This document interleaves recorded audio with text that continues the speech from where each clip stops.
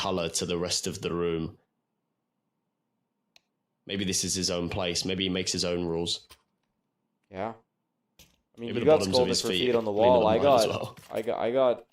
got scolded for feet on the ground. They just didn't want me in the house. Yeah, that came next. Mm-hmm. All right, well, back to being locked in as Bibu's in the server again, and JiJieHao. Know what's needed from them. First it's a pistol round, then it's a gun round, then it's maybe one more gun round, and then we're in business, and we can start having a conversation about perhaps a recovered game here.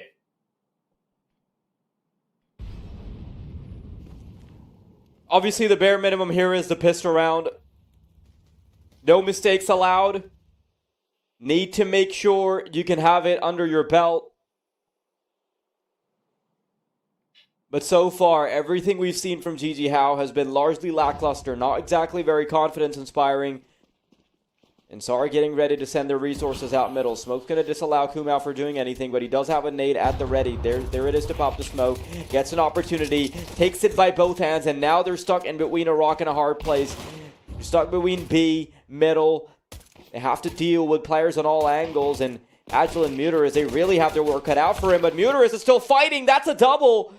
And Agile, opportunity opened up, but against the dualies, that's one. Can he get two? They're both labored, and Agile, my oh my, what a fumble from JiJieHao.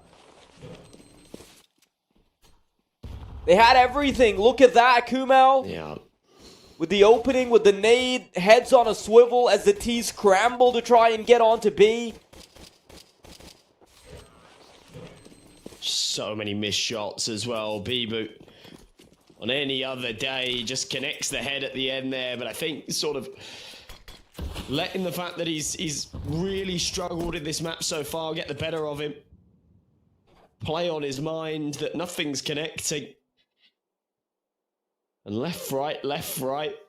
Piercing ears, but not finding kills. Not landing that head. It's rough.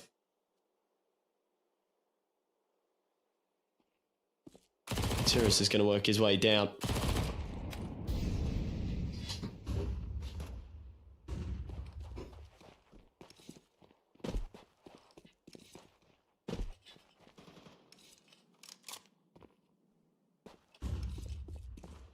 Good entry out of Agile. This is a force from JiJieHao, so, you know, they're kind of throwing all their eggs into one basket here.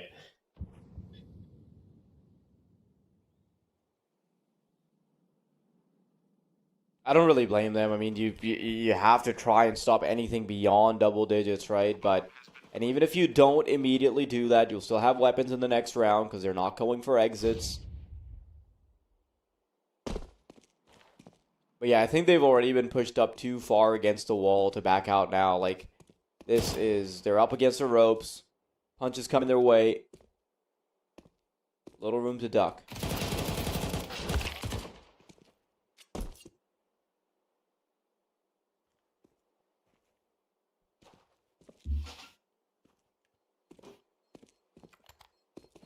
One of the things I'm really surprised by is that, I mean, you know, you and I were talking about BB's camera and all that.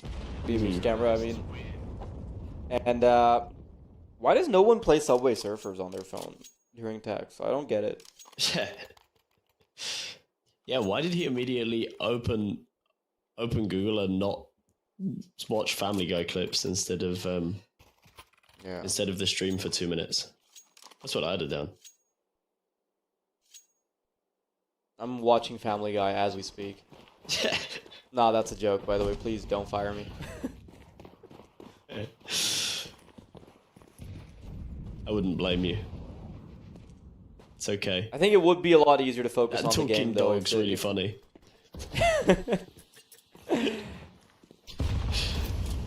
Dude. Ooh.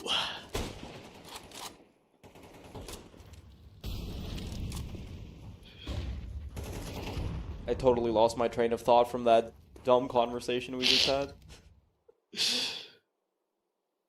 You look up at the score. Oh, wow, it's 11-3? Really? I'm only halfway through my episode. been a really quick game. Season 11, episode 3. I don't know if there's like a deeper meaning to that. No, there isn't. No. The implication is that my brain is so fried I can only process things as seasons and episodes of Family Guy. Okay, understandable. I'm not there yet.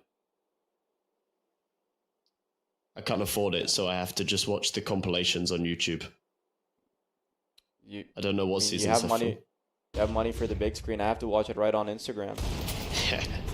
Samus needs to connect some heads here. They have a good setup here. Yeah, I mean they do, but only if they're hitting shots. Mini is, to be fair. Yeah, they are.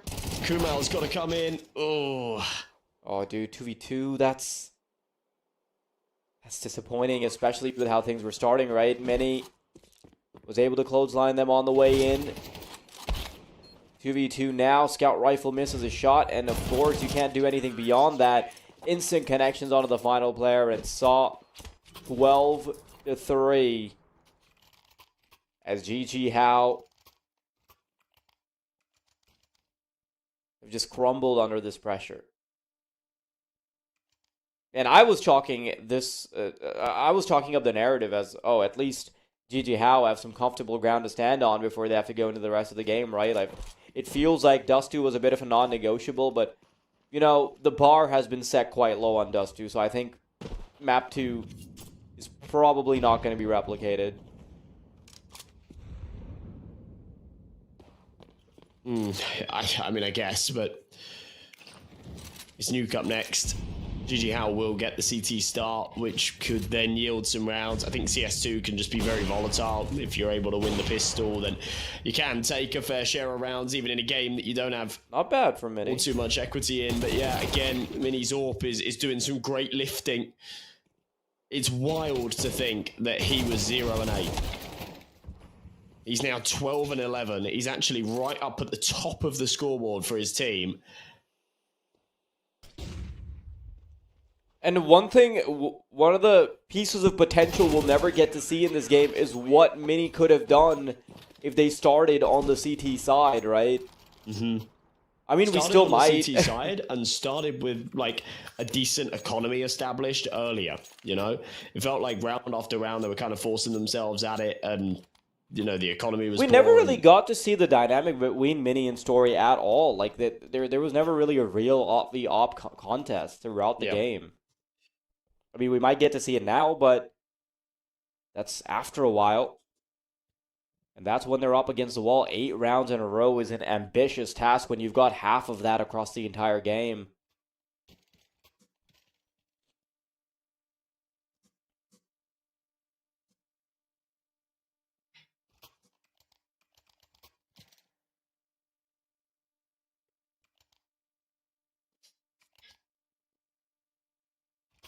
For 8 chances to close this out before the prospect of overtime starts looming, and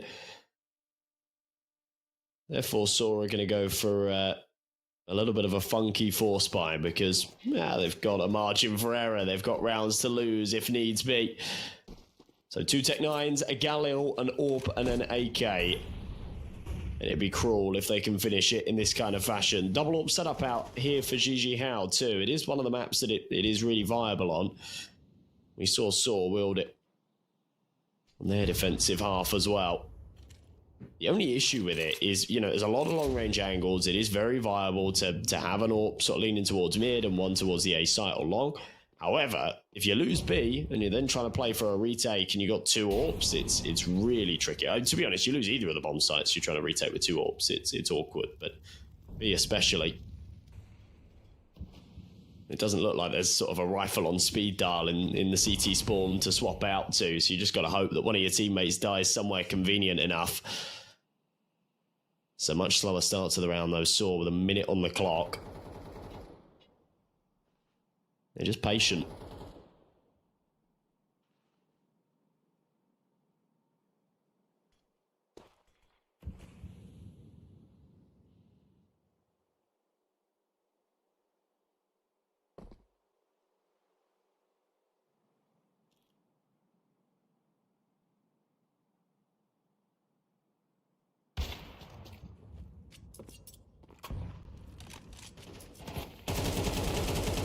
One by one, they're going to walk into the grinder.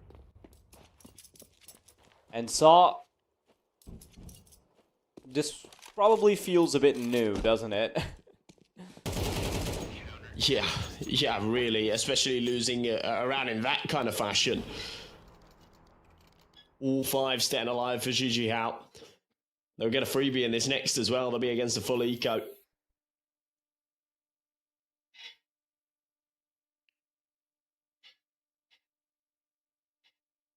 So move into number 18. I want Saw to just group up here. You got Glocks. Group up, go long. No.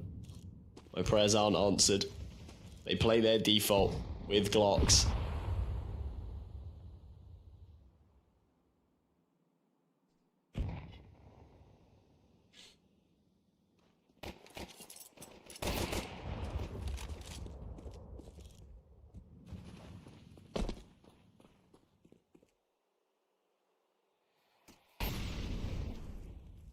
Saw looking to basically accomplish nothing here.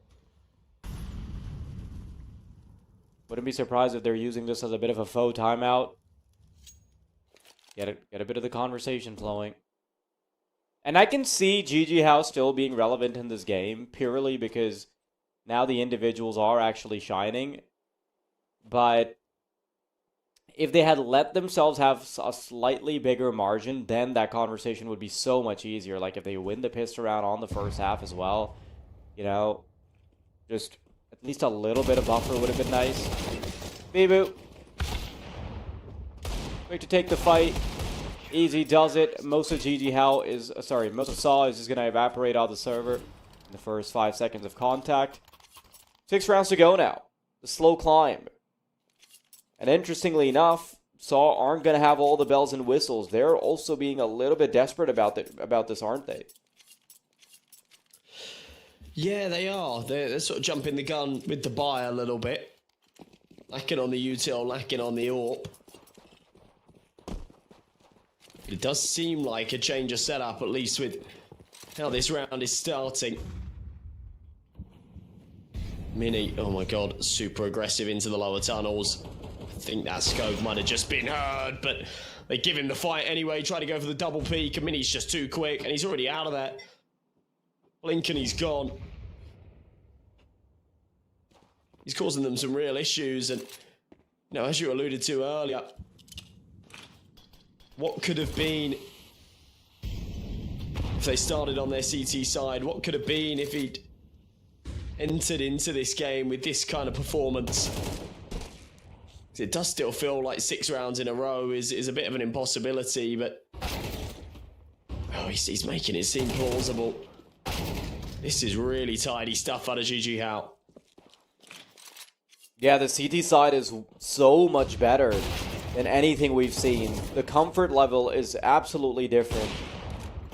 Zoom out. Nearly gets his head clipped. But the fact that he's able to get one more kill means that instead of a 2v2, it's a 3v1. And a much better chance for JiJieHao to keep this ball rolling. 7 rounds now. This scoreline looked so much worse a little while ago. And even if they don't end up closing it out, it looks a lot nicer on HLTV, doesn't it? Yeah, definitely. And honestly, it's just going to boost their confidence a little bit before going into map 2. If they'd have got absolutely smoked, remember we saw the 9-3 half, and they fumbled the pistol bad as well, right? If they'd have got smoked and lost this 13-3, I think they'd be going into Nuke feeling a little bit, you know, a little bit cold, a little bit sort of defeated. They can pull back some more rounds here and just sort of boost that confidence. They'll go into Nuke and they'll say, all right, we were asleep at the wheel at the start of Dust 2, but we're fired up now. Let's go. Should be an easy one against the Tech 9s. They've made light work of the first kill, and Kumel will follow up. Mini as well. These AWPs just blasting through the smoke. Picking their targets off. Story of Mitris. Hoping they can do some kind of damage, but it's just not coming. This is an unreal level of resolve from JiJieHao, and what's really impressive, as you know, you've already talked about how Mini started off, what was that, like 0-8, 0-6, whatever the hell it was, right? It was 0 for a while, and now he's almost up to as many kills as Story. Better KDR even.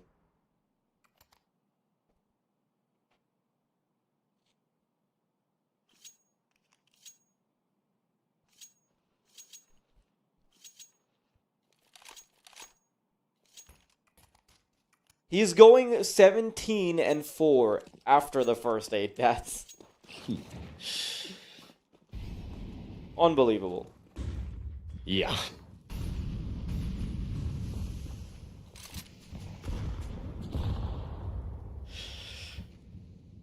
With that AWP still out, it makes me worry. It does feel like, even though, you know, Story's the one with a few more kills, it does feel like Mini's winning the AWP battle at the moment.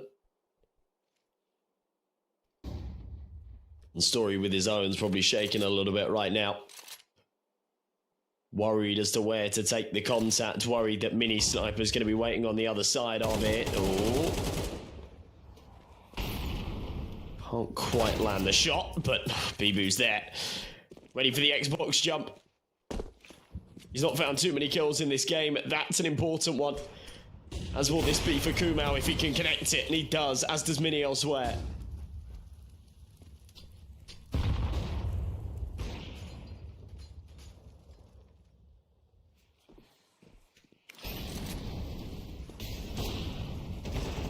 Saw crumbling over and over. This is looking like easy pickings for JiJieHao. And I can't believe those words are coming out of my mouth after what we've seen all game, Josh.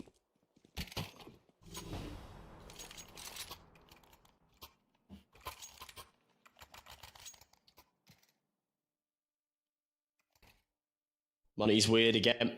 It's got to be another one of those half buys. That's going to give JiJieHao 10 rounds. And okay, there now we can start talking about overtime. We can start talking about this being a real prospect. So we're going to call a tactical pause, realizing this is all going wrong. You know, sometimes it's sort of glaringly obvious. You know, I've had a couple of games in the Swiss stage so far where there's been like very, very clear issues with playing a little bit too slow, and you know, you get onto the bomb site but you don't have time to plant, or the bomb plant gets denied and then no one can pick it up, and it's like really awkward. But yeah, this is the answers aren't right there in front of you, and I think that makes it a whole lot harder. You sort of call these pauses and go, what's going wrong? And everyone just sort of says, well, you know, it seems like anywhere we peak, Mini seems to pick us off with the AWP. Oh, that could have been the answer, but it was Kumao instead. They found the wrong sniper.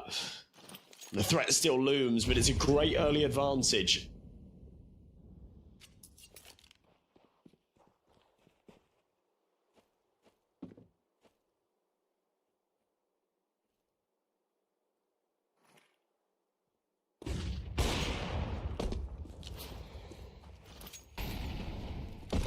Many making sure that advantage is going to have a very short half-life.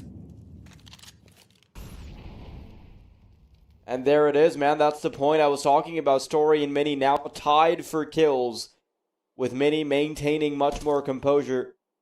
12 deaths. Story's completely dropped off the face of the earth after that CT side switch.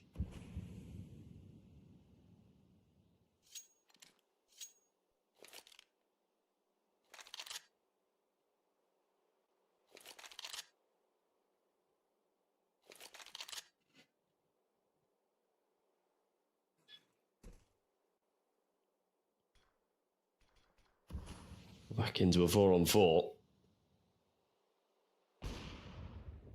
Mini's just found another. This is what I mean. This is what I mean. When you land the opening scout shot onto the AWP peak in mid and you're just praying it's Mini. You're praying that the threat's neutralized. And you look up in the kill feed and it's Kumao, and you just know. It's still going to be a mountain to climb to get this round done. He finds 4. Pushes himself 22 and 12. He's now top fragging on the server after a 0 and 8 start. This CT AWPing ability is incredible. And saw now 2 more chances. Well, this gets real complicated.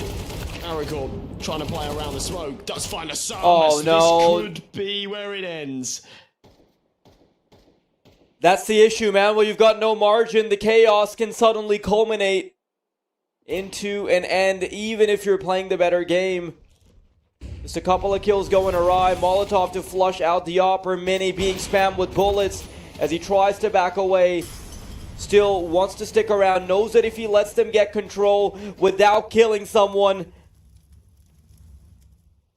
they won't have any stake left in this game. Receding back to Car. Has resources coming to his way now as well. Flank being brewed, but there's already a player in short to deal with that madness. Oh, Mini man. now finally succumbs to the wounds coming through from the Flames. Kumau, second chance to still make something happen, but he's going to have to worry about short in about 5 seconds.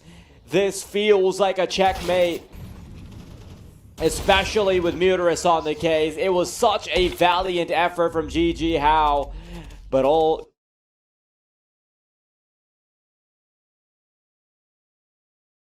good things for them must come to an end. Saw are able to finish their food just fine. That was a really, really good response at the end there from Saw, though. I think they found the answer eventually. The smoke's out on long, just giving him a little bit of room to maneuver. And yeah, I liked the idea for Mini when he smoked, sort of faked a fall away, then went back to Car. But then when the molly came in, you know, that's where you just hold your hands up and go, oh man, you know, they've messed that up. Story being your MVP, the sniper on the other side that didn't have as many kills, didn't have as many highlights, but is on the winning team.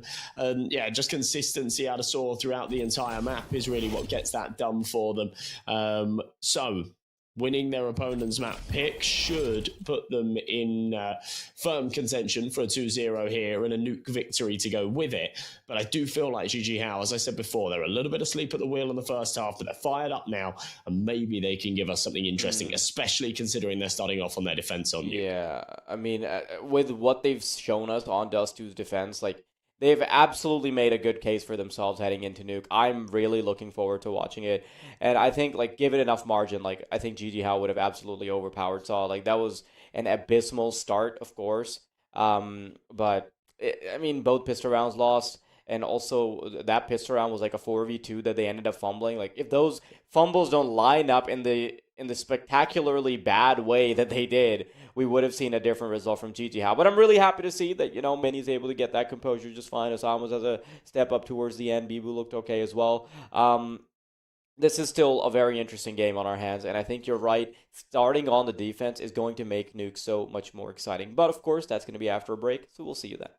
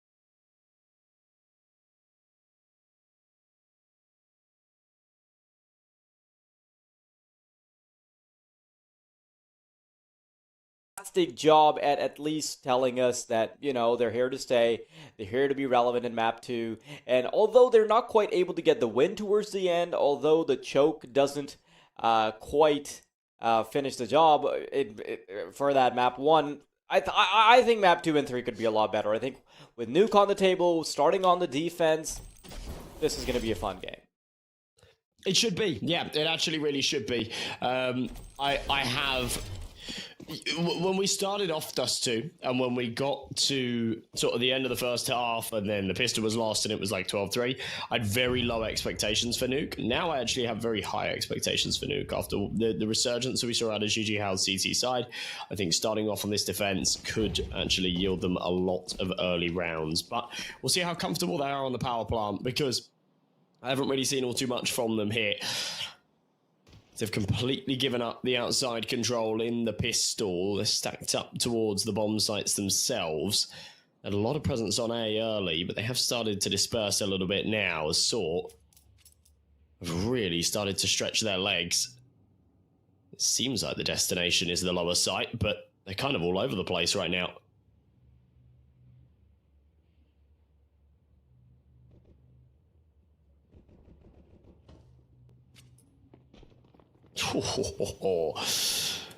Okay, that'll do it. That'll do it for sure. I've a little shot out of Mini as well.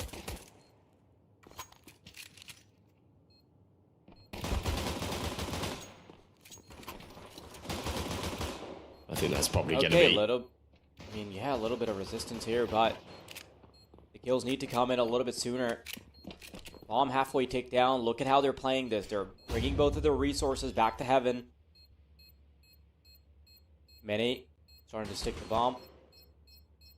Dooley's good to hold. Are they going to expect Agile? Wow, that is an unbelievable couple of kills from Kumao. It really looked like Saw had that under control, didn't it? A 4v2 with post-plant position set up, but an unbelievable Dooley's round. Yeah, one of those. One of those. That was a 5 versus 2. They found the triple entry. They had loads of room as well. They found all the way around outside, and yeah, had multiple options as to which bomb site to hit, but the Julie's getting them back in. Kumao's been a big piece, and Mini has got his AWP out so early.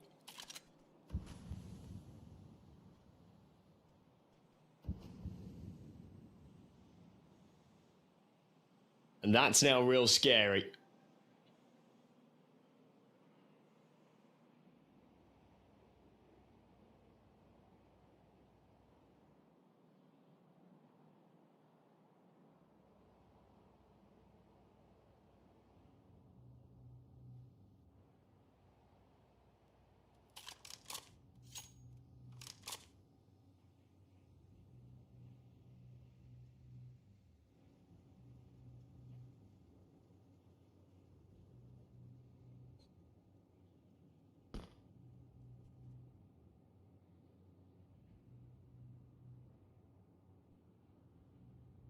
Bottom bomb site on the menu for Saw, but getting any real control here seems a little difficult. I mean, you might be able to get the bomb down, but JiJieHao, look at how they're playing this. They want to make sure all their resources are in order before they even start a retake.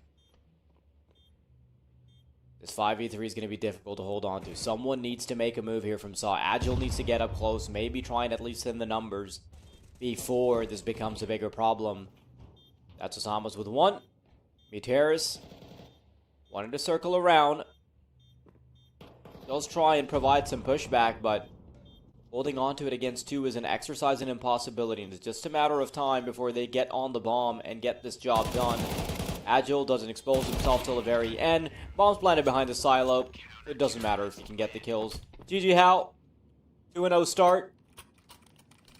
And the narrative that we were painting about them being good on the defense already has the first few signs showing.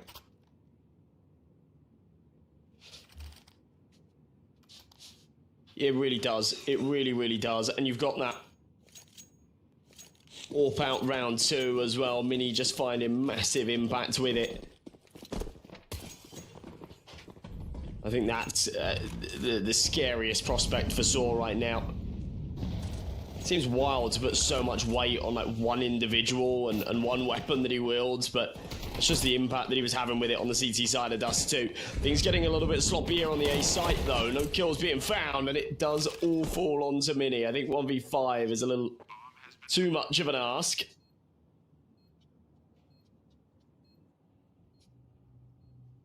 We will back away and save, but a better round out of Saw, and I like it, you know, just the response with a little bit of a tempo shift, saying when we've been playing slow, we've been picked off by that sniper.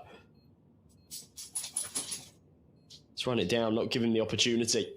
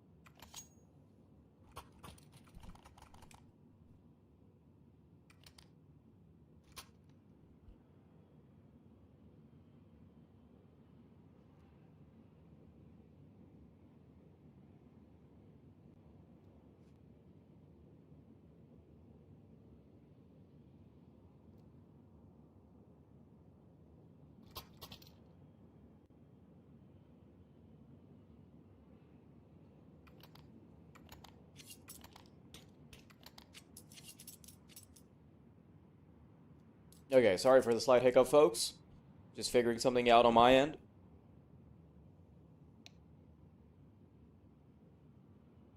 Josh, you around? I'm here. Hello. Okay, great. We're both on the same page. I'm glad there was a technical pause because I had to sort something out as well. And you're telling me it wasn't for you? We didn't hold up all the players in the game? I mean, maybe we did. Maybe we did. I'm just trying to have some humility.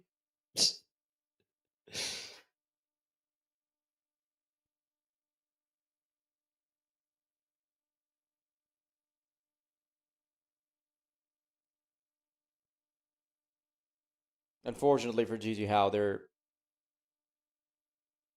gonna have a difficult time sort of pulling off what Saw did in the first map. Obviously, that was a bit of a blockbuster performance, but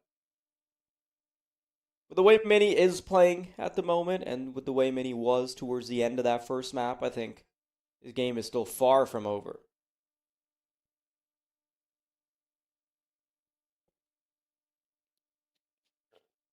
Yeah, no, I'm absolutely with you. I'm absolutely with you. I think there needs to be a decent share of rounds here to start this off for JiJieHao. I don't think that like a 6-6 or a 7-5 would cut it. By the nature of how the CT side of Nuke works and how just their CT side was versus their T side on Dust 2. To me, I'm looking at 8 as a bit of a minimum here for JiJieHao to say, yeah, we can get this done. But we'll see. Nuke can be a bit of an AWPer's playground, even on that T side. So if Mini really is here to play, he could dish out the damage and continue his impact. Of course, he does need a bit of support from some of those other hitters as well. Bibu went very quiet on map 1, but we're used to him being up at the top of the scoreboard, so it would be nice to see him show up. Kumail's been impressing me as well. Kumail, it kind of blows my mind. It's like the best genes I've ever seen in terms of like aging. He's 19. He's 19. I'm not being toxic, but like, he doesn't look 19. Go look at his HLTV picture. Like Kumail? Yeah. Or even the one there, but it's just smaller. I'm just, you know. Are you saying he looks... I mean, I younger, definitely. He looks like 12. No? I don't know. I feel like the picture doesn't do him justice. I can kind of see it. He's got like a He's got like a CIS teenager look to him. Maybe. I don't even mean it in a toxic way. You know, it's one of those things that as a teenager, you're grumpy about it. You're like, oh, I wish I had a You know beard that and looked older. But you get older, man, genes like that make you look young forever. It's a superpower. you know that one like viral video where there's a guy going around with a mic asking people if they're like using steroids or if they're natural, and one of the guys clearly looks like he's 50 years old, and he's like, "What do you think, man? Of course I'm not natural. I'm 22 years old." Ugh. Yeah, I'm I don't know. I have friends from school that like, well, like not really so much friends with them anymore, but like people that when I was back at school I'd look at and they were always like a bit bigger or had a bit of facial hair, and I used to like really envy that. I used to be like, oh man, I hate my little baby face, right?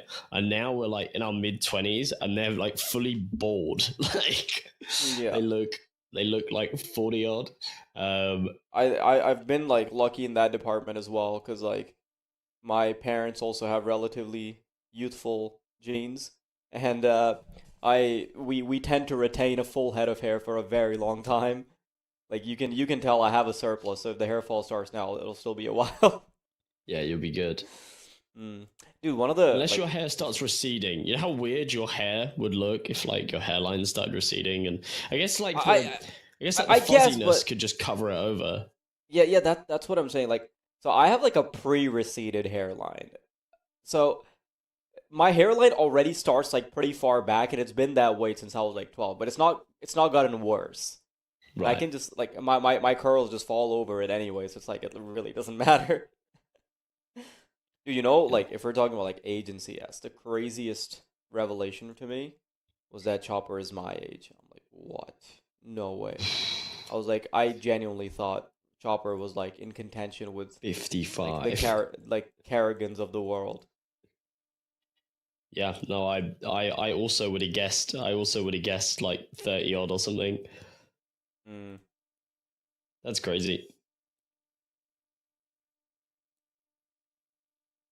That is crazy. But yeah,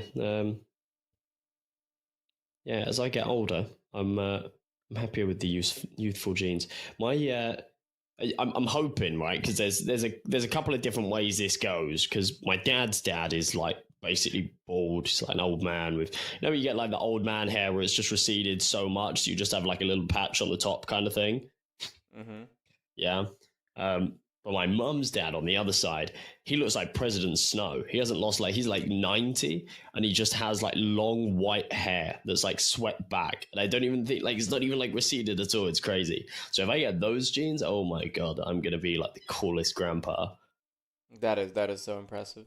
I'm gonna wear like I'm gonna really lean into it. I'm gonna wear like really extravagant suits with my long white hair. Uh-huh.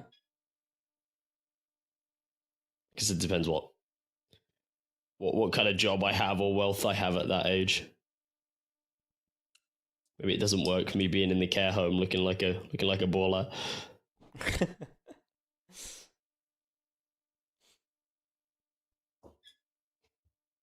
I mean,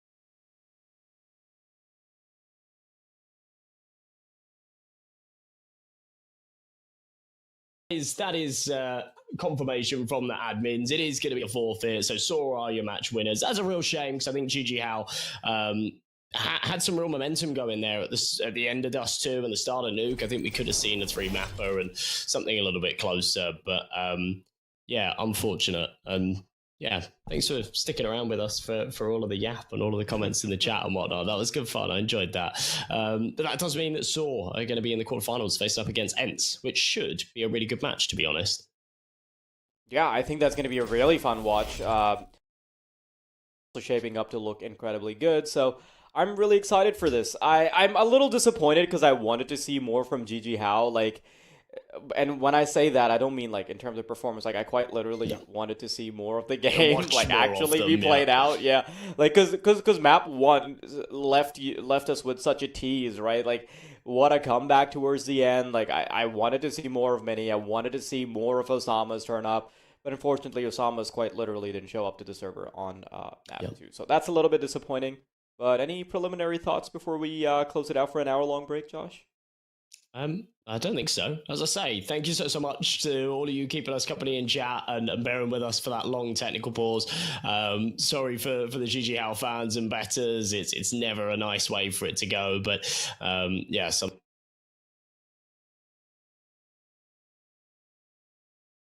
that is just the way the cookie crumbles. That's going to wrap things up, though. Yeah, as you say, for our first series of the day, we've got a bit of a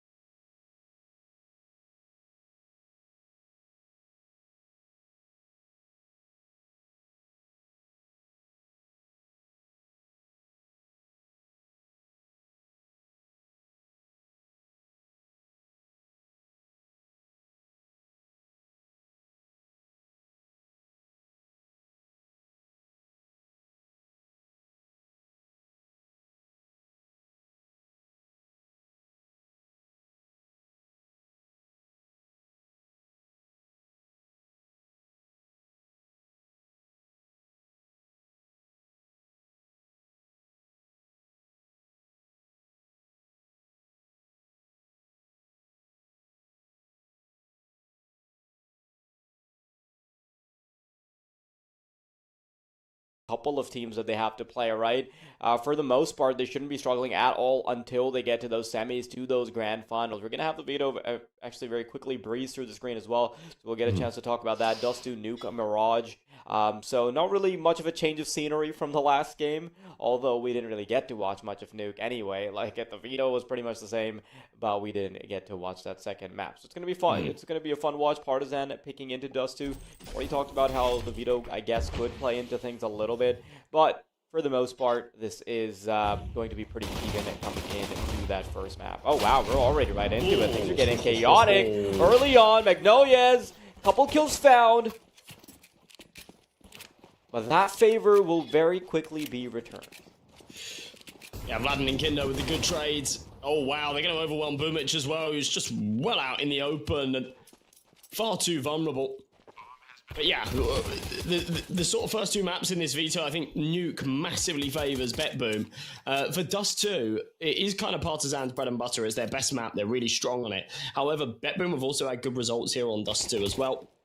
And against some very good teams too. And I think that's sort of the big thing. Caliber context comes into play. These guys are a hell of a lot higher in the rankings. And therefore, you know, their wins are against Foot, BC Game, Big. Their losses are against like Gamer Legion and 9Z, you know. So it does just feel like we're sort of playing in two different ballparks when you're trying to compare the stats and whatnot.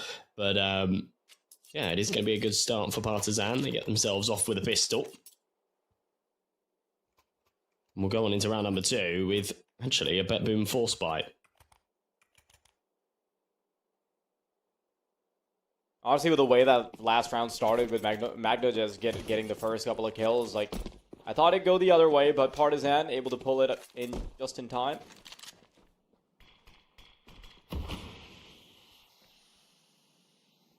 And, you know, the precedent we have for today is an incredibly one-sided Dust2, by the way, because that previous game, at least in the first half, right, was just super one-sided. We didn't get to see anything come out of the T side.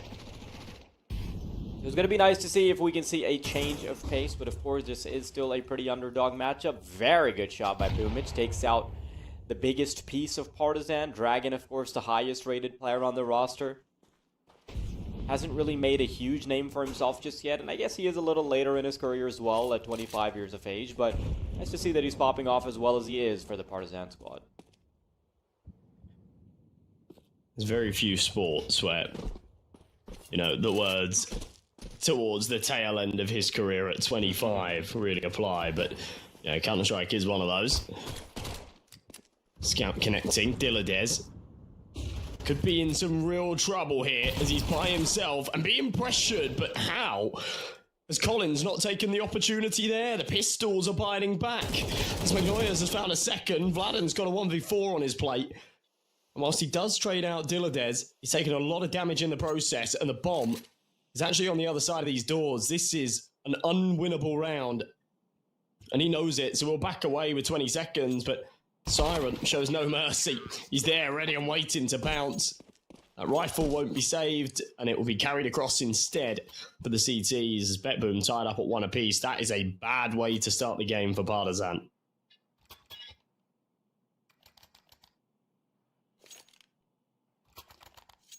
Yeah, and it all started with Boomich being able to secure a kill with just a scout through the smoke.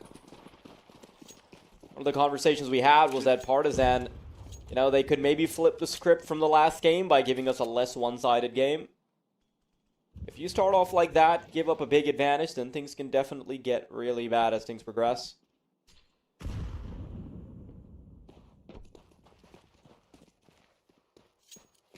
Just the one Galil in the hands of Dragon, who has bought down. I mean, he had a little bit of extra money, so he's able to do that. But both teams digging into the depths of their wallets. Partizan, of course, didn't really have much of a chance. Much of a choice, rather. They do with their money. Winning the first round, losing the next one. Puts you in a really awkward spot financially where you have to save a couple of times. Here it comes, though. Short push on the agenda. No press up, Siren. Ready with the flashbang. This scout's connecting for a whole load of damage, but not the kills. It's everybody else's job to finish off, and they'll do exactly that. Artfrost survives with 1 HP, and it's Boomich and Siren that do all the tidying. They get that broom out and sweep everybody away. So 2-1. The force buy from Partizan falls on deaf ears. It was one they had to force into as well. They were double eco. So it wasn't necessarily the wrong call. It was the only call. Now they're down to the eco. Boom should be able to keep this just as clean. I like that Artfrost tosses away the scout as well. And actually grabs one of the MP9s before the end of that last round. So, you know, he's still sort of playing a bit of a bonus here. He can try and rack up a bit of money, and he'll be in a position at the end of this round where he'll be sat on like nearly, well, he'll be sat on about 9k. So that's where you then do expect him to buy the AWP. Yeah, especially because like if he is already going to buy the AWP, then the MP9 is actually a better weapon to have anyway against the pistols. Like not just because of the money, because it's also just more potent. Yeah, exactly. So also because like obviously the money's predictable when Partizan have force bought into the next round after having lost a subsequent round after the pistol. So just going to be a waiting game. Partizan waiting for as much utility from BetBoom to expire. Now it comes. Solitary flashbang to funnel them in. Floppy on the spray from Siren. They are going to chase him down, and that's a rifle dropped. Okay. Definitely biting off a little bit more than you can chew. Yeah, they don't really somehow want to be letting these blocks get to that AK, because then things could get very complicated. Dragon makes them complicated anyway. One bullet into the chest would finish this. Magnolia's is super low. This would be wild, but he can't quite convert it. Magnolia's keeps his cool, but my god, what are those shots out of Dragon?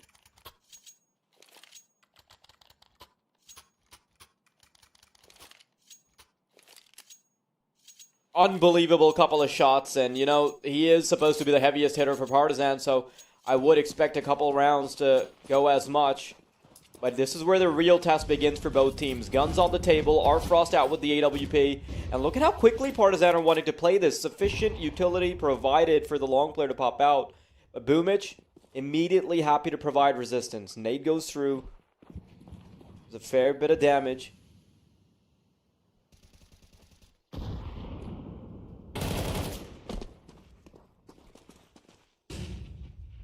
Now, looking to just stay control in middle. Make sure that no one's transgressing beyond just the CT side initial positions.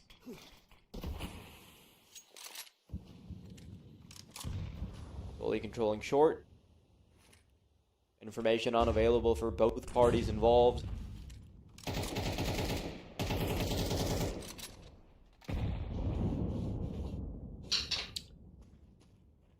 So, less than a minute on this clock.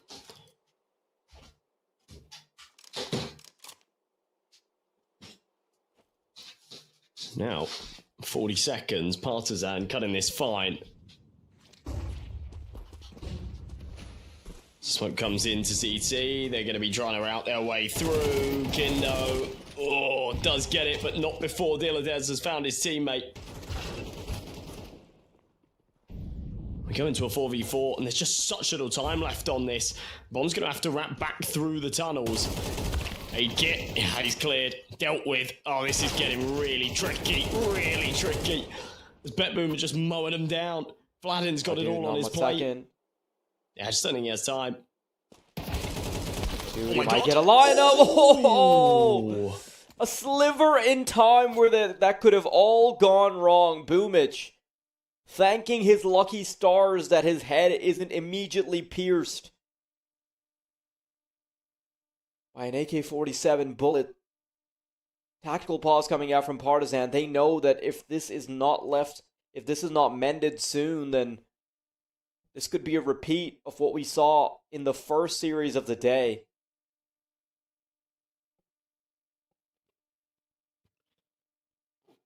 Yeah, nothing's working. You know, they've had a couple of rounds where they've gone a little bit quicker. Now, to be fair, they did so with the pistols, and it did a lot of damage.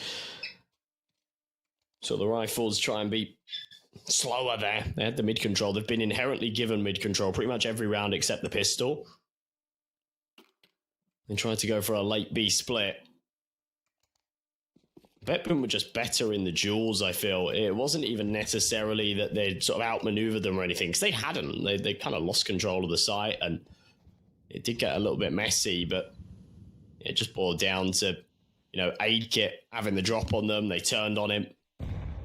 Vladden at the end had a real opportunity to line up both. I don't think you could put too much fault on him there. It was just incredible reactions out of Boomich, but nonetheless,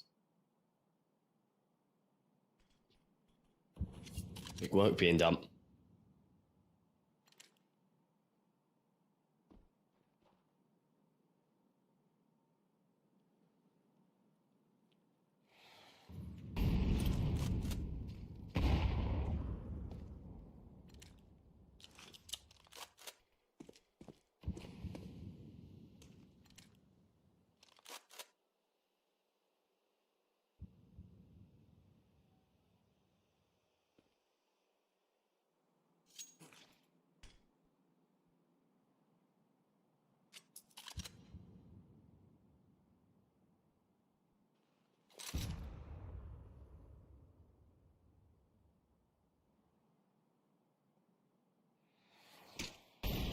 Being funneled into B side, this molly actually makes things really awkward because it isolates 3 players from 2.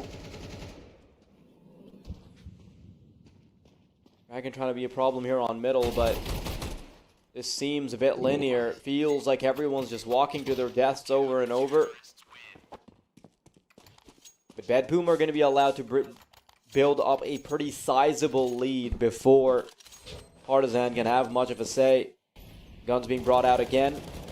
Get to look at the replay once more. Tilladez only getting 2 is fine. Just against the pistols, the teammates are enough to clean things up later. 8-Kid once again. An opportunity to pick up the big green. AWP in hand now. You know, you put the spotlight on him for a second. You said that 8-Kid needs to be stepping up.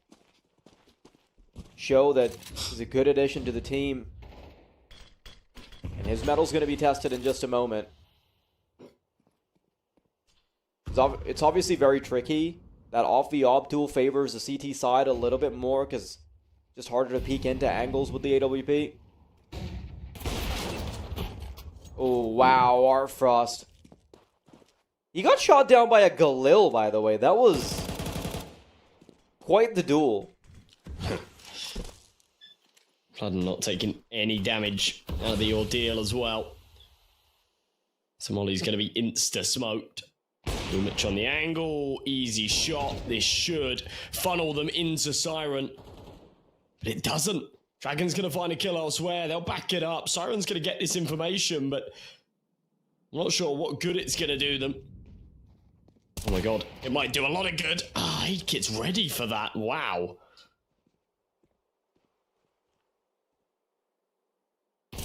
He's ready for Dilladez as well. Doesn't connect. HE will finish him. Boom. Straight into the wall.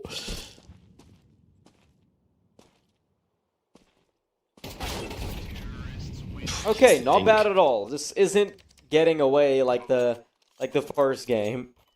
Obviously, both being underdog matchups. That's what's expected in the first round of 16.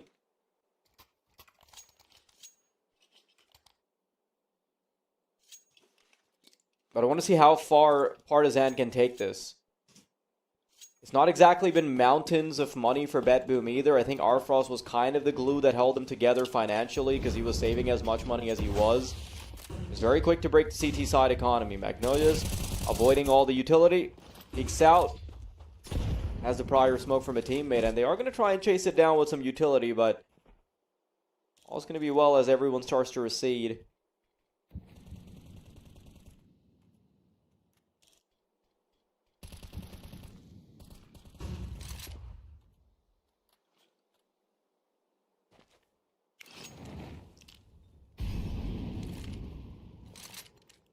All right, number 8.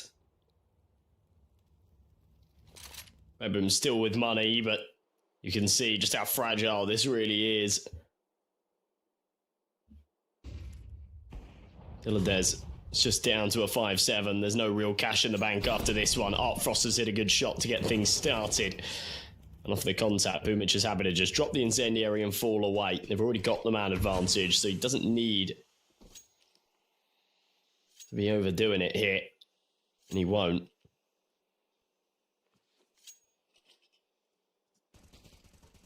This is good work. 35 seconds on this clock, and Partizan, when you look at the bomb, it's committed to be at this point. It's wrapped all the way. But they've now got to have success. They've got to get past Frost.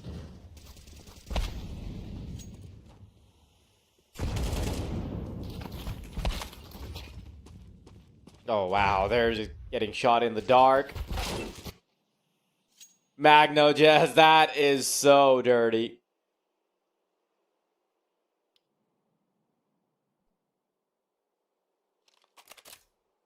And now we wait. Not for long, though. Oh, no, dude, the time's gonna run out. This is bad for Valden. Thankfully, the flash lands, and Siren won't be able to chase after him, and another tactical pause will come out. Makes total sense. Partizan have had a lot of trouble getting anything meaningful going. They had that first round, just a pistol, and then one swing round.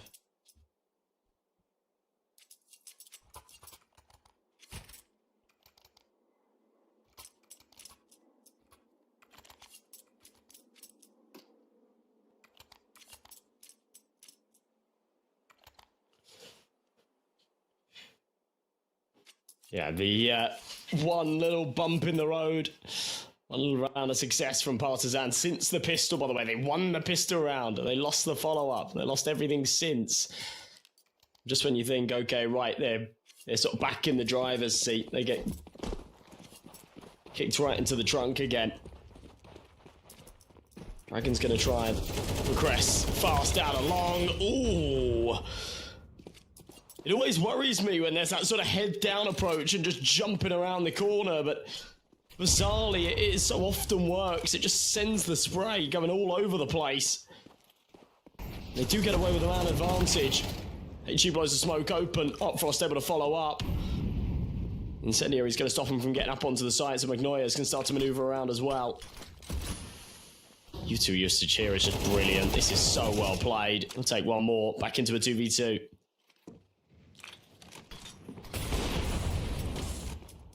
Oh, nice attempt at preemptively tossing the smoke to find a little bit of space. Look at how Dragon and Collins are actually playing this. They recognize that the flank might already be brewing, and they'll try and fast-track their way into B, but they can't really hurry up too much, because if they start running, it will become a little obvious. No, Dilladez finds the timing, sees them. They're both going to drop down, and that's the fights going forward. BetBoom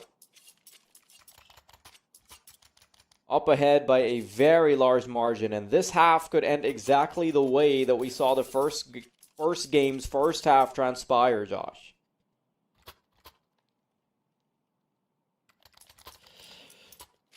Yeah, I'm kind of feeling that as well, to be honest. Do Partizan have that superstar piece that can sort of claw them back into the CT side? JiJieHao's campaign on their defense largely came off of the back of Mini just going nuclear. I don't see AidKit having that same kind of presence, but we'll see. I don't want to be too critical just yet. Look how much space is being found by Kindo. He's on a brilliant timing. He's walked all the way through. In the next couple of seconds, yeah, this should be relayed as a possibility. Oh. Kind of mini-map casting right now, but then heads on pivots, and Dilladez is now in trouble, and he knows it. He's going to get overrun.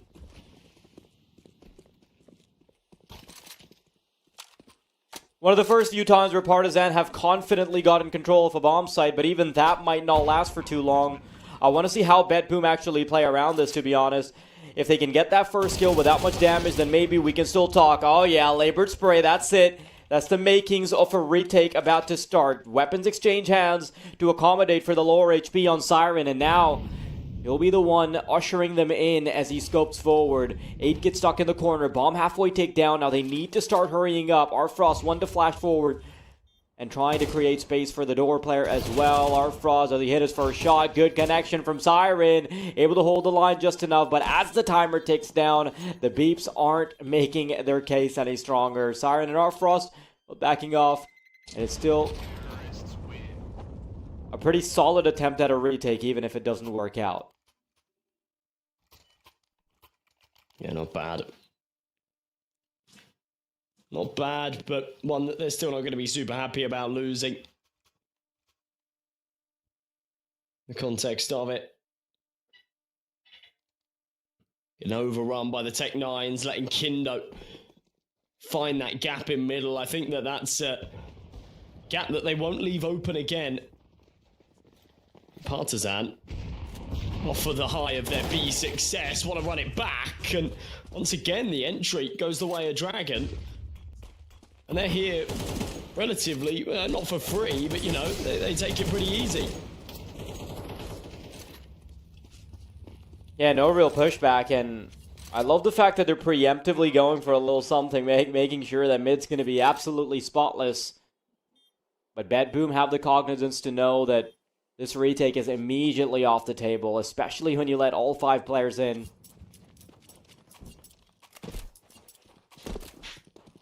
Partizan have been able to keep up the heat. It feels a little surprising with how the rest of the game was going, but okay.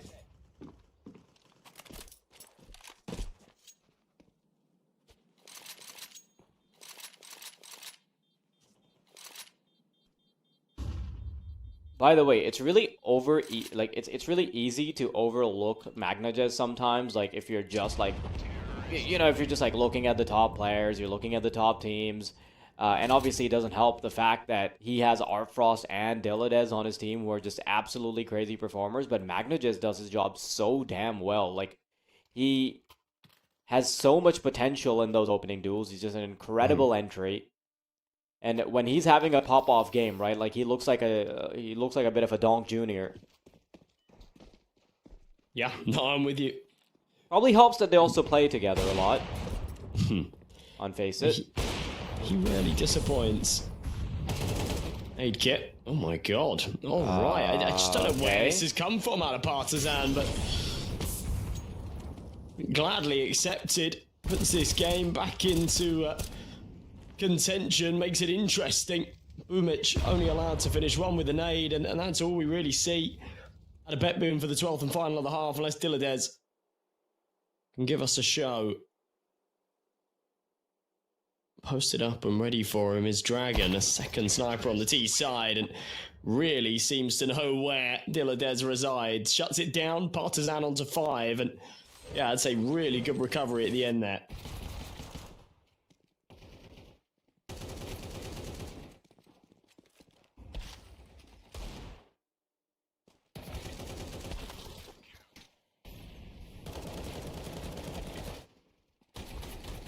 It felt like a bit of a lost cause towards the start, right? Like when it was 5-1 and they're still getting absolutely mowed down. And this round, I felt like that would break the camel's back when they get caught running all the way to B. But this little recovery, I'm not sure what version of Partizan we saw all of a sudden, but the individual talent just suddenly started to show up. We had Dragon, had some pop-off moments. The pushes as well seeming to be working out all of a sudden. But now Partizan are on the CT side. This is where I think one of the pieces that was missing before Aid Kit is going to get activated. Also, can someone explain to me why Aid Kit's picture is no longer there? Like, it was there at the start. Are you sure? Because he doesn't have a Partizan picture. He has like I'm sure he did. I am sure he did. Oh, fair enough. Alright, well, pistol round could really do. We got in the way of Partizan and Dragon. Wow! Single-handedly does it for them again. We've seen a few rounds now where it's all on his shoulders, and he just continues to deliver. They had a disadvantage there, and it was looking like the A site was going to get overrun. And Dragon just shows that he has other ideas, other plans, big plans for this map and this game. And even though, you know, his kill, I mean, he's 13-8, like, it's not a scoreline to grumble about, but it's not anything crazy. It felt like his kills have come in multi-kill bursts of massive impact. Oh, Frost takes an early tag. By the way, I just love Siren's camera angle. Like, you know how when there's all that talk about people, like, cheating online, players go out, like, the players that are generally accused, like, they're going out of their way to, like, hide their monitor or up their exposure. Siren is the opposite. Like, you can just straight up see a second version of whatever you're seeing on screen when you're spectating, and that's how closely his monitor is put to the camera. There was a funny one, watching Jorko the other day. He has like a CCTV camera set up. His camera's in like the top right-hand corner of his room, and you see like the entire room. He just straight up looks like an inmate. Yeah. It would be funny if he just put like a prop toilet next to his computer as well to make it actually look like a jail cell. It'd be good. Oh, Collins. Overwhelmed. Oh, 8-kit. No. 8-kit. Not like this again. We saw Partizan win the pistol in the first half and lose the follow-up. It'd be bad to happen twice. But it doesn't even seem like they have any intention to go for this retake. And of course they don't, right? Because as soon as you give up the A bomb site, you have all 5 players alive on BetBoom. Like, this is... Not only would that be bad for their own money, not only would they not have a chance anyway, but going for it actually then donates 2 rifles as well. So that's just not a risk worth taking. In fact, it's not even a risk. It feels like a foregone conclusion, so no point. Partizan, I guess the second conversion being lost is less of a pill to swallow, because at least it's against the T side, right? Where force buys are a little easier to come by and win in the second round, because the money's not exactly that great for CTs after converting a pistol. But, you know what? Pretty impressive by Partizan that they've got 6 rounds despite having lost both pistols so far.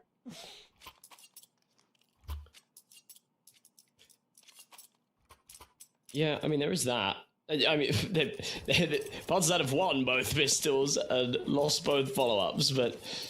Yeah, it's been a real weird one.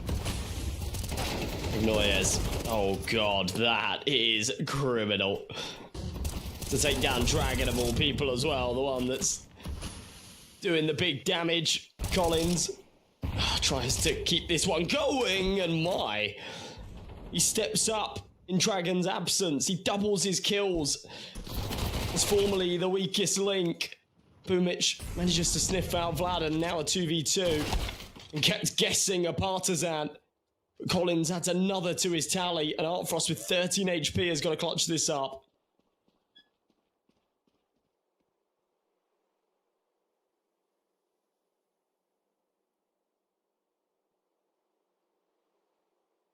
Couple of heads to look for.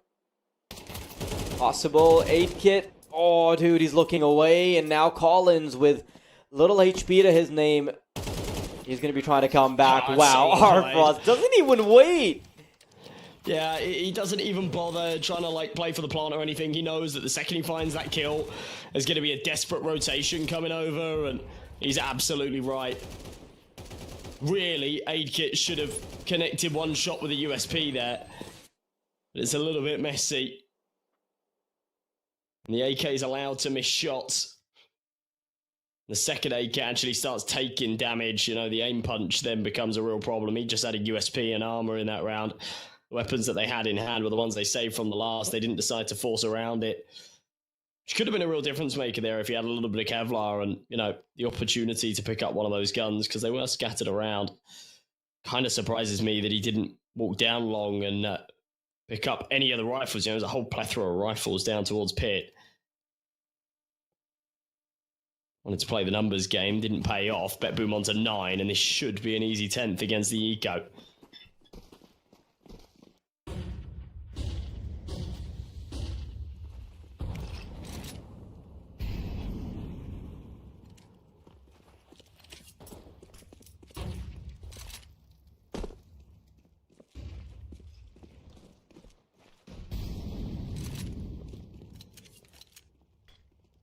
it kind of sucks to know that Partizan, if they win the conversion on the first half, they win the conversion on the second half, they don't lose a 1v1 that Dragon had, we'd be looking at a completely different scoreline. Now, they're playing for scraps, whatever they can get here. We need to try and get exits, but BetBoom guaranteed to hit double digits now. I guess, considering the fact that the veto and even the dynamic of the veto is pretty much the same as what we witnessed in the previous matchup. You know, like, JiJieHao, the underdog, had to win Dust 2, but they didn't. That kind of narrative still flies, right? Because Partizan are kind of in a tricky position where they have to win the one map that they play the most. There's Nuke, Mirage. Those aren't going to be all that favorable.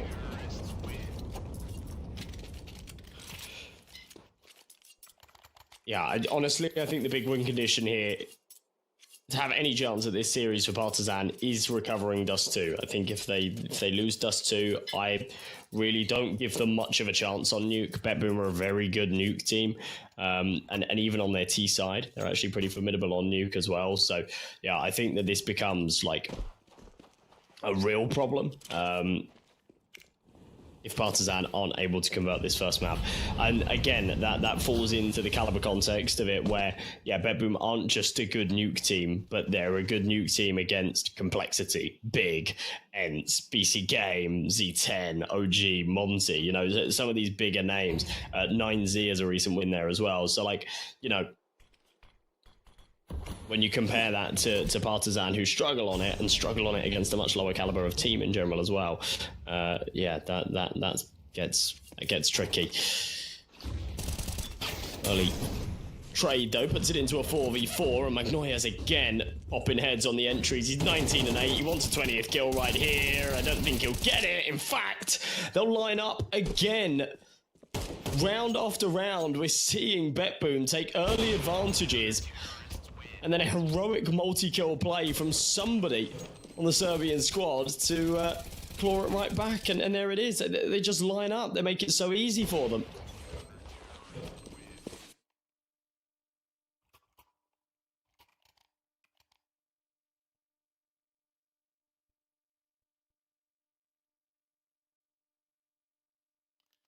Good moment for BetBoom to take a tactical pause, try and get a breather. They know that round didn't go the way they intended. And Partizan are still by and far not out of this game just yet. It is,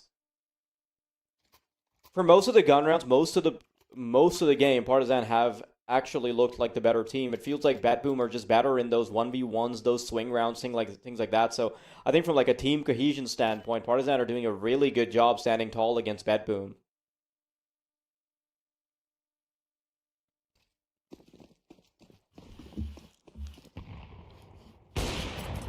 Yeah, they're doing all right.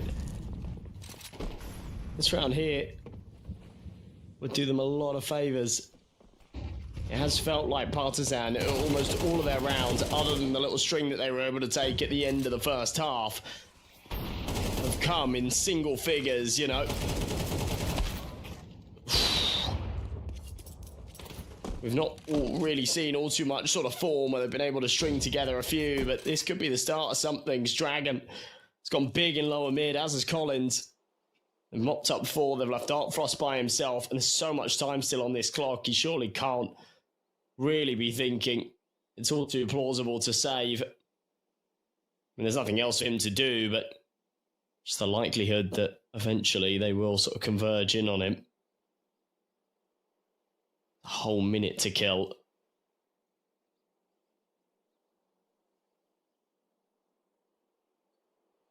As it stands, they're not really pressing.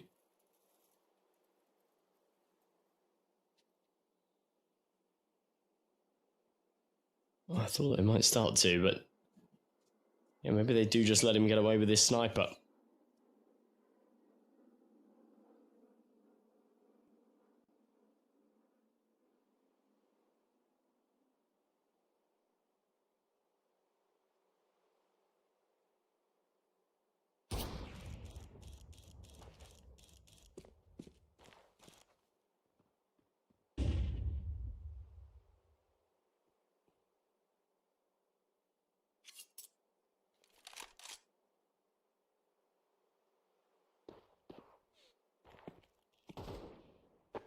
Oh, dude, he's gotta be sweating right now, and he's gonna die after time. Oh, That's... man. He thought he had it. He thought he got away with it. That is absolute worst case scenario. They're on an eco anyway. But when it comes to the buy round, he will be on... Surely he doesn't buy a scout, but maybe an MP9 or something of the sort. That is really, really awkward.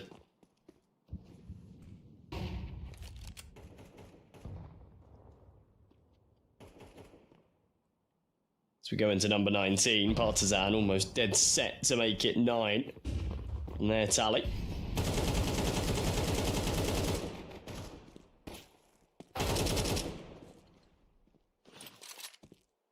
He surely will.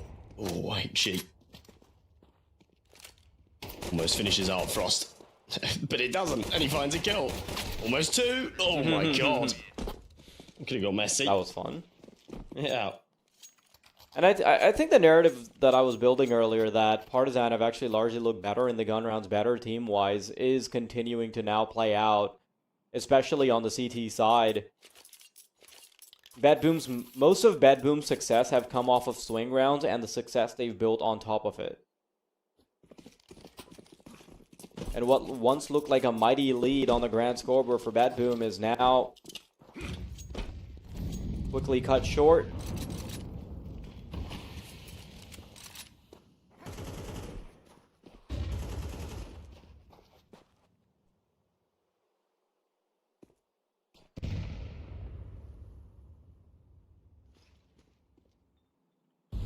Siren.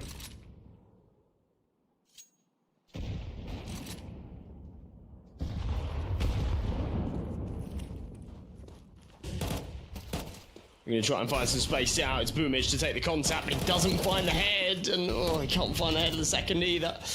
Button and Kindo shutting this down. This is surely going to be tied up at 10 apiece unless Boomage can carve them a path. He does for the one, but not anything more. Art Frost cut down. And that's fantastic.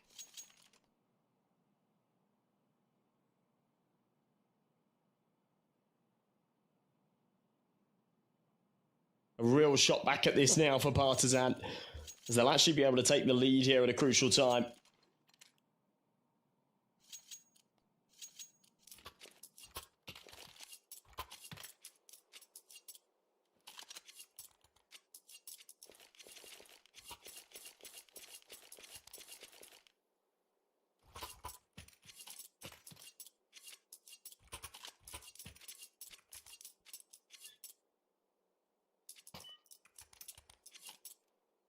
Things about to slip out of the favorites' hands.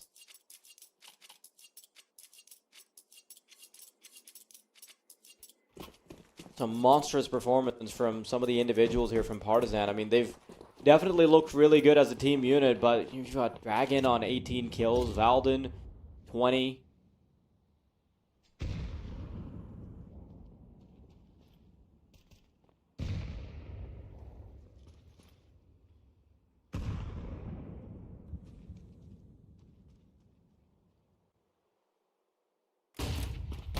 Going through middle, flashbang's really good, and I think this could turn into one of the same swing rounds we've grown so accustomed to, but they're not feeling too confident progressing further. In fact, as they try and back away, Collins is going to get their number very quickly, and it has become obvious that a player has snuck into CT. Trying to wrap around short, bomb stuck towards the B site. Infinite space being granted to Partizan, and I think the only element of surprise they might have is the fact that there has been a player that has snuck up short, but even he's being watched for. Collins all too aware. Tucked into top middle. Spots one. Now they need to rush him down. It's all about whether or not Collins can get some support. He's trying to tuck himself in. That's one. Do they kill the long player? I guess not. Diladez quickly trying to run away. He's got the bomb, so that's the plan.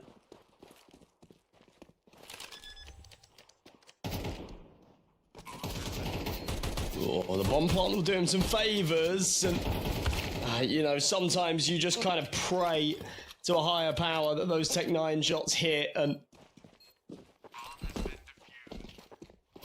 magic happens, but Partizan will push themselves onto 11. Bet Boom, this now needs to be all gas and no brakes. As Artfrost gets the AWP out, the rest onto the rifles.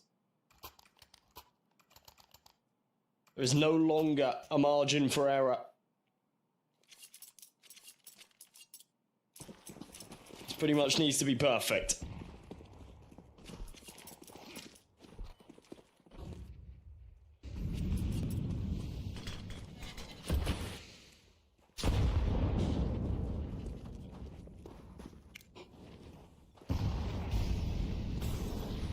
None of the rounds that are cut and dry are coming the way of Bet Boom, you know, like the basic gun rounds, things like that. Bet Boom aren't able to win any of those.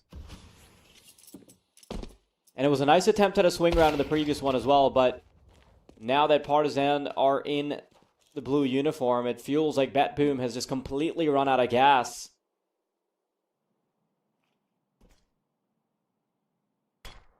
Artfrost did a decent job at the start of the game, but since then he's quieted down. His opposition in the form of Dragon and 8-Kit have been pulling much heavier numbers. It's really just been the Magnitude's show as far as firepower is considered on the right side of your screen.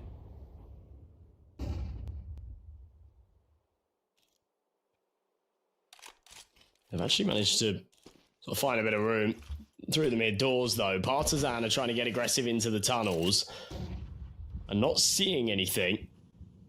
May bait them into a false sense of security that no one's coming, but the CT smoke's still up. Partizan haven't moved anybody. There's 3 here on A that Bet Boom are about to walk into. I don't like the look of this. They need to be crisp with the entries, and 8-Kit does draw first blood. They haven't even taken contact with the Goose player yet. Finally, that comes. Long dispatched of. Siren does nothing, and Artfrost once again with no choice but to save, but a threat of dying after time, and he's going to be getting deja vu right here. This is rough. Oh no, they're all coming for him. At least it's before the clock expires.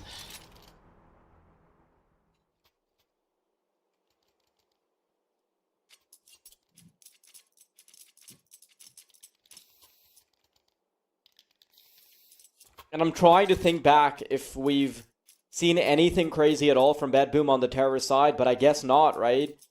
Can't say the same for Partizan, who frankly put up a really good fight towards the end of the game. Towards the end of the half. This is where letting those final few rounds slip is actually coming back to bite Bet Boom. Start. Yeah, kind of surprising, actually. I guess Dragon goes for that initiative because he knows that a second AWP isn't as easy to predict. Remember, this was what, 10-7? Partizan have taken 5 in a row.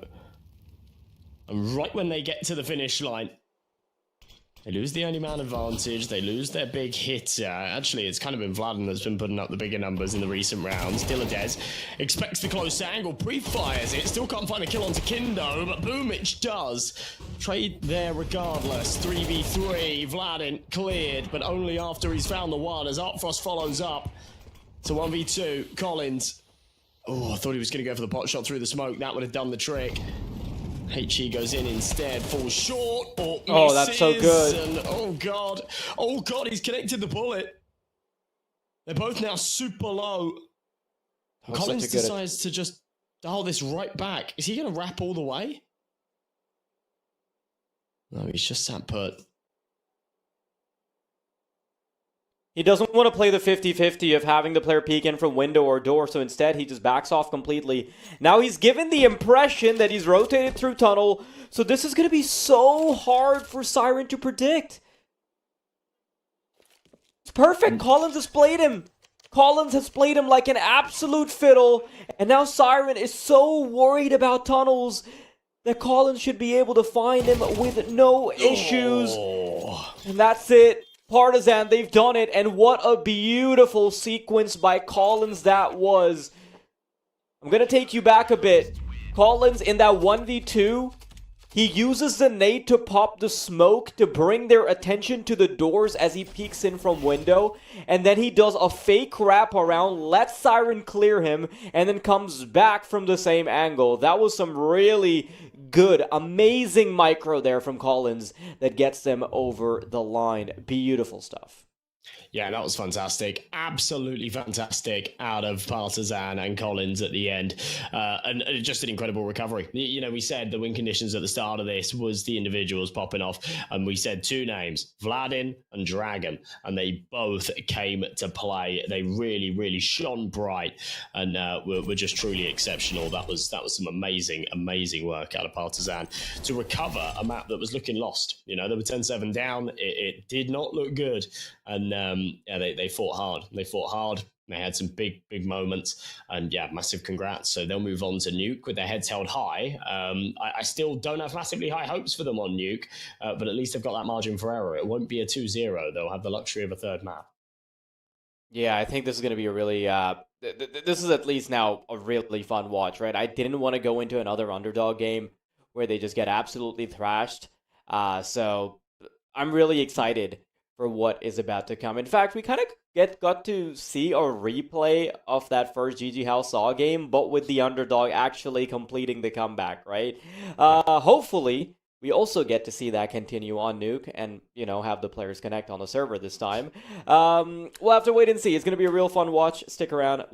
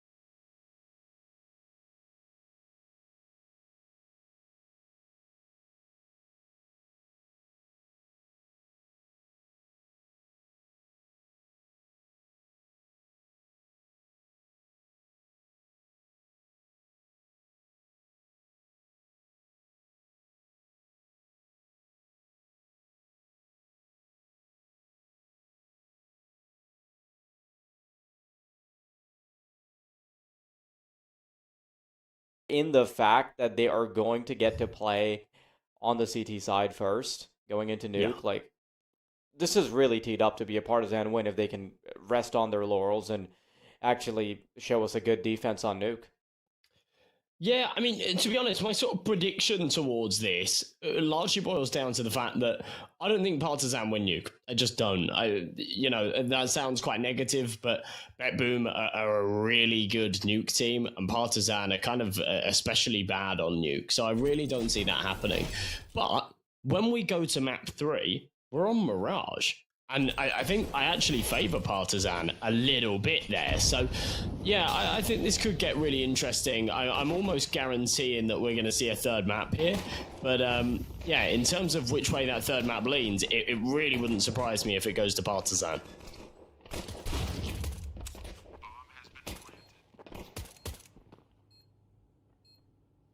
Already a good start for BetBoom so far, but we'll see if Partizan can come back into this one. Valden, great shot. And he's being such a nuisance all the way from heaven. If 8kit can get past the first clothesline that awaits him, maybe we can still keep this conversation going, but no kit available. They just need to start getting the fights now. Boomich is being chased, and 8kit will put him into the ground. Partizan, just enough time to get the defuse as well. And that is a disaster from BetBoom, who were able to get to the site with more numbers. Partizan, you can see the little celebration from Valden there, rocking the tank top.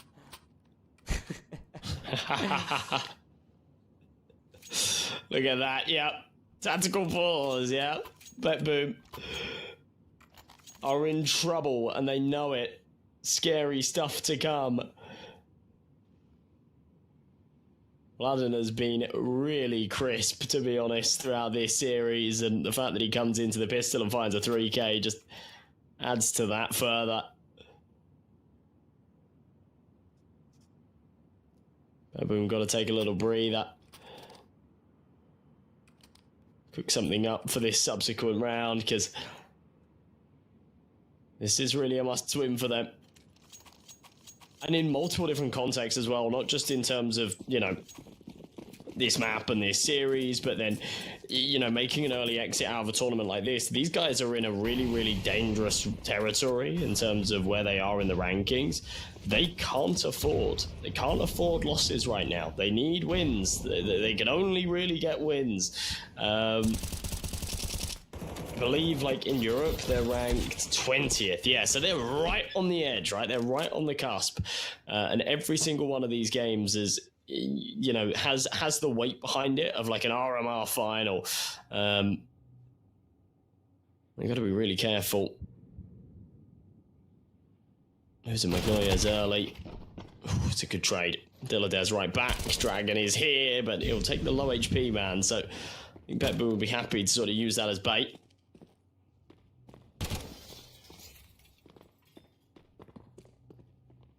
Siren ends up with another.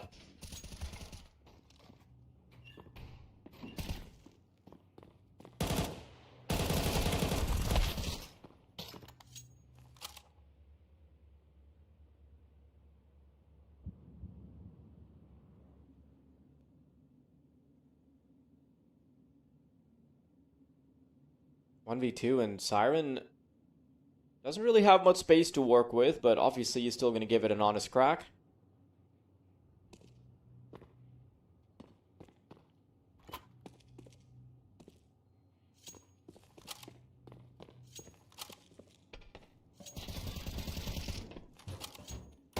Getting kind of awkward for him because he's desperately looking for someone to get into a fight with or kill. The Partizan, although a couple of scratches will be delivered, it won't really significantly affect them because a subsequent round isn't going to have anything for BetBoom. So, Partizan get to roll out the red carpet for themselves, and you know what? They've already fixed one of the issues that they had in the previous map, because they were struggling with the pistol or the conversion, things like, they were struggling with the conversions, and at least they can get that issue out of the way on the defense.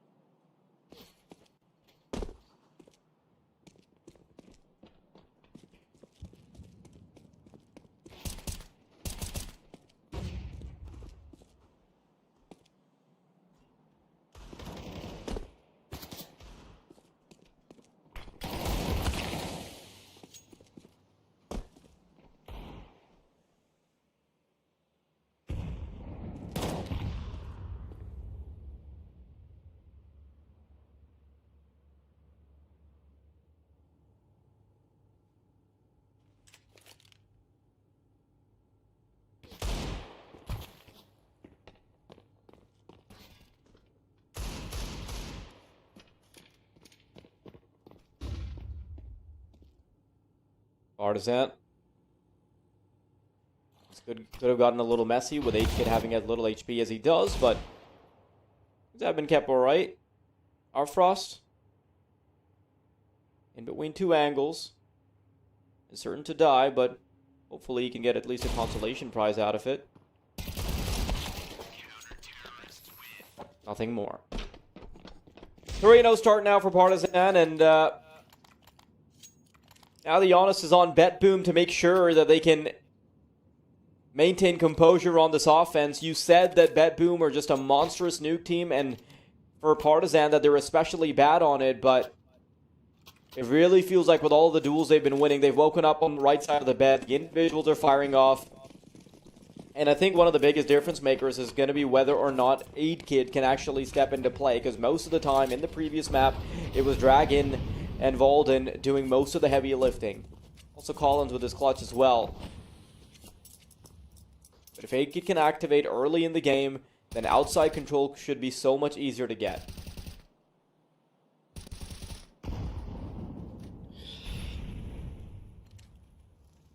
This is the one they need to win. Oh god, oh the timing. Dragon knows he's just got away with murder there.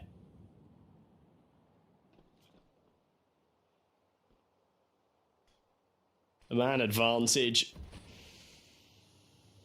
Artfrost didn't even have his hands on his keyboard. He's just sat waiting for his cue to throw the smoke.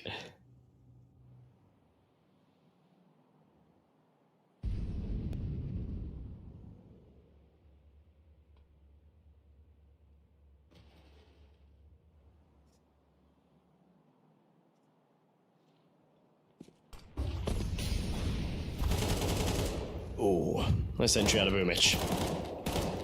Yeah, it's a nice entry, but look at the price that they've had to pay. Now, Kindo is trying to stay alive for a little bit longer. Collins, 1v2, he's done it before. And he very quickly gets activated. Lobby's the name of the game for Artfrost, and Collins is still a little bit worried for the wraparound, so he's going to take the long route as well. Just has to back off.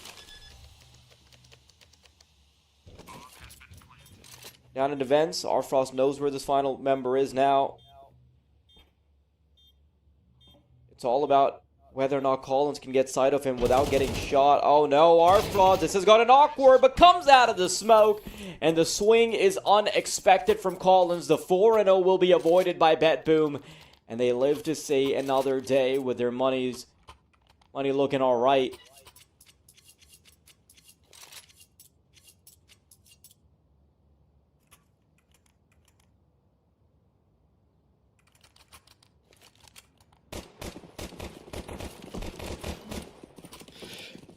Needs to be the start of a little bit more. Fight comes out for Partizan, and it's not great, to be honest. There's 3 MP9s. This could certainly suffice. We've seen scenarios like this happen in the past.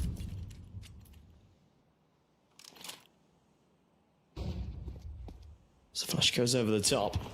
All the smoke's in place. BetBoom going to try and get outside, but Siren has fallen early. It's at the hands of Kindo. Inflict a lot of damage, but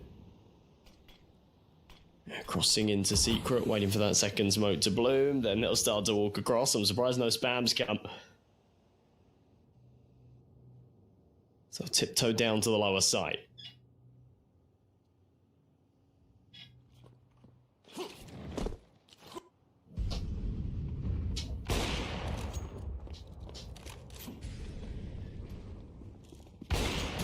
Oh, wow, that's such a nice little micro there by 8kid. Gives him the impression that he's backing off by closing the door, but still sticks around for the fight. Artfrost alone. And that last round that BetBoom just won in a desperate 1v1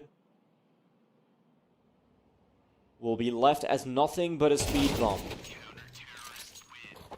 Partizan just so quick to recover, man. And a beautiful sequence from 8kid. That was one of my win conditions for them. If they want to perform on Nuke, that's what they've got to do.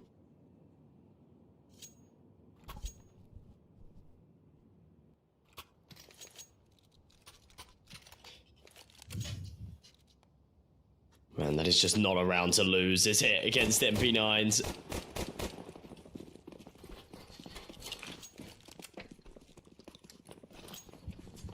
Siren. There's the squeaky door open with the HE. Doesn't head there though. It's these pistols that have got to try and do some lifting now. I don't have massively high hopes for it. We'll see. Magnoyers. AK in hand. Oh, tapping shots just can't connect.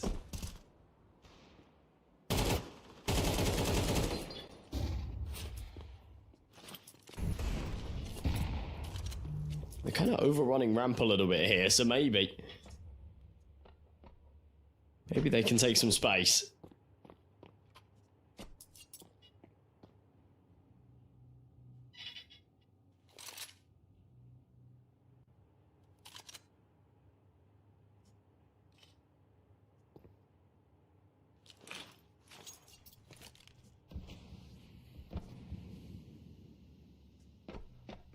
BetBoom again. Before they even get to the site, the numbers are mostly thinned. And a good little sequence from Collins to pop the smoke through the window. Bomb planted, sure, but Arfrost and Diladez have some incredibly tricky things to navigate if they want to try and get it done. Collins pulling away attention, found by the AWP. Opry positions. Arfrost doesn't hit the first shot, though, as they're chasing him down in ramp. But do they expect Kindo to be there? There it is. Shots in the back. Diladez only has to hold off against two now, but Kindo will find him. And they've got just enough time to stick the defuse as well. Partizan, this is a surprisingly clean defense that I'm seeing.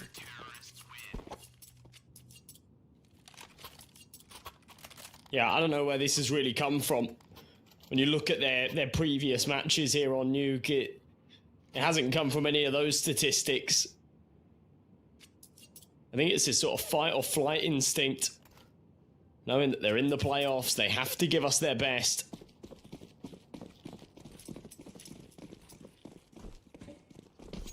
And winning that first map of the series as well, when it was actually looking kind of unlikely when they were 10-7 down. Just giving them that little boost. BetBoom haven't seemed to have recovered since then. It's a nice shot from Arfrost though to get things started.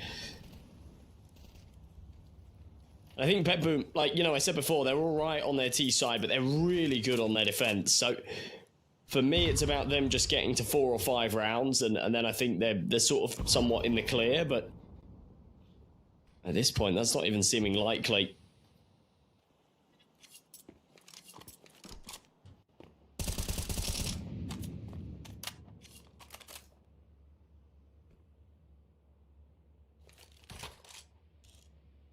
Still a 5v4 with a minute on the clock.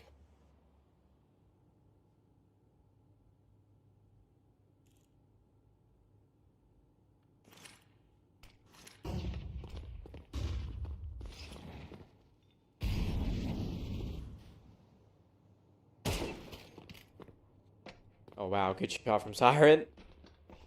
That adds just enough of a spanner in the works to make defending what's about to come next a little harder. Siren, they're not going to be ready for Valden, actually, and I think they might have to do a last-minute exit and try and get to the bottom site. But before that, I think the CTs could also be ready for it. There it is, fast-track rotation, Dragon on the double doors, expecting them to be in the window. Boomich will be quick on the trigger, however, and Collins swings out to try and interrupt the bomb plant. But it's just Valden remaining. That last-ditch effort ends up working out perfectly for BetBoom and company. And Valden has to back off.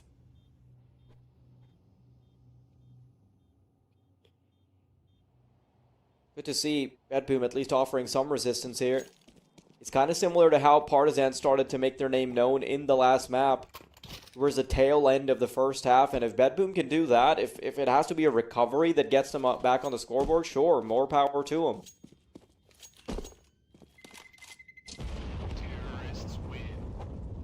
But of course, what that then means, if it has to be a recovery, if it ends up being a close game here on Nuke, then Mirage really comes into question, doesn't it? I was sort of looking at this series on the basis of them losing Dust 2. Now, honestly, I was expecting them to actually just inch ahead and win Dust 2 and get this done 2-0. But when they lost Dust 2, it then turned into, okay, well, they're going to stomp Nuke, and then we go down to a third map, and likely on the basis that, you know, Nuke was a stomp, they'll ride that momentum and get it done 2-1, but with how it seems they're struggling, with how the individuals are popping off on Partizan, whilst I still kind of anticipate BetBoom to find a bit of form, an inch ahead here on the second map. As I say, it really does just put the third into question with Noyes spamming away. Does find a little bit of a gap. He's going to try and work around this smoke. This is really dangerous, though. Oh my god, it's red. Collins knows what's up. Finds that first. Doesn't even take a lot of damage in the process. And the options are now starting to thin for BetBoom. The only space they've really been able to get has been Secret. And that's what they'll eventually commit to. There it is. Oh, Dragon's not ready. And there is a fast track effort to try and get some control from ramp. But Collins is kind of out in the open now. It'll be very difficult to find a fight here. Window, peeked, Boomich finds. And in the 3v4, Siren still has a massive advantage. He's lost Kindo for a second, but quickly able to recover. No, Kindo. Make sure the fisticuffs will still ensue, but not much of a chance for a retake, so you just gotta recede back into passivity all the way in CT spawn as they save.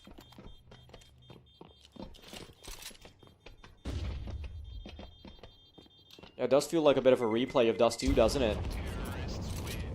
The early efforts paying off from the defenders, but then a small recovery. And this is where I think Partizan really need to lock in, because if they allow much of a margin of error for BetBoom, then that defense is going to be very difficult to get past. I think one of their best chances at closing out this game is building up a monstrous defense so that they can fumble on T side a bit and still land at the finish line by accident.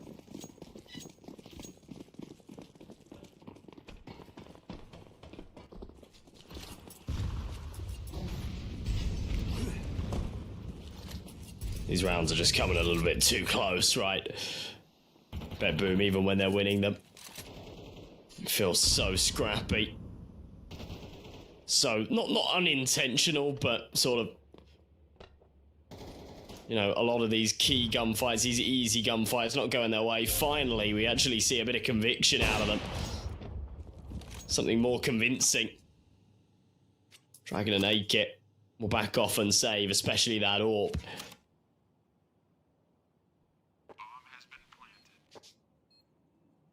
So this is going to be 4 for BetBoom. I said 4-5 rounds is that benchmark they're looking for. And achieve the short milestone. We'll definitely be hoping for more now.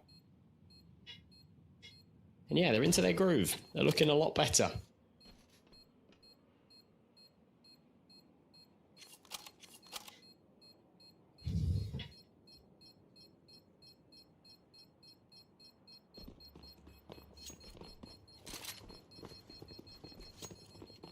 Yeah, I was starting to get worried because BetBoom, I mean, it makes sense if the game is a bit of a back and forth, but BetBoom getting 2-0'd or by Partizan would actually be very newsworthy.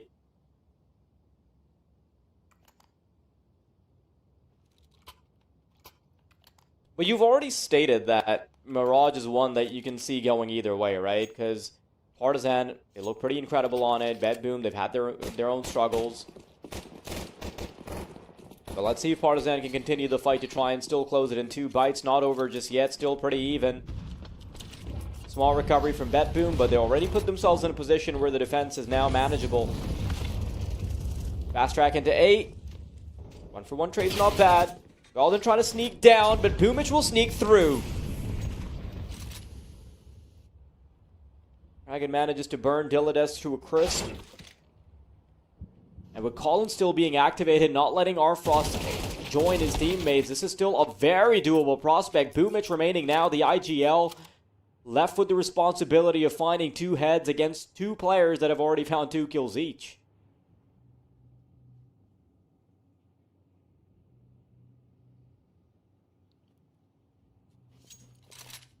A minute left.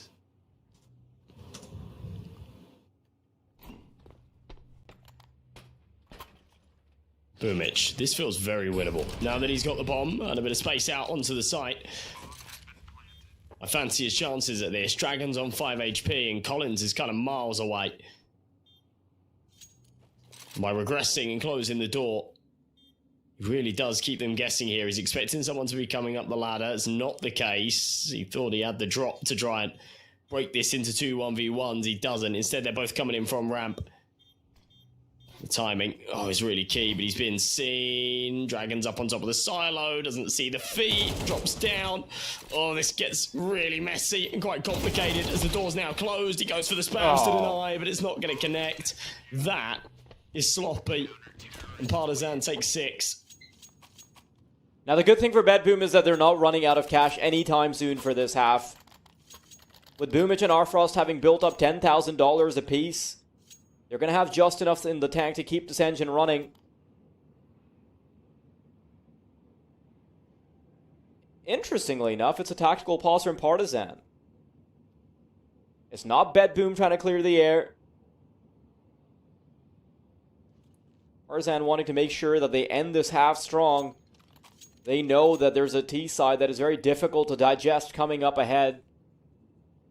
You don't really rate Nuke very highly for them, and I think that's for good reason. Their past results have been a little uninspiring, especially against teams that are perhaps even lower than their caliber sometimes. So to do it against favorites on the T side, on a map that you're not favorable on, does seem like a tall order. Maximize your chances.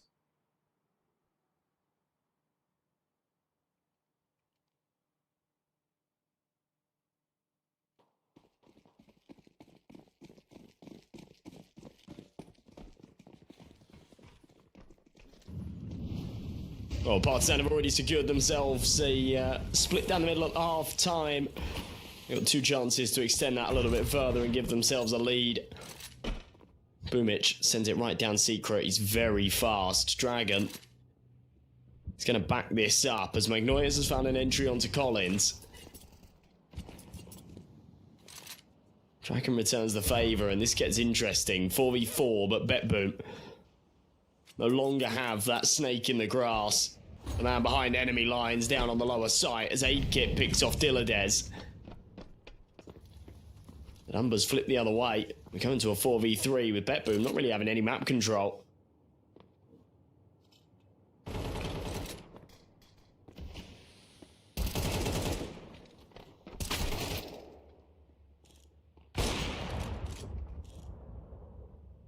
Oh, 8kit. Slowly funneling into him, but Magnajez. Good stuff on the AWP. I think to have made this game even still at the halfway mark, we'd need a 7-5 or an 8-4 scoreline in the favor of Partizan. Because I think BetBoom's defense will have a lot to offer.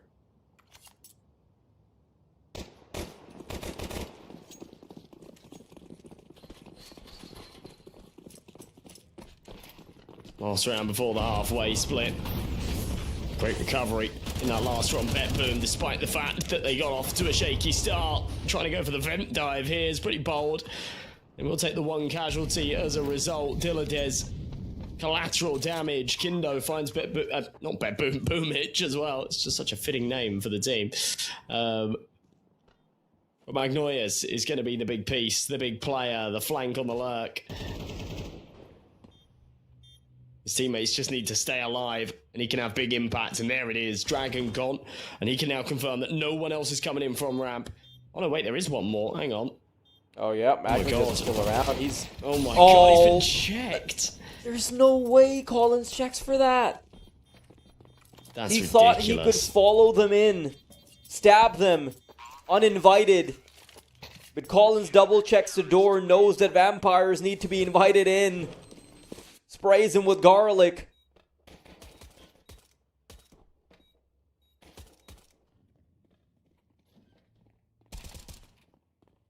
And honestly, a pretty impressive half from Partizan, all things considered. Like, I mean, sure, 7-5 on the defense isn't exactly a monstrous half to write home about, but still, when you consider that Partizan have recently been struggling on Nuke, there's been some really good stuff. And you know what I'm really happy to see? Partizan have some incredible micro when it comes to the individuals. Like, Valden and Dragon can already pull the numbers heavy enough, and that's good. Like, they have that consistent firepower. But then you look at how 8-Kit played that little door mechanic, right? Closes to behind him, feigns presence, feigns backing off, and then fights again, and then Collins double-checking everything. He had that little micro in B site as well in the 1v2. Lots of good stuff to watch. But BetBoom, a good start here. Oh, wow. Boomage, insult to injury. The Zeus already being brought into play. Dirty work from Boomage. Wow. All right. This one's still kind of up in the air. Yeah, you very rarely see a Zeus come into play on a pistol round, but I love to see it.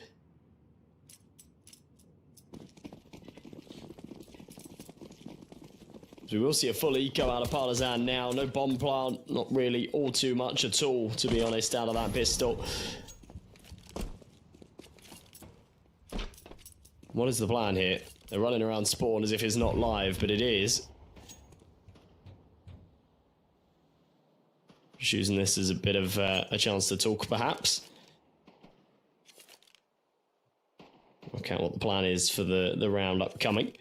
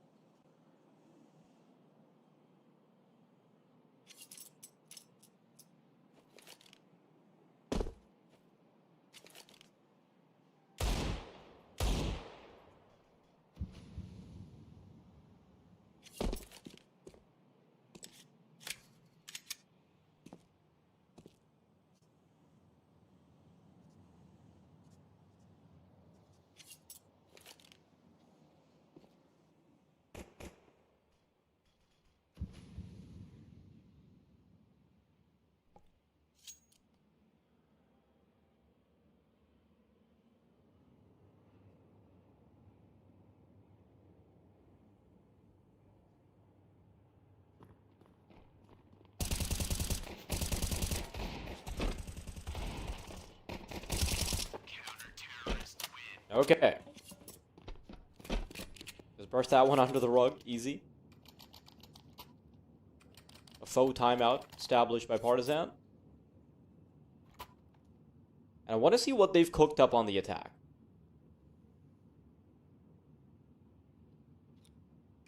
Yeah, me too. If this one's a flop, then I start to lose hope. I said before, this isn't a map that Partizan really play all too much of, and when they do, they don't have a lot of success with it. So, you know, it would somewhat surprise me if they come out with some kind of superstar strat. I think they are going to be sort of leaning on individuals and mechanics more than anything else.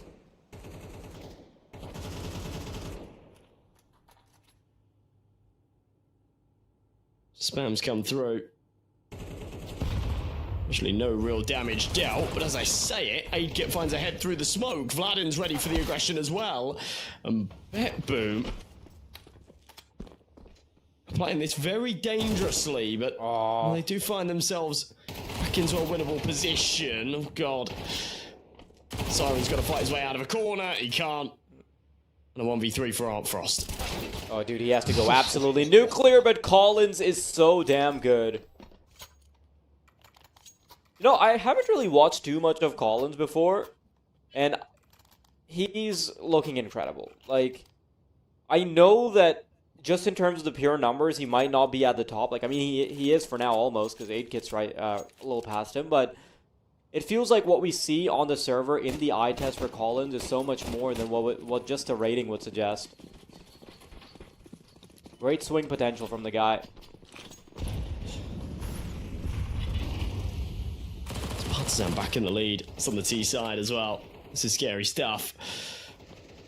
Was a bit of a bonus round from BetBoom in the last. They will be able to reinvest, but you know, it's not going to be all the bells and whistles. Tildes down on for mass. Boomage just on MP9. There's not a lot of util. There's only 2 helmets. There's no kits. There's some funny news that I'll announce in a minute, but for now. This one's quite an important swing round. Dragon. Can't quite connect.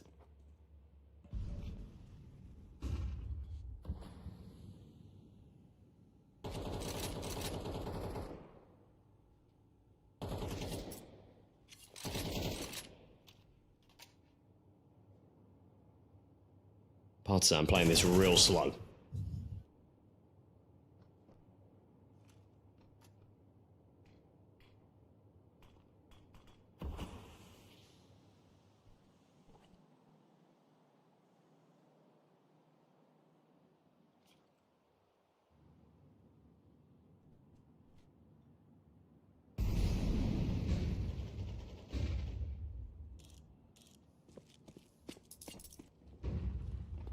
I want to see how far Partizan can take this lead.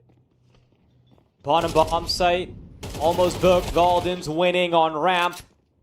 And Boomich is at least starting to keep things close, but there's so much distraction all across the map being served up by Partizan. The fact that Valden takes such a while to be taken care of also means that Partizan just have that extra smidgen of time that they need to get set up in positions.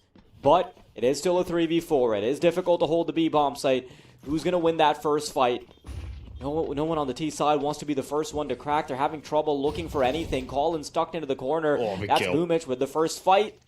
And I think this could be a foregone conclusion if they can play it right. Collins wanted to go for the swing out. Can't get anyone off the bomb. And last minute, there's the swing from Dragon. He gets a double. And there's not enough time remaining because there's no kit on hand. Artfrost. Big oversight by BetBoom after what looked like a guaranteed round. That the way is being paid. Such a joke. And look at this. Siren, you know, what is Artfrost watching? Because Artfrost has to be watching door, like the single door, right? Which means Siren's one job is to just hold double. That's it. Hold double. They know that there's not one in control. So, and the doors are wide open. So he'd have to cross double to get to control. So you don't have to worry about that angle. You know, they're covered if someone comes up from ramp, and you know, you kind of just take it on the chin if they walk down ramp, play the trigger discipline and deny the defuse. So just hold double. And for whatever reason, he looks away. He diverts his attention to the single door.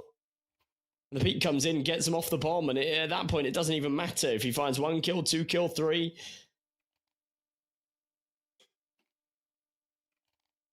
The denied defuse, the lack of the kit. It's enough to win them the round. Partizan onto 9. This is just ridiculous. This is not a map they're supposed to be winning, and I think BetBoom know it. They're going to call another pause. They need to fix this. They need to fix it now.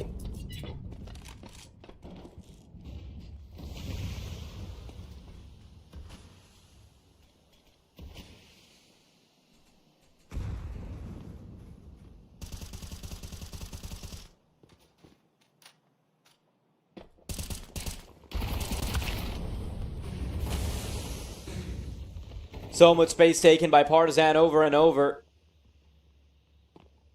But you're right. The holes in the boat for BetBoom need to be pat soon. But that's a big collection there by Artfrost. I mean, 4v3 was fine, but 2v4 even against worse weapons is a pretty tall order to clear. Boomich already talked into window as well. MP9's a decent enough weapon to be problematic here, especially because his job at the moment is to buy time. They've got a little bit of utility to at least get this bomb down, but a conversion will be very difficult. 45 seconds as well, so they need to hurry up. Well, C4 is at least going to go down. This should be a clean-cut retake. It's game over if they lose this round. From Dragon. Oh my god. Oh my god, no. What a defense from Kendo. They know where the final player is as well. It's just about who can land that first shot. Boomich trying to bait out shots, and it is so damn close. Boomich has to get a triple with a measly MP9 to keep BetBoom's heart beating.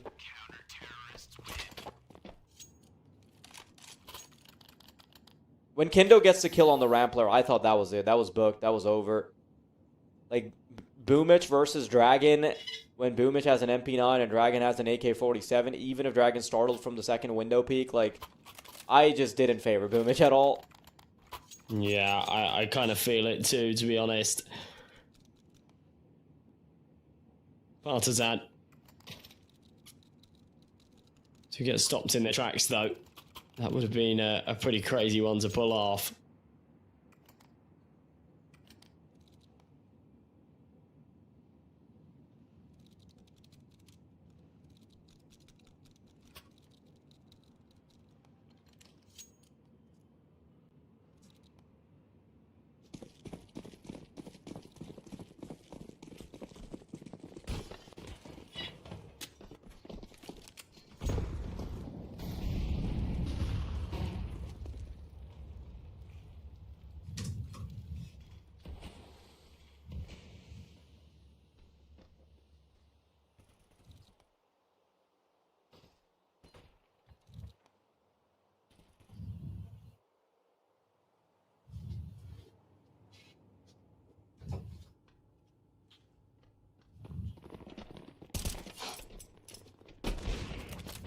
Should be 9 apiece.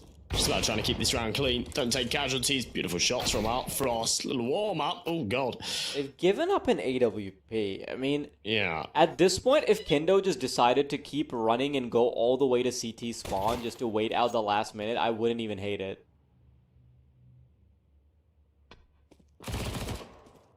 Boomich chases. Gets a collection for his troubles.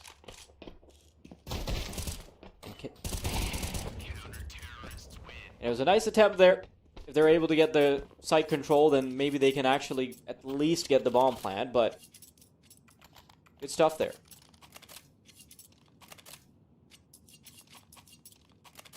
Nine apiece, and money is starting to be crippled for Partizan. Missing quite a few of the bells and whistles that they were getting oh so comfortable with. When it's all even bet boom, I think they're going to have a much easier time just cleaning it out. I do think that it would have been an even easier game for bet boom if two of their biggest pieces were actually activated. Like Dilodes has been, by and large, unseen.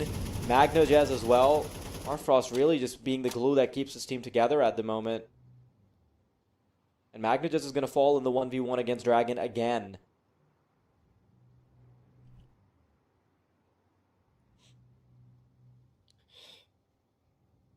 Yeah, comes real close. But Dragon just slips away with 10 HP.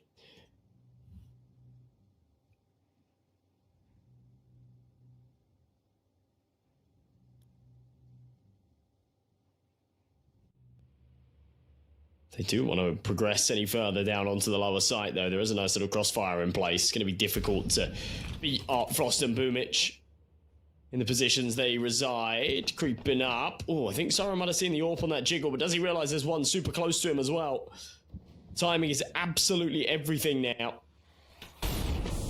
As the molly comes in. Oh, a slip around the corner. I don't think that did Kindo any favors. Kindo would have just had the drop on him otherwise. It does pull them away. 30 seconds. Oh, it's a big kill from Dragon.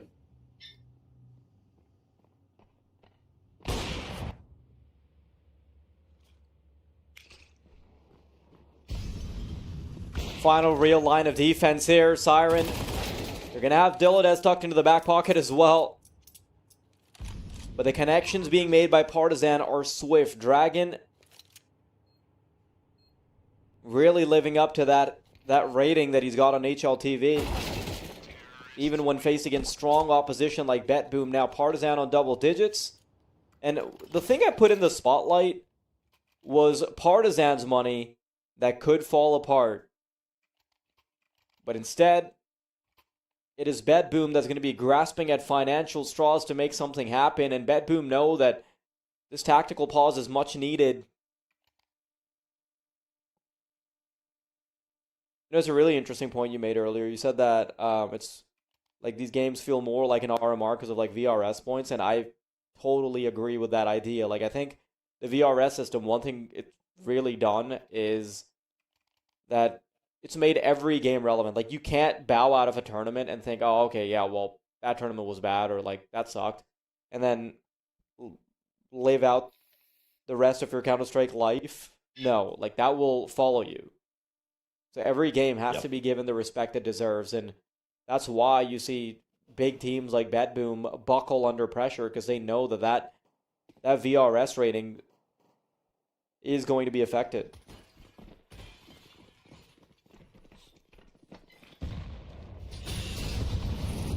Yeah, you find yourself falling short of the major by 20 points, and you look back at games like this. You see that you lost 20 points for it. And it's rough. It's always rough.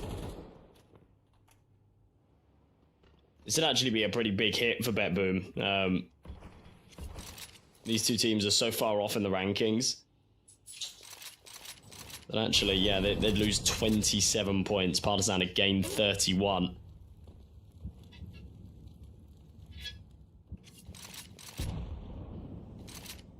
BetBoom would lose 2 spaces. They go from 26th to 28th in the world.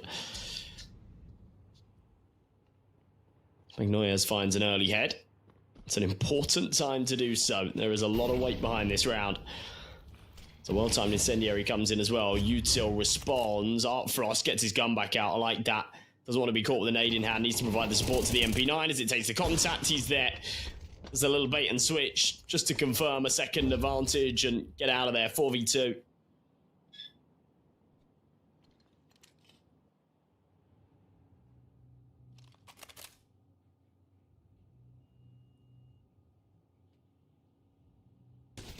Partizan trying to walk the tightrope into B.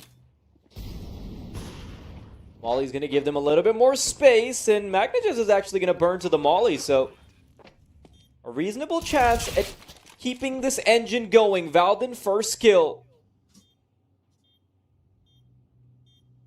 This is more than doable now, Josh. What? That was a little disappointing. Valden getting that nade readied up. There we go. Allowed the 1v1, but just can't hit his shot. So, interestingly enough, Partizan, who have been winning so many duels, end up crumbling in 2 favorable 1v1s. You know what's interesting? So you remember me talking to you about Finn, Mischief, the UKCS? Yeah, I saw the news. I know what you're about to reference. Like the thing that he posted like an hour ago? Yep. Yeah. So on that, BetBoom right now have a 36% chance of making the major, right? But that absolutely factors in them having like a decent run here in the tournament. Yeah, if they lose this game and they lose, you know, a couple of places off of the back of it, that 36% 100% drops down to, I'm going to go ahead and assume that they actually drop down to about 12% because they dropped 2 places in the rankings. So, well, actually no, because that's European ranking. So I don't know, but it would drop. It would drop significantly from 36%.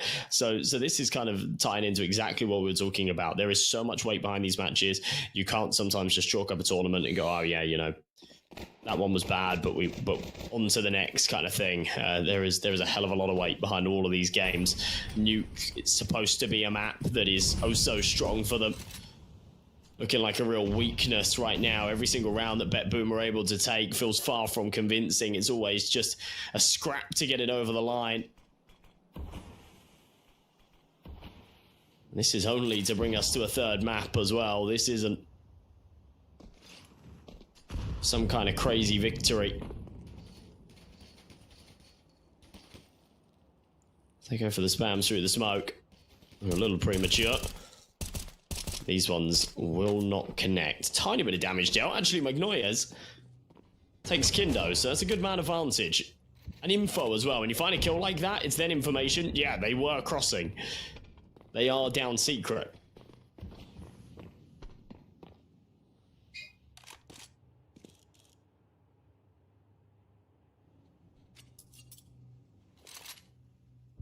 BetBoom, if they can get this round, this journey becomes so much easier. And at this point, if I'm BetBoom, I just want to be bailed out of this map, right? Just take it to Mirage, reset already.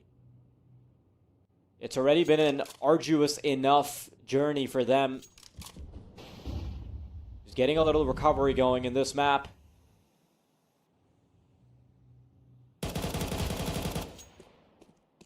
Connection by Walden. Partizan getting ready to open up the single doors, though. That's it. Arfrost so tidy on the angle.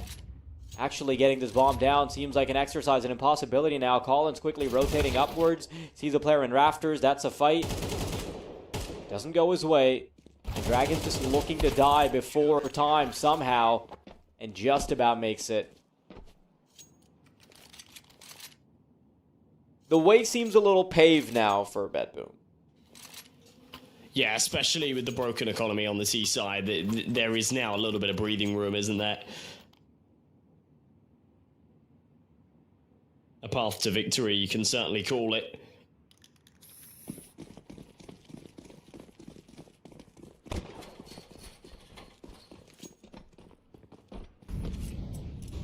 As in we go with a full eco. Partizan will let them have 12. They'll then be playing for 2 rounds in a row to take us to OT. Unless there's a crazy upset here, but with Lanham falling instantly, I don't have any real expectation for that.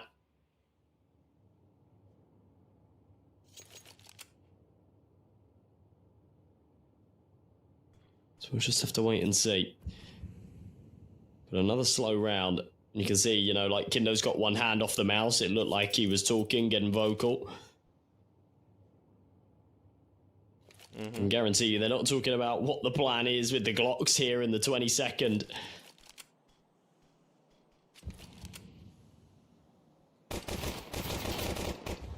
Ooh. The damage. Boomich got to be careful here.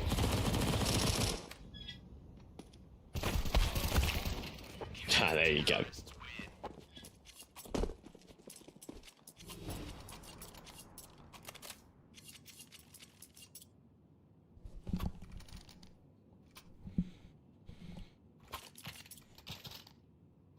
You think overtime is in the cards, Josh? Oh, it's definitely on the cards.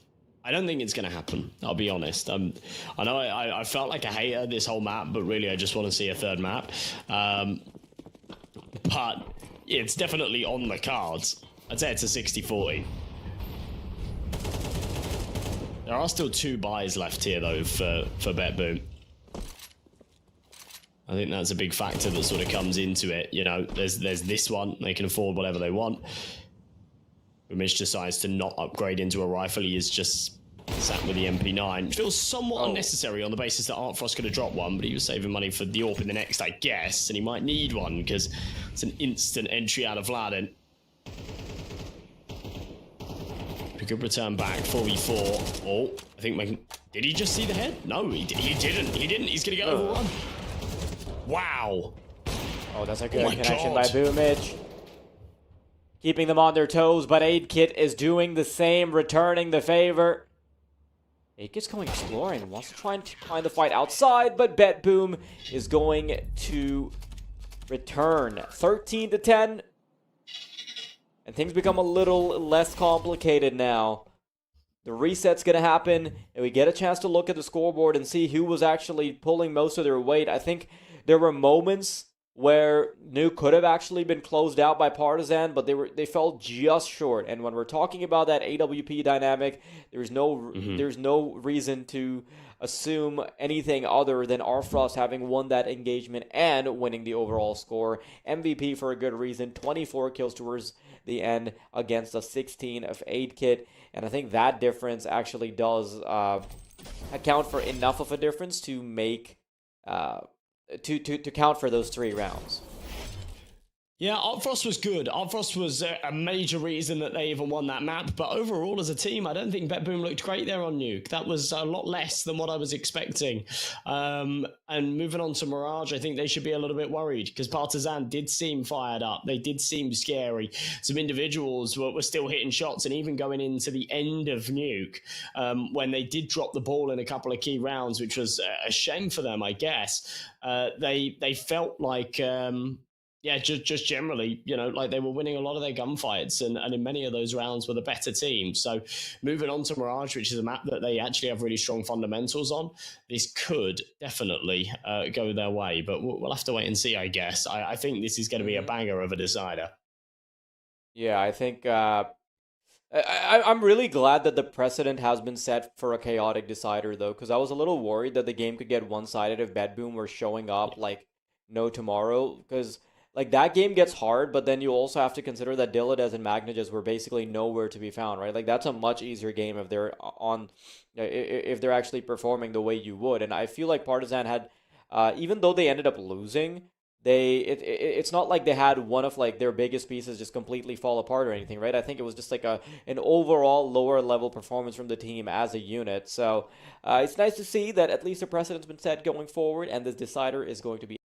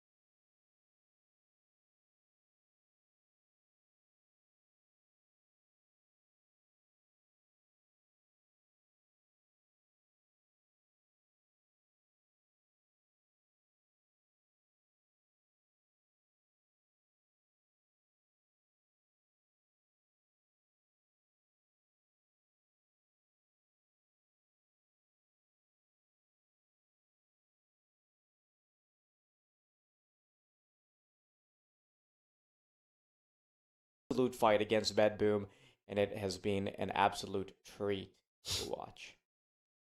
It really has. And honestly, when it comes to map 3, as I was saying before, I think this should be a bit of a banger. Whoever gets to start on what side could actually have some real bearing on it as well. Mirage is a nice balanced map to have as a decider. But if Partizan can get that CT start, I think they'll be pretty happy with it. They've looked good on the defensive side of both maps. But yeah, you know, Dust 2 was strong. Nuke, I felt, was very strong for them as well. They just kind of fumbled it a little bit at the end. They ended up on the T side of a map that they don't play all too much of, and they have previously had their struggles with. They still gave us a pretty serviceable half, but just unfortunately for them wasn't enough. So yeah, this third map I think comes down to a bit of a coin flip. The odds and whatnot still seem to lean quite heavily in favor of Bedboom. I think that's somewhat working on the basis that, you know, they are just going to dig deep and find it because they need to. Yeah, it's one of those. We've talked about this narrative throughout the whole series. For these guys to qualify for the major, it's actually really important they win this map. And yeah, you know, when that kind of pressure's on you, you either fold or you thrive. And these guys are really, really experienced. They've got experience playing majors. They've got experience playing on the big stages. I expect them to dig deep and thrive. But I don't know. Partizan are going to be hungry for this win as well. Yeah, there's a lot on the line for both teams, for sure. But I think Bedboom even more so because like they're on like the knife's edge, right? Like inches away from a major. You cannot afford to fumble this. But they've done well to make sure that the reset's going to happen. Feels like a best of one now. But still lots to do. Partizan a bit overwhelmed here as Bedboom starts flourishing on the B bomb side. Headshots already found. Collins is going to have to do a little bit more lifting before he falls, but I guess not. Dragon trying to go for pot shots on the shoulder peaks. Yeah, really tough to lock out a fast B push with those USPs when the Glocks come knocking and they're just barreling towards you, closing that gap and spamming away. Real tough, especially when you got mechanical demons like that. Magnoyas hitting 2 beautiful shots. 8kit realizing there's not a lot to save here, but I guess there's not a lot to gain. We're going down with the ship either, so he'll get out of there with the Kevlar. The bomb will go boom. Bedboom will take the first on the pistol. Oh. Okay. They've got to make sure they convert the second now.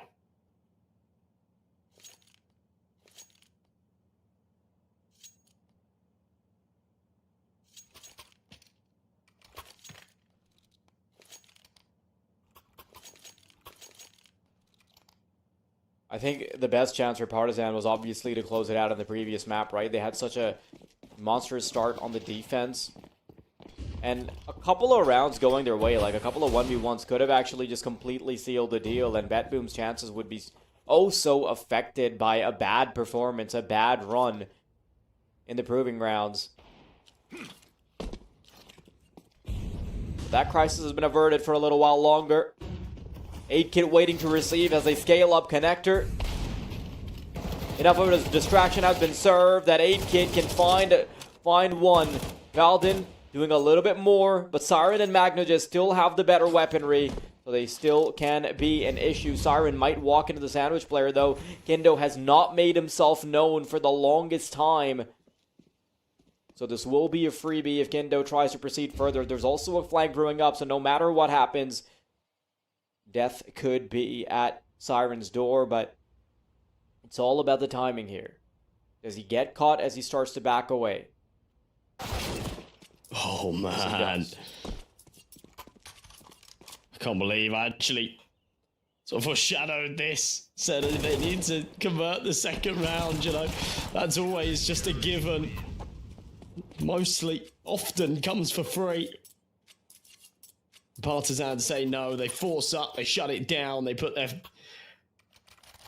foot in the door. get their first on the board, and this should now be easy enough to convert as BetBoom are on double eco. Their force isn't actually going to be as strong. Going to be $1,400 instead of $1,900, meaning pistols all round. No chance for the SMGs. One scout on Magnoyes. That's at the expense of Boomich having no Kevlar now. Oh, Magnoyes isn't really able to do anything with it. Boomich is, though. Oh my god. Oh, that's not good.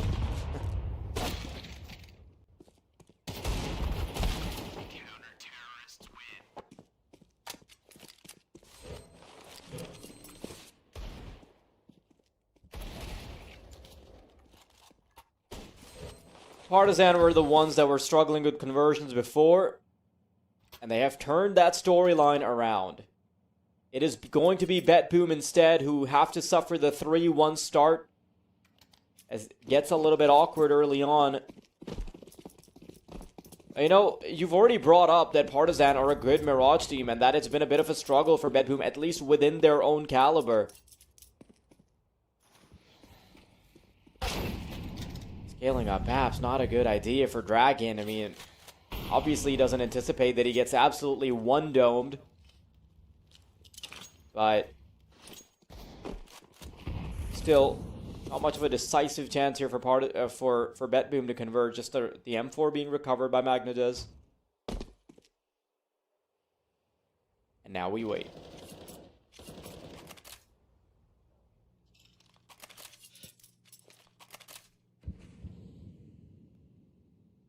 This is a big weapon to have in hand. Unfortunately, there's no Kevlar behind it, and you see the ramifications of that. Kitno takes an instant dink, but as soon as he starts connecting bullets into the body, the crosshair goes sky high.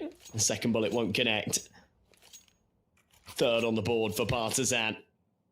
Now they'll face up against the big guns.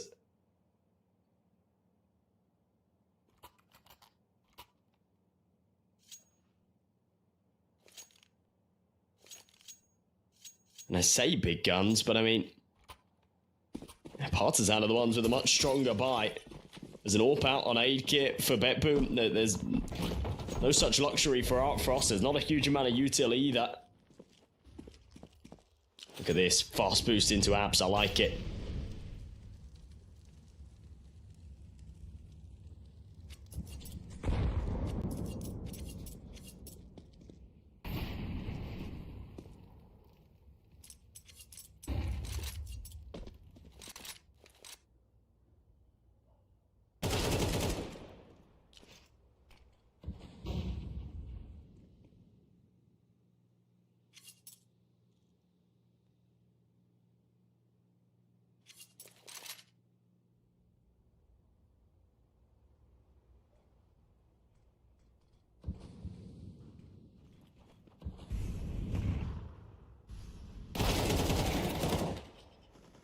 Oh, that's Wow. quite the spray. All in with a double. And he gets to live to tell the tale as well. Collins is going to be really difficult to fish out of the back of the site here. Oh my god, but he does? Yeah, I mean, Siren turns at the right time. His spidey sense tingles and he looks 90 degrees to the left. There it is. That's a kill right there. With the bomb having been recovered, Magnajez is going to have to quickly try and fast-track this, because look at how little time there is available. By the time to start punching those numbers in, it's only going to be about 10 seconds on the clock. Being extra careful, 8-Kit trying to get a head start on things before the bomb even gets planted. Gonna have to watch out for Siren, who's already tucked into the left side corner. Freebie kill. And Valden has his work cut out for him. Already a double kill, that was good. And he's got a triple now. Would have to complete the 4K to do it, but he's up against Magnojez, who is an incredibly potent force. Might have been absent in the previous map, but already alive and kicking with 5 and 3. Ooh. Sees the head though, and Valden goes absolutely nuclear to secure the 4th round for Partizan, and that is going to sting. Yeah, it really does. I mean, Partizan should have had that a little bit easier after they found the early triple. They had a 2-man advantage. It's a 4v2, but yeah, when BetBoom claw it back, it is just a kick in the teeth to lose a clutch like that. The fact that Vladin actually looks over towards default as well, you know, it's so tricky when the smoke's up and enough time has passed that Magnoyas could really be anywhere. He could have crossed the ramp, he could be even close Tetris or Sandwich, he could have gone CT, you know, on a crazy time and could have even gone up to Palace. And to suspect that he's maybe still just tucked behind default trying to play the timing game. It's crisp, it's beautiful. Bad molly. Not only is not going to flush off the close player, but it's going to give up the position of Siren. It's 1 by 1. This half buy, that isn't really a half buy because Art Frost has gone all in and has 50 bucks in the bank, crumbles. And yeah, whilst I have an investment in the next, Art Frost has got 3,400.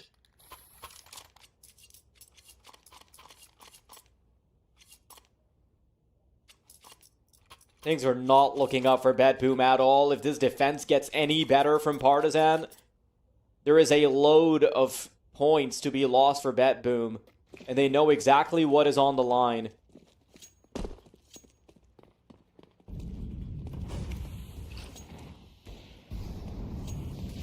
I hate to say it, but I feel like the pressure almost gets a bit too much, doesn't it? When you have the weight like this on these games. Dilladez does expect the ramp progression, but insta trade back. Aid gets found one in mid as well. He's been exceptional. Said he needed to pop off today. So far he has. Collins on the timing, reaggresses, Art Frost down. This is so good from Partizan. The 2v4, we've seen BetBoom recover these situations. This is certainly a stretch. Magnoyas has been seen as well.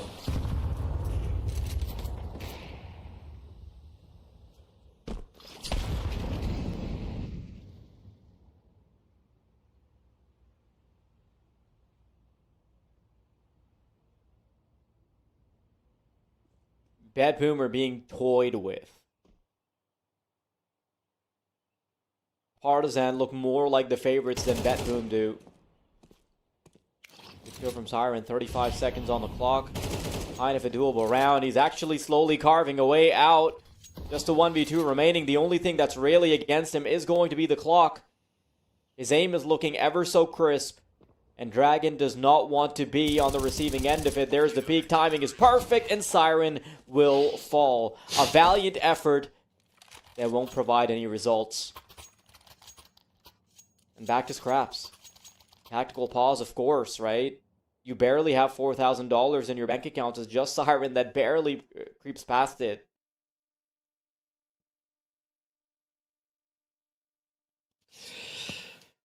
Man. A lot of valiant attempts in these sort of clutch situations, these 2v4s, but yeah, not coming through. It's 6-1, Partizan. Really running away with this now. This should be a comfortable 7th, but rounds like this, with buys like this, always kind of scare me a little bit. But yeah, I mean, I'll be honest, in CS2, we do see scorelines like this quite often, and they close up quite frequently. But it is a real turning point, right? It's a real turning point. Either BetBoom starts to pull back some rounds now and we end up with an even half, or they don't. Partizan keep doing what they're doing. And this one is a quick 2-1. Aid kit, great nade. It's going to be the early man advantage. Spoomich is trying to chase it down with the Tech 9. Collins is popping heads in ramp. Spoomich is quickly the last man standing. He had a great position. He thought he had a bit of a drop on things, but he's just too late.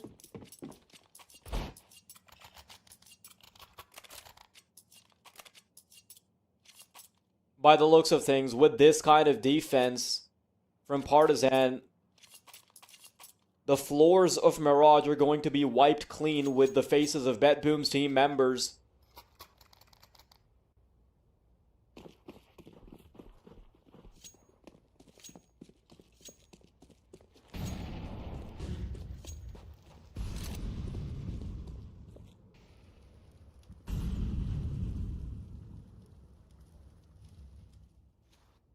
You're already past the point where it'd be considered a good defense, and now they're just playing for the bonus.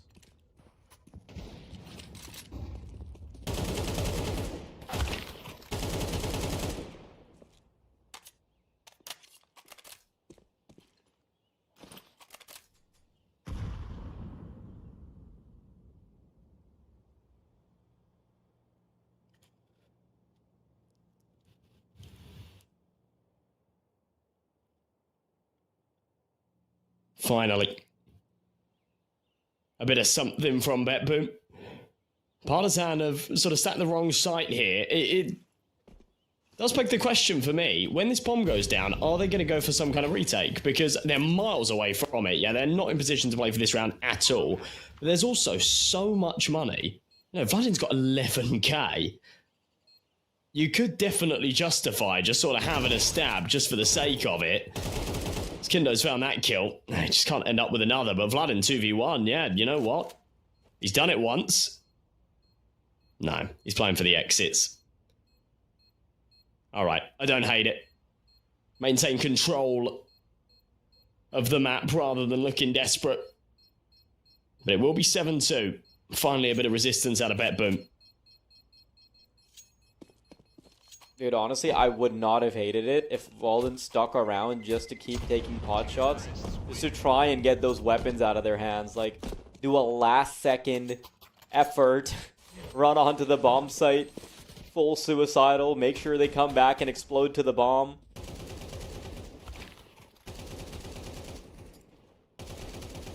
The money is going to be tricky for BetBoom even if they are winning rounds. Even this round, Boomage doesn't have much utility to work with. You take the weapons that they saved prior out of the equation, the economy could have been much worse.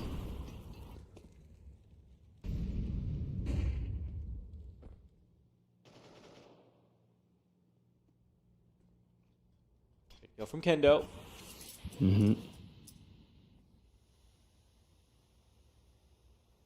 Did he get that on ramp? Okay. An early kill, so kind of destroys BetBoom positionally a bit, especially with Partizan being able to sneak all the way into Palace. Now, problem is, they've given up jungle for the sake of this fight, and the Molotov's going to incentivize Dragon to come forward, and Magnagis recognizes this perfectly.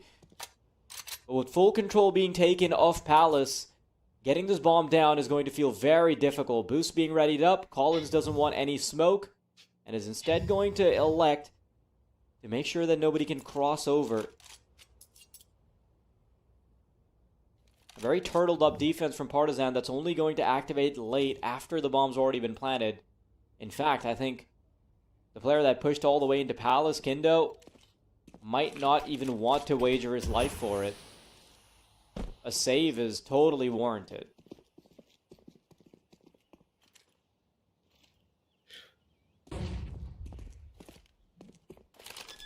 I don't know. I mean, it totally warranted, but Kindo's position kind of made this viable if Collins and Vladin were in better spots, but...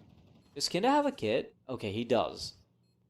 Ninja There's defuse? a tiny opportunity where the rest of Partizan's members can bait them out, and he goes for a ninja towards the tail end of the round. Please, please let that happen. Too far. He doesn't want it. Not passionate enough about the ninja defuse. They actually wouldn't let it happen though. Look at that. Art Frost is staying on the angle until the final couple of seconds. They'll get out of there. Love that bit of, sort of due diligence, not hunting for the rifles, knowing that the Partizan economy is so strong that, you know, they've gone for a save, but they almost didn't even really need to. And therefore, BetBoom hunting them and finding those kills doesn't have massive impact. I mean, I guess it means that they can't get like a double AWP setup out in the next 2 rounds. But yeah, it's not really worth it. So 7-3, Partizan still ahead and with a firm lead, but BetBoom are closing in on them. 2 more rounds to make this a serviceable half. Partizan with 2 more chances to extend this further. This is wild. Look how far up Boomich has gone. As we see an early 1-for-1 on ramp.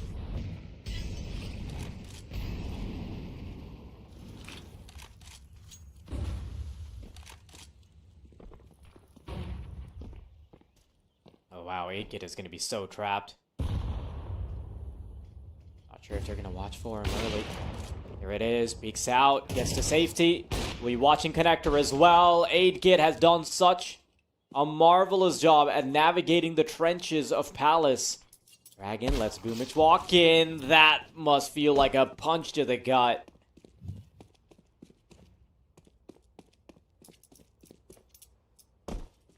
You don't need AI to tell that there is a 97% chance that Partizan wins this round. Make it 100 after what just happened to Boomich. Spurs must be a little down now for the BetBoom camp.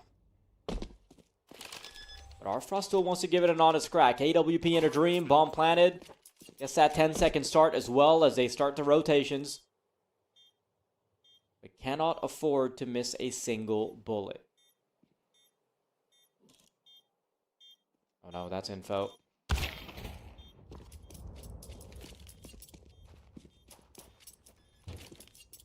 How are Partizan making this look like light work? I'm really not sure.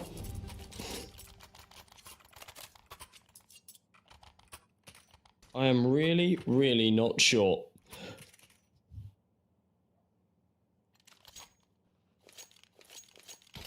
I think Partizan have looked very good, and, you know, AidKit is hitting some fantastic shots in that round. It's not even just like one individual going crazy. Collectively, there's actually been a real resurgence in Partizan sort of confidence and firepower. And BetBoom just, you know, haven't really given us enough. I like some of the little initiative plays. I like where we saw, like, Boomich try and send it up short in the last round and try and take an early fight and whatnot, but yeah, just so many of these duels haven't been going their way.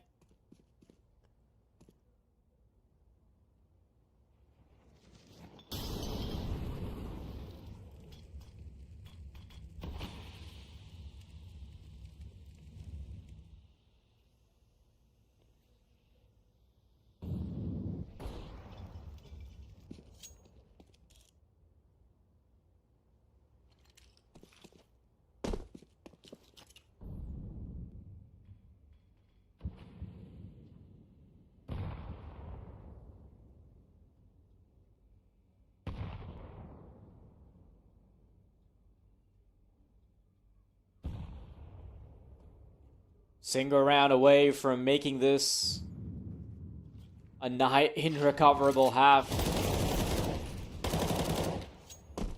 Walden double kills found, and he's also going to have enough space to pop a flash and start backing off. Instead, decides to double dip because he knows that help is already on the way, trying to serve a distraction, keeping his trigger heavy. Swing out, triple found. He's being more and more of a nuisance. Nade's not going to find much of him, and now that the Sharks are circling around the final member, Arfrost has an impossible cake to cut. Backs in to the weapon of Kendo, and Valden has honestly played them like a fiddle.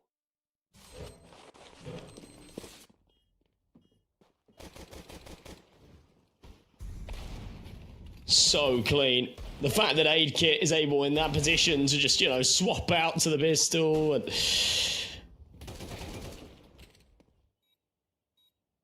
do so much work. This has been an exceptional half from Partizan. A great end as well there. Even with BetBoom throwing everything they can at those final 2 rounds, you know. Nothing going their way.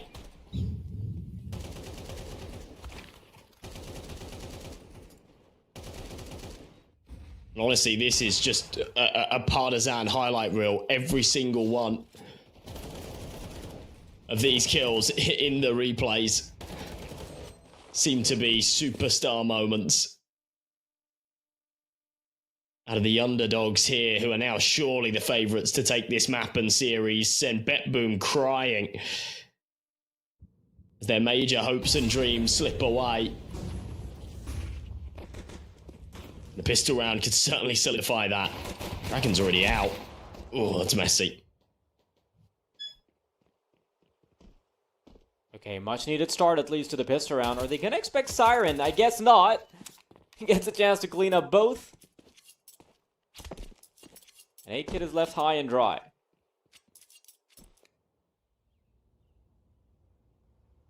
Obviously not a sigh of relief just yet, but a much needed pistol. Since it's very unlikely that AidKit can do much here.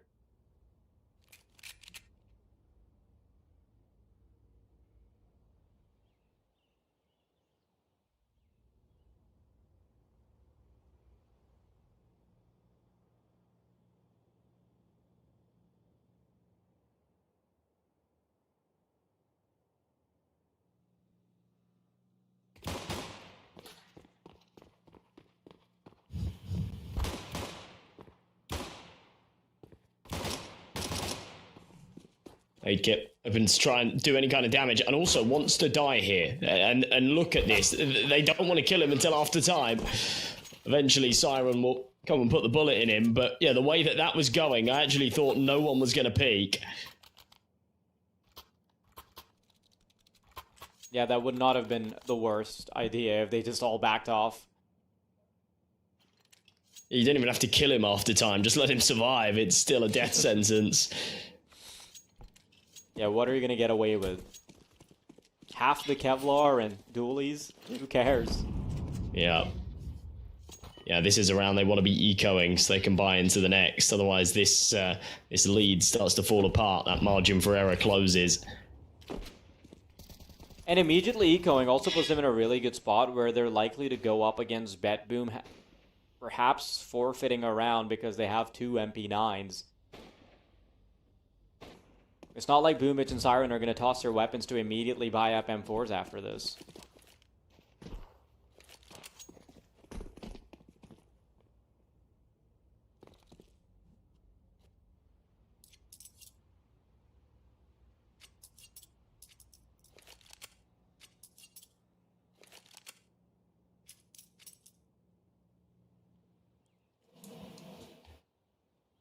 All right. Minute left to tick. 4 stack into Palace with the bomb in the B apartments. They're hoping that they can sort of overwhelm Boomich and Dilladez, pull the rotations over, and then the bomb can go and plant itself on B. Aidkit's actually backing off, though. I'm not really sure what the plan is anymore. Huh. Alright, well, it wouldn't have worked anyway. Oh my god, now they're going hunting for him. And he might actually be able to squeeze onto the A site and get a plant. No way! Just about. Oh, dude, just stick to the default. That is disgusting. Oh, no, why? Why? Stick it! It was so smart until right at the end. I don't know why he's tapped the bomb. What are you hoping for there? Just stick it. Get the little bit of extra cash. He did. Getting the bomb plant there would have kind of demoralized BetBoom a bit. Yeah, I think so. And also, that would have set up their next round so much better. Like, look at this. There's a little bit of utility missing, right? You just fill in those gaps by the fact that you have the bomb plant. Oh, Dragon, look at this. Running right through the Molotov, but he doesn't continue his pursuit. If you can't get that initial duel going, no reason you have to commit to the death sentence. Yeah, sometimes you kind of have to half-ass it. Otherwise, you end up just giving up that early advantage in a round like this. That's really not what you want to be doing. So we'll lose a bit of health, but that's fine. Still in strong stead to try and pull this back.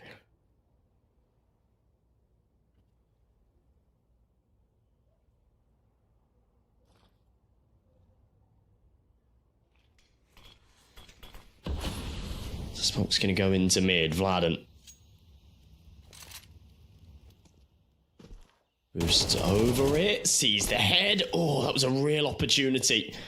Misses by a millimeter. Now 40 seconds on the clock.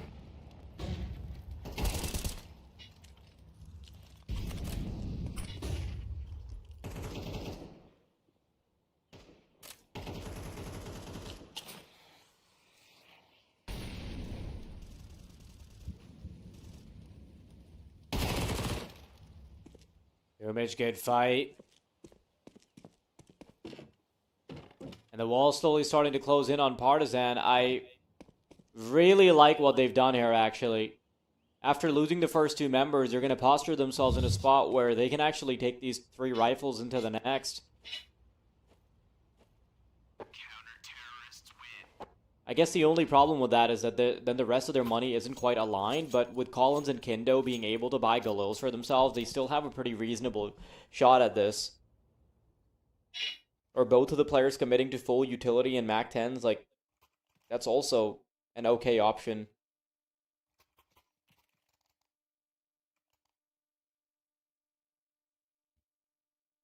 I kind of a middle-of-the-road approach where they have a little bit of firepower in the Deagles. They have armor as well to pick up the hero AKs if needed.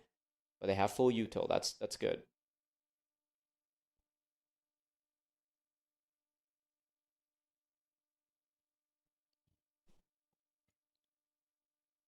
All right, well, this gap is well and truly closing.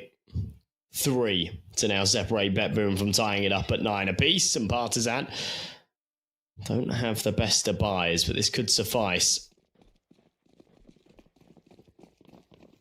They had high hopes for that last round, and they had a couple of, you know, real moments where the timings almost went their way.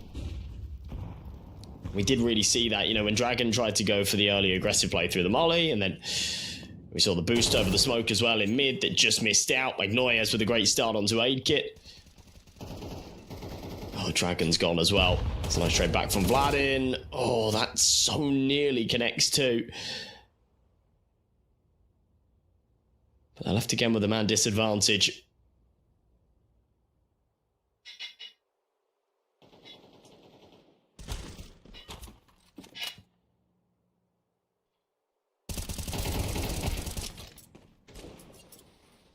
Starting to look so much cleaner now for BetBoom, isn't it? Yeah, they seem to know how to play the CT side. Yeah, the defense and the offense are just completely different for BetBoom. And one of the points I made earlier was that Partizan needed to build themselves enough of a buffer that they could stumble onto the finish line even if they were struggling.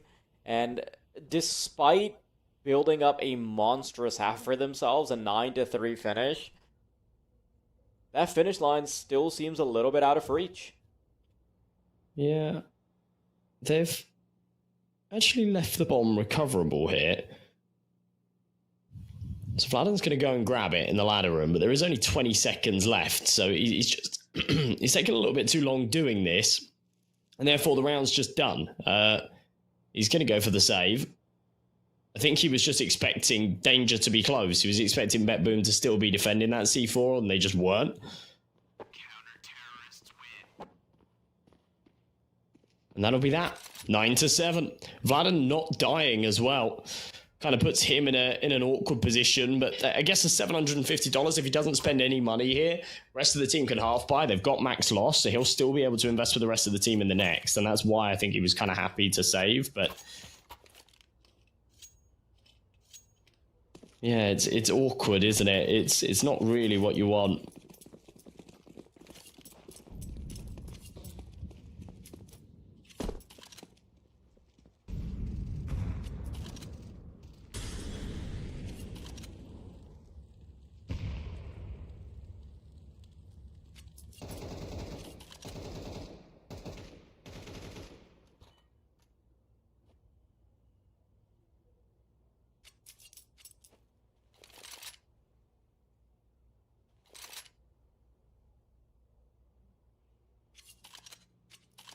Such a quick recovery from BetBoom and such a slowdown from Partizan.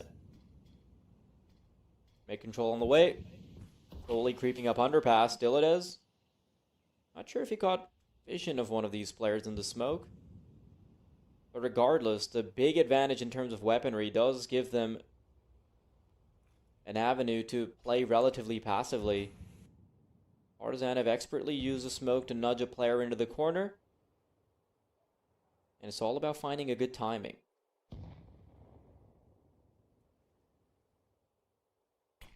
Now this is where jungle becomes uncontestable territory. It's going to become obvious that it is going to be the B-side play. 1-for-1 is not bad at all, especially when Magnajez isn't hitting his shots as they come in. Stuck in between two members. Kindo, second kill found. They're not checking for Dragon either. And that's when the X Factor comes into play. Diladez and Arfrost. What can you do? Kendo, great angle on the top of the bench to be able to see the doors. And Valdin quickly brings Partizan to double digits. An awkward round to do it in, but they'll do it regardless. I really like the micro there. That is so fantastic from Partizan, and yeah, the big piece is Dragon. If Dragon doesn't take out Boomich and dies instead, You know, it's a 3v3. They still don't really have the weaponry, and it could be a very different outcome, but the second they put that into the 4-on-2, they commit to the plant. You see, you know, this desperation to try and deny it. He's caught out by the off angle on top of the box. Dragon, again, trying to go for this early prod, trying to take the initiative. They've not been stagnant. They've been looking for these fights, and he just misses it by an inch. Fladden drops elsewhere at the hands of the sniper. They've got to play this again with a disadvantage.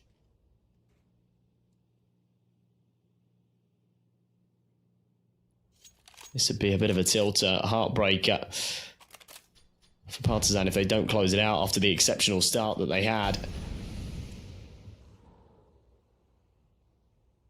Collins. Oh, he's very aware here. He is very aware. That's the molly. Oh, wow, that's brilliant. That is so smart. A nice little two-piece to coax Magnages out of the little hole. 8-Kit turns around as he walks into Arfrost crosshair, though. BetBoom looks like they want to set the record straight, bring it right back to winning ways.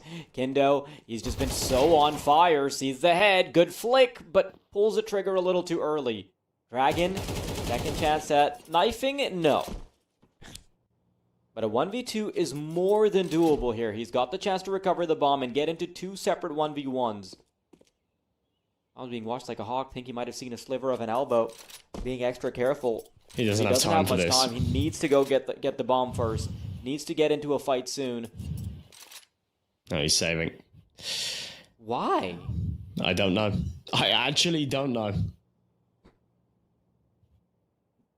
Obviously throughout our X-ray we can see, like, you know, that was very, very winnable. For him, I guess he's just assuming that the second that he starts stepping, because, you know, he has to grab that bomb and then either turn his back to connector, where inevitably the short player, or he's assuming that there's somebody like mid-floor, is going to swing and kill him, or he's got to run with his back turned to the site, looking at connector, expecting that swing, in which case Dilladez, wherever he resides on the site, is going to kill him. So I do kind of understand, like, the unwinnable nature of that to some degree, but yeah, I'm kind of with you. I'd have liked to seen him have a little go at that. That did feel winnable, especially with Dilladez really low on health. Yeah, but that's information he doesn't have, right? Is it not? But is that... How did he get low? I have no idea. Like, I think it was early enough in the round that information is probably lost to time. Fine. Happens. What now needs to happen is a round win for Partizan. This is a slightly different setup. There's no sort of early prods this time round. Just a little bit of presence into Palace. Boomich's close ramp.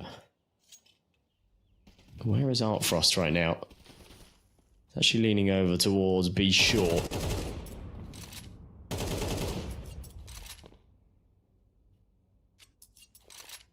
Yeah, Partizan are going to feel like this is slipping away.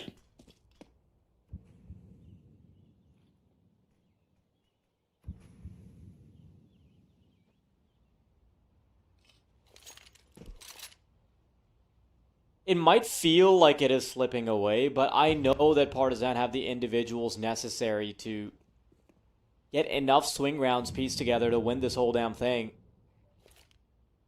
I'm really enjoying what Kindo's been bringing to the table so far. As soon as Collins' shoulder is spotted, that's when the utility is going to be deployed as he goes right out of it. Propping up the flashbang. Boomich playing up close. He doesn't get caught by it. Utility's so good, but Collins has missed the mark, and Boomich is allowed to run free. Caught by 8-Kit with the shotgun sniper, and as he swings out, he realizes all his comrades have already fallen to nothing. Now, being chased by bullets, there's a flank coming in about 15 seconds. 8-Kit is gone, and Partizan might finally have to fork over double digits to BetBoom soon. Just enough in the tank to keep the engine going for one more round, but that's when the money's going to start to get a bit worse. Oh, man. Yeah, it felt like they had the right idea there. The util was good. They forced Boomic into the corner. They pre-fired him. The bullets didn't hit the mark. They were a little too far to the right, and it all sort of crumbled.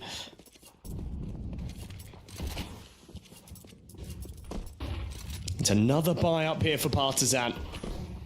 But one that's a little bit better. Aidkit's got the AWP.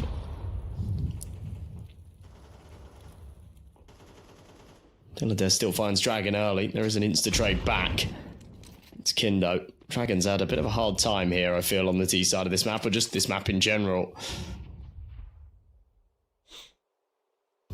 Been outputting the usual damage that we see from him.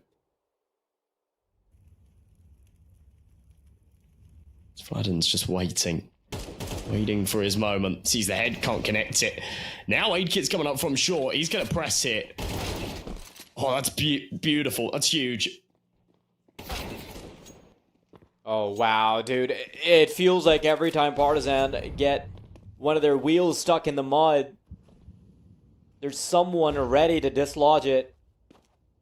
It was Kindo to break things open for them before. Collins did a really good job on the previous map. In the previous two, actually. And Valden is getting some of the form back that he had on Dust 2.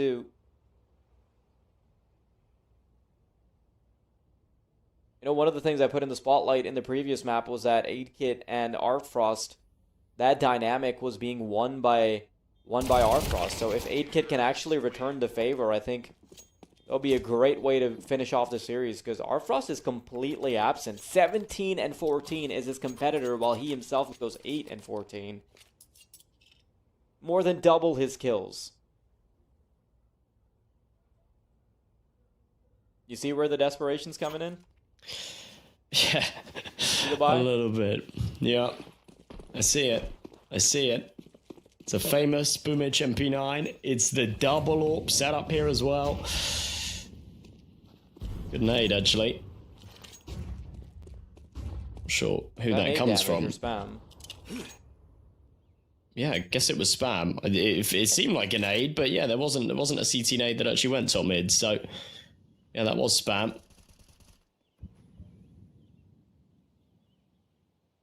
They're just going to go for a hard A-pop. Boomich has got to go big with this MP9. If Boomich falls apart here, this is so over because the rotations aren't going to be quick enough. Artfrost, good fight, but Artfrost, he re-peeks right into Dragon. One more line of defense. Trying to toil away to create space for the rest. Flashes are perfect. Stairs overwhelmed. Dillard is down. Siren on the rotation. Caught by Collins.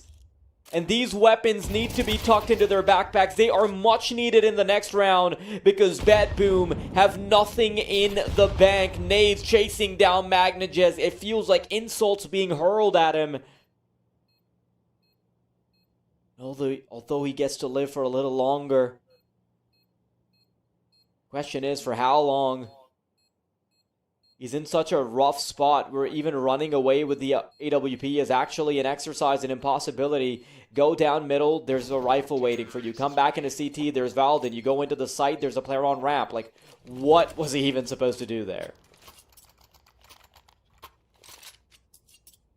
Yeah, no options whatsoever. And what do you do now? What is the option now?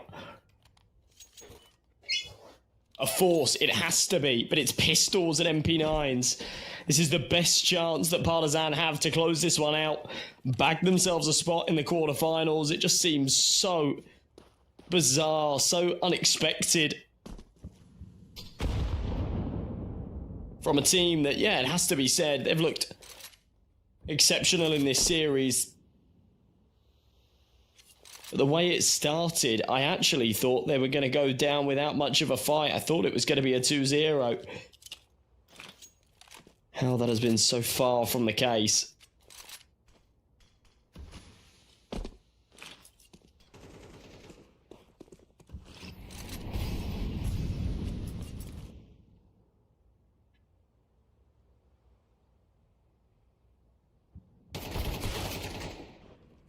Oh, dude, Boomich. Maybe if that flank works, then we can still keep the conversation rolling, but Partizan are inches away from decimating the probability that BetBoom make it to the major.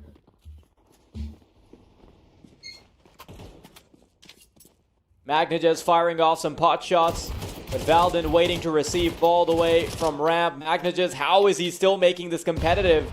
The HP on these players is low enough that this is still somewhat salvageable by the remaining two members of BetBoom, but as soon as the second last player falls, Siren with just a 5-7, and I'd like to say a dream, but this is a nightmare for the favorites coming into this. Partizan have toppled the favorites and gotten themselves a spot in the quarterfinals.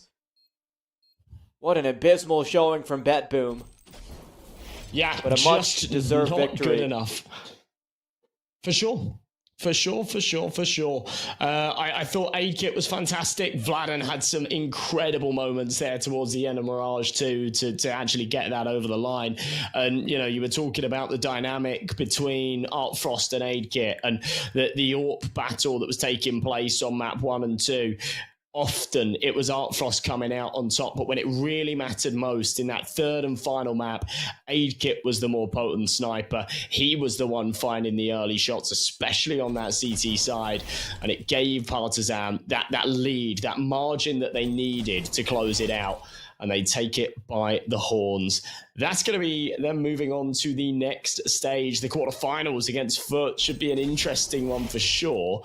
And I'm excited. I'm excited for it. We've still got more playoffs games to work our way through. And the next one is actually ESC versus Big, I believe. I know that's not us going to be covering it, but I think I might watch that game because I think it's going to be a banger. Yeah, there's actually been such an uptick in quality of these games, right? There's obviously a point to be made with like VRS just enhancing the quality of the games, enhancing the quality of the teams that are in all of these tournaments, and I've been really enjoying how the competitors at the Proving Grounds are just steadily getting better as well, right? So it's going to be a fun watch. I'm probably tuning in for that for that third game. There's a couple more games, so if you're a CS fanatic, it is absolutely still time to keep tuning into this. Fresh set of faces though for the remainder of the games.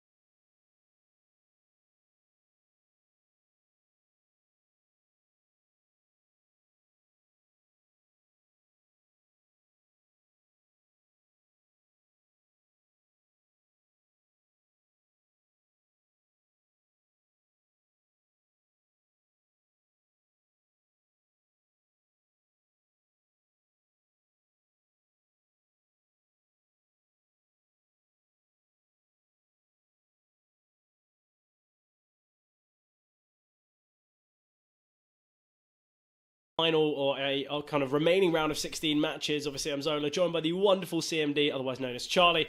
And look, Charlie, before we head into these matches, how are we feeling about these upcoming games? Yeah, I'm feeling really good. I mean, look, we're very, very close now to wrapping up these round of 16s. We see some interesting results. I think most interestingly, it's got to be Beppoon getting eliminated by Partizan. Yeah. I mean, surely that has to be there. Partizan have been a team that, look, I'm a big believer that they can get back to sort of where they want to be, but it hasn't really been on display in this server for the last few months.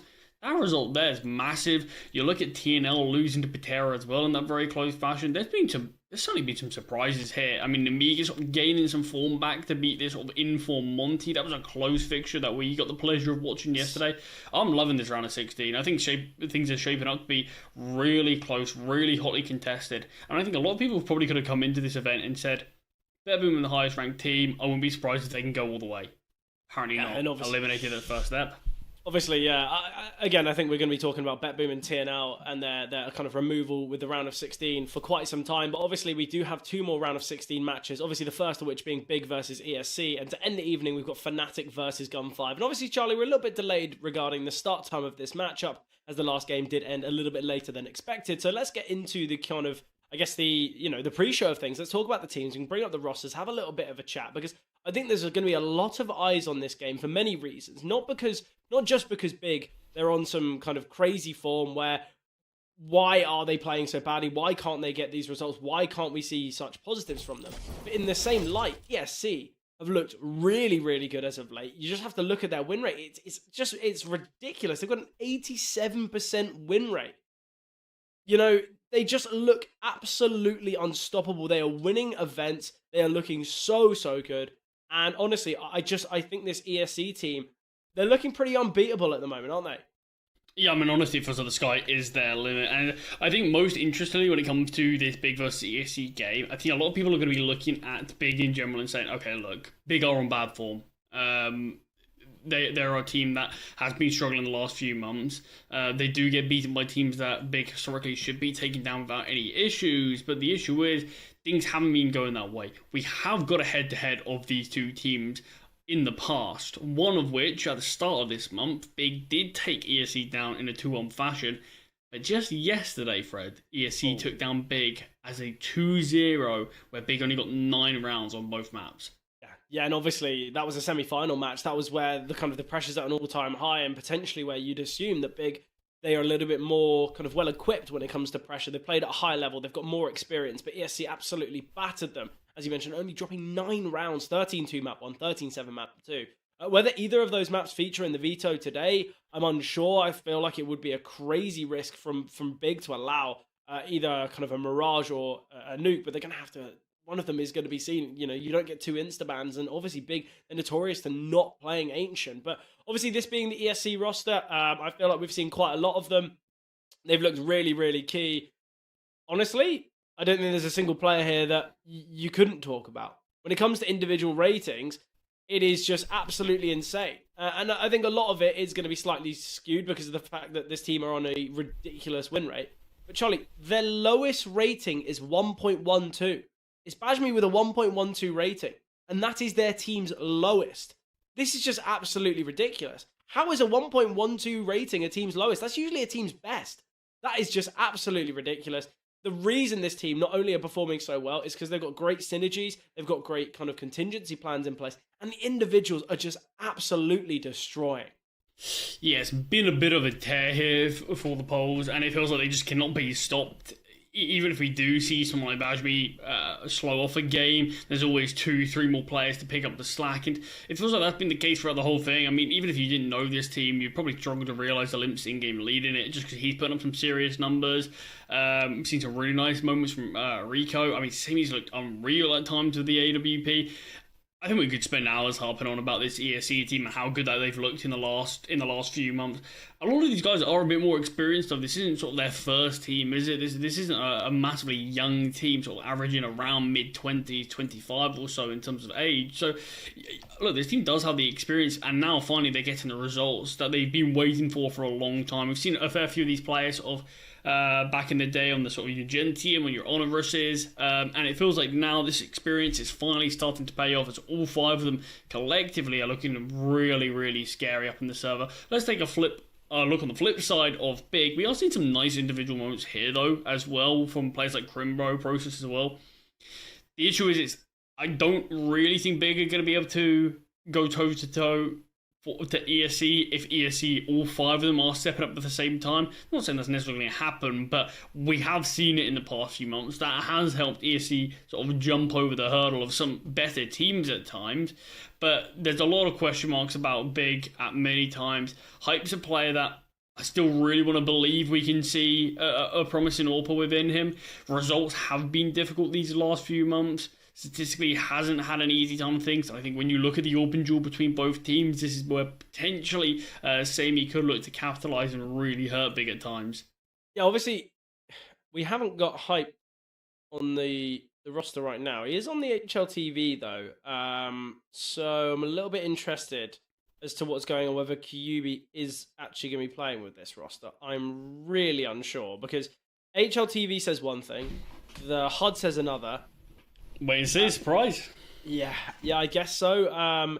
Potentially Hype just unable to play today, maybe something like that. Either way, look, as you say, I think it is just going to be a bit of a surprise. I think this team definitely does have decent individuals and obviously plenty of experience. Even someone like Crimbo now, you'd say, okay, he's still very young, still kind of doesn't have the most experience. He's 22 years old. He's been on this team for nearly 3 years now, or over 3 years, sorry. Already won, a trophy back in 2022 with this team. He's now got that experience. Crimbo has been looking really, really positive. But the issue is he going to be able to hit heavier than the rest of his whole opposition? I feel like JDC, I think there was a lot of talk about JDC over kind of back when he was on Mouse, promoted to the main roster. I feel like things have gone a little bit quiet for him. Again, I think what we saw from Hype on alternate attacks, he was having really good form. Obviously, he was on Big before, and then it didn't really work out. Went over to alternate attacks, and Hype was an absolute carry there. But I think this Big roster, they've got something about them. I think the Process pick up again. Obviously, another player that was on the main roster for a while, went back down to the academy team, now back on the main roster. We've seen quite a lot of that from this Big team. Hopefully, Process is here to stay, because he's actually had a pretty decent last 3 months, 1.19 rating. Obviously, we were kind of praising the ratings and the abilities of the ESC side. Process actually the highest rated player on the whole server. So I feel like there is certainly an argument as to why we could see Big win today.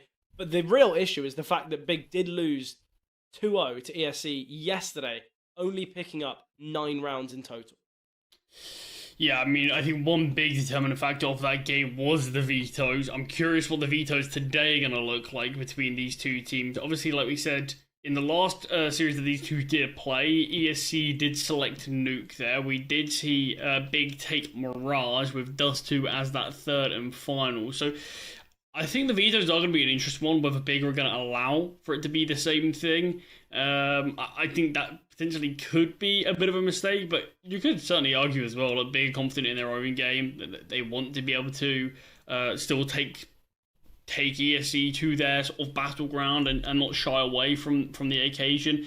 But equally, I do think that's going to be a bit of a scary task ahead of us. I do think in terms of just the last few months, in terms of map vetoes, what we're going to see banned, what we're going to see allowed, Big actually do have a few avenues that they could look to go down. Not necessarily saying they'll either be able to have an advantage over ESC on them, but I definitely do think, just due to their map pool, the fact that they do end up playing a fair share amount of maps, there's a few different looks that they can go about. But unsurprisingly, ESC will ban Train, will have Ancient banned from Big, and it will be the Nuke selection from ESC, of course. Dust 2 instead of Mirage from Big on this occasion, but Mirage will still be that third and final. So just moving around that second and third map, switching those places. Obviously, Mirage was actually a bit of a blowout yesterday, the more dominant of the two maps. Big only managed to get 2 rounds on their own map pick, so they're going to give Dust a go. They obviously didn't get a chance to play it yesterday, so maybe this could be the solution that they need. Yeah, the issue is if ESC find map 1 so dominantly again, I think all Big are going to be thinking throughout Dust 2 is, look, even if we win it, we then have to play Mirage. It's not as though there is actually a change in the maps, as you mentioned, Charlie. It is just the order switch, which, honestly, I think there could be some really big issues here. I think the German side are going to struggle today, just on the basis that recently, who have they bested, or who have they bested that I think anyone would look at and go, okay, that's a really impressive win. I think, okay, yeah, they beat TNL 2-0, which obviously is a great result. But again, the consistency's been a real issue for Big. They lost to Ecstatic. Obviously, they lost to OG. They lost to Spirit Academy. They've been getting some big losses recently. And honestly, for Big, I just want to see them back kind of competing again. This was a team that kind of, when I first got into watching CS and kind of playing CS myself, this was a team that were at the top. They were fighting for kind of these spots in the biggest events. And now they're losing to teams that probably didn't even have the game downloaded at the time, kind of thing. These youngsters that are absolutely bodying. And we have just got word from production, though, Charlie, that there might be a little delay regarding the start time of this game. So I think the safest thing that we'll do is throw it to a break, and we'll be in the action on Nuke, hopefully very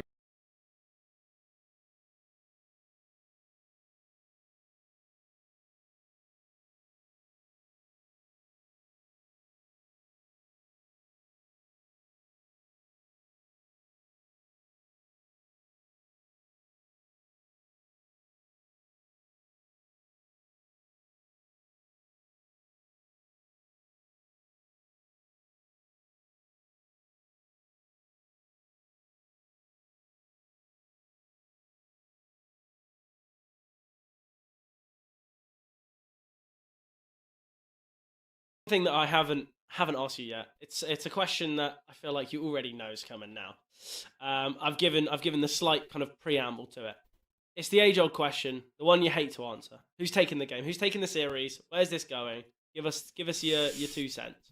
It's difficult. I think I'm sort of fanboying over ESC recently, just because I've got to watch quite a fair few of their games, and I've been really impressed by what they've shown us. I think I probably am going to have to lean towards them.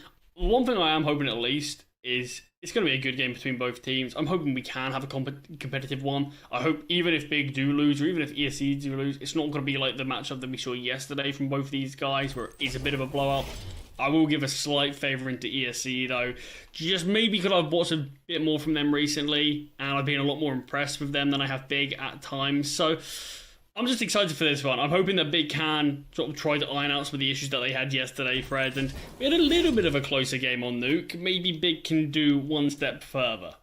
Yeah, look, I feel like ESC. I don't want to say either team are favourites. I think that'll be a little bit disrespectful to Big to say ESC are the favourites, and kind of vice versa. I think we have got quite an even game, but I am going to be favouring Big in this one. I feel like, actually, they would have seen that 2-0, they would have had that result, and they would have gone, actually, that was embarrassing. We need to work on something here. Well, Pistol Round is favouring ESC here. Bomb on the back of Rico. We'll plant this toward A. JDC in a 1 versus 2. I'm sure if there's a defuse kit down anywhere for him to retrieve.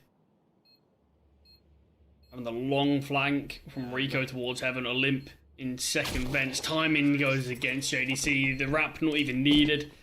In-game leader can do it by himself. 2 kills for him, 2 for Moonwalk. Rico chiming in to give ESC their pistol round victory on this T side of their map selection, of course. Obviously, ESC, they're going to want a strong start here on this T side. Get yourself some early victory, build your foundation of Nuke. Golly, ESC have played this map 25 times. 25 in the last 3 months. They have lost it once.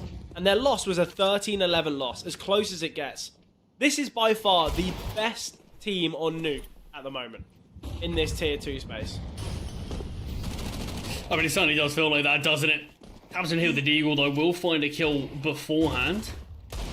Base has been taken, but the fighting is continuing from the T's. They're not shying away despite losing bodies. Tabson's found his second in the meantime. Finally does get put to rest, but you've kind of got all of the CTs crunched in here towards Garage. They need to connect these shots, and they need to connect them cleanly. Sure, they've got the man advantage, but health could favour either side. Hyped does get taken down here. 2 players lining up. JDC makes good work of this MP9. Yeah, bursting with the MP9's working well for JDC.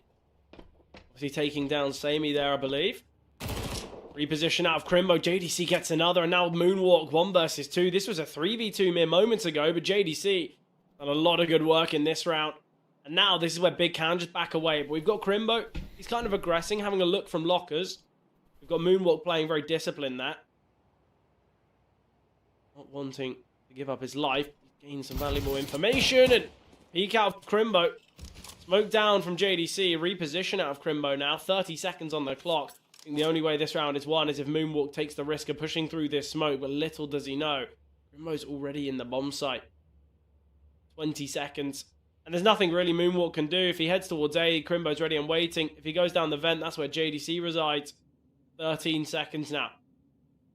JDC, that's all about timing. Steps ahead though, JDC favoured in this fight. Knife out in as well, but JDC, great triple here. Mentioned that I think JDC was a name that many of us commentators, many of anyone within the CS stratosphere was so excited to see when he was on that Mouse roster. Such an impressive player, yet there's been that slight dip in form. Hasn't really had the kind of the individual brilliance that I think many alluded or I kind of thought he would have, but this could be his kind of return. Well, I certainly do think he's been playing much better here on Big, but you can make the argument not playing against as high tier opponents as well. So definitely showing that he can have that moment of brilliance still. Because what a round from him there really was the difference maker that Big needed. Because although ESC were 2-man disadvantage, they started to pick apart the defense, but JDC made great work. What a setup. How has that gone so wrong? I mean, you're so exposed, though. That's the issue. It felt like if ESC were maybe a few seconds later, Big could get properly set up where they wanted to, but slightly just exposed in no man's land. So it is a 3-on-3. Contact taken, Tabson with intel of 2, but Olin will take him down. And now Samey under pressure. Tech 9 in hand. Process dropping the smoke on the bomb. Missed shots from Samey. Opportunities now being given here. Process aggressing. Samey gets one more, though. Down to the 1 versus 3 for Process. He isolates the first. Can't find the second, though. Great from Bajmi. And ESC, although they lose against the Big Force by, they're victorious with the Tech 9s. Settle on to that close game. This is certainly how it's provided, isn't it? Forced by 1. Nice and early here on map number 1. Obviously, Big's cash isn't going to look all too good here. For an XM. Hyped on an M4, the rest of his teammates with 5.7s. Util just 4 pieces across the whole team.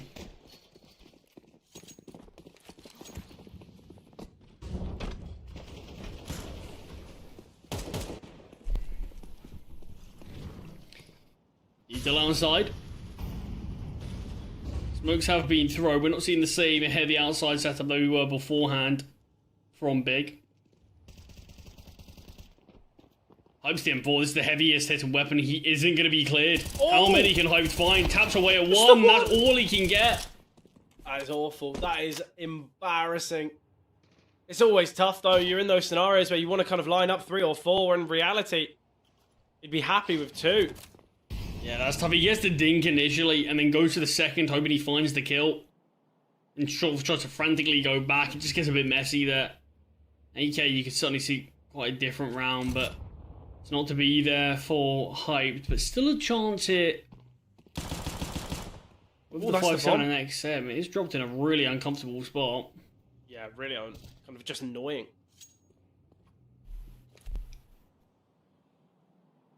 Positioning of Process. He's got an XM from Redbox. Samey is down the vents.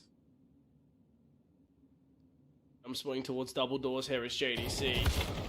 Samey spots and finds. That is excellent from Samey. And Process, although he was here towards Redbox with the XM, won't really find the true impact of it. If he flanked straight away, he would have had a decent chance. just going to look to save these rifles here. I think Process should actually just look to back away himself, as there is an M4 and an AK to be retrieved. Yeah, it's quite unlucky there. You understand the idea. If ESC do go back up towards A, as JDC's obviously contained that bomb for a decent bit of time, ESC don't have the intel. They could certainly think they could have doubled up towards that position, maybe. Yeah, of course. I think we would have seen a lot of impact from that XM, but it's not just going to come through. Grimbo's probably done enough to keep hold of this rifle. I don't know, he is getting progressed. It is samey though. And honestly, having that many players falling, ESC, I don't think they can justify going for another fight, but it will be the 4th expected from ESC, as it is just this saved rifle from Crimbo. Double pistols could be invested, but even still.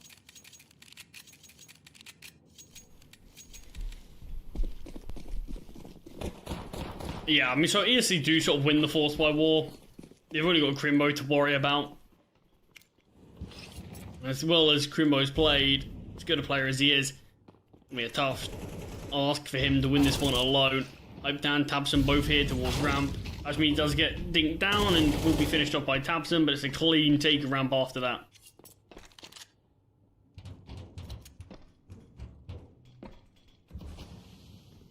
Already 2 down towards the lower side, but it is just a set of jewelries and a USP.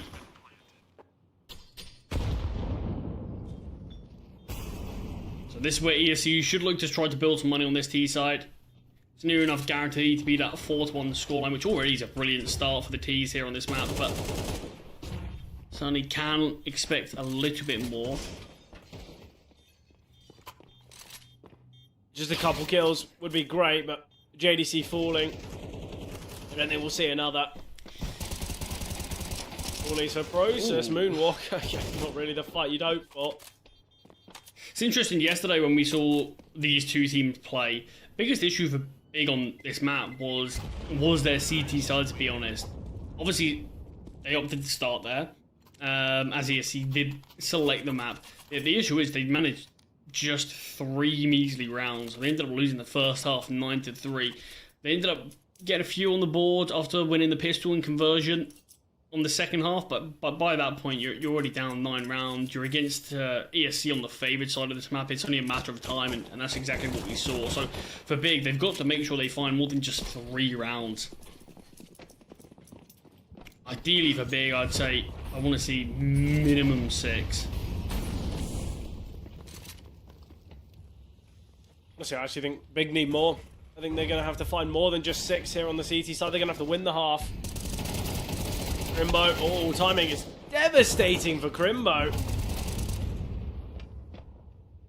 We'll get a kill back there on Rico, though. We've seen the play down the lower side already. We do have one here in JDC. I believe might have been spotted. Certainly looks like he has. He down so much damage. That was second aid 4 HP on JDC. And after not actually taking down the rifle on the lower side, ESC are going to look elsewhere. Obviously, so much damage has been dealt to Big. Moonwalk is low himself.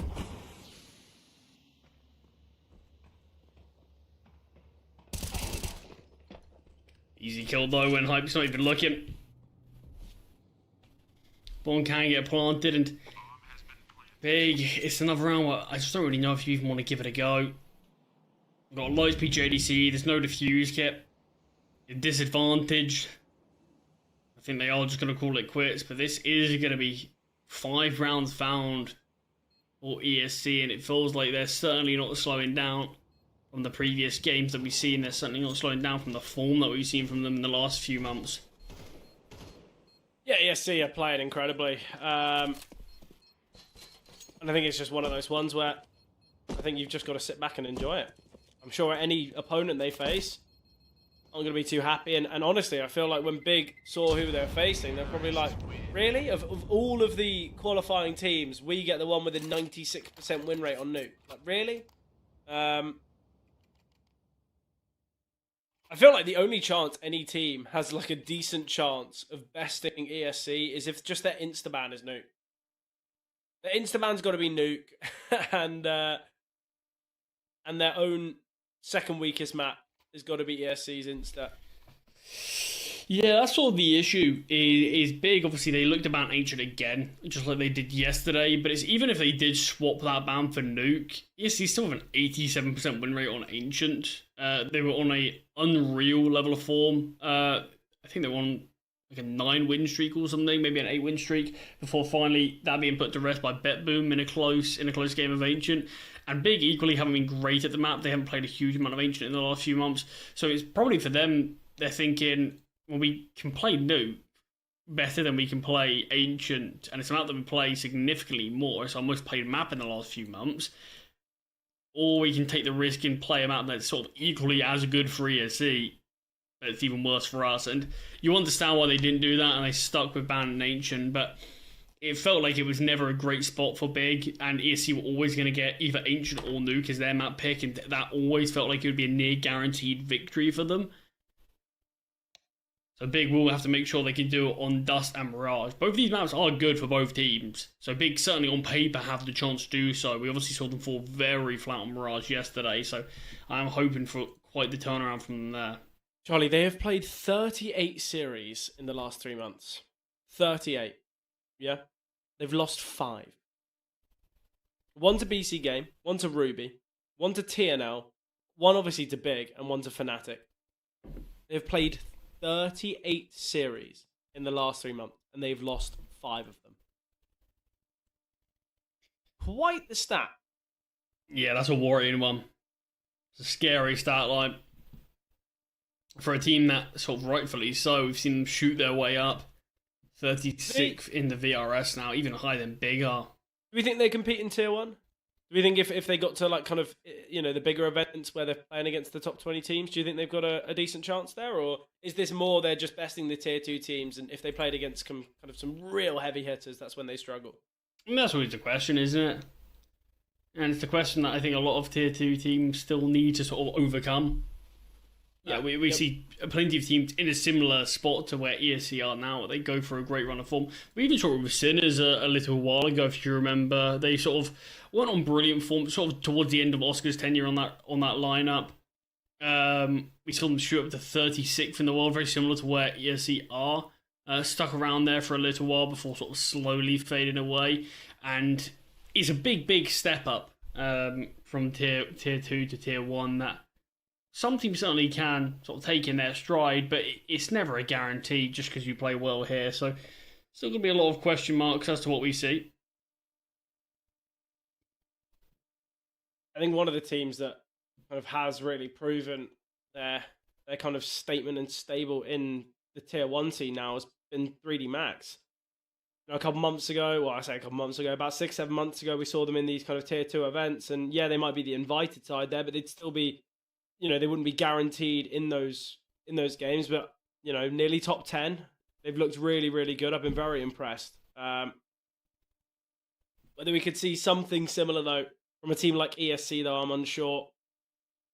Because it is so difficult. We've seen it from individuals as well when they've kind of had the call up. They've had that kind of, I guess, the tap, you know, where we see what you've got to offer. And I think a lot of the time it does work quite nicely, but there are the odd occasion where you see it really fall flat. A very recent roster move that I've got my eye on massively so is Tanir moving to Spirit. I am so excited to see him on Spirit. Obviously, we saw him back on Amiga, where he was playing. I think he just was there for like a month or so. Had that slight stint on Heroic. But honestly, I am really, really looking forward to what Tanir has to offer now. Now he's on Spirit.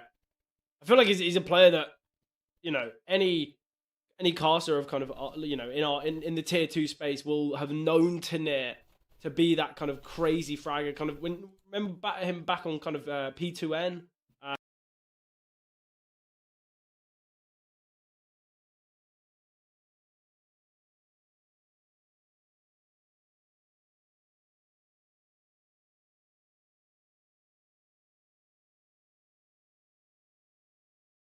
That's the interesting thing for these guys, it feels like. I mean, I remember sort of that Sanga roster that Sammy played on.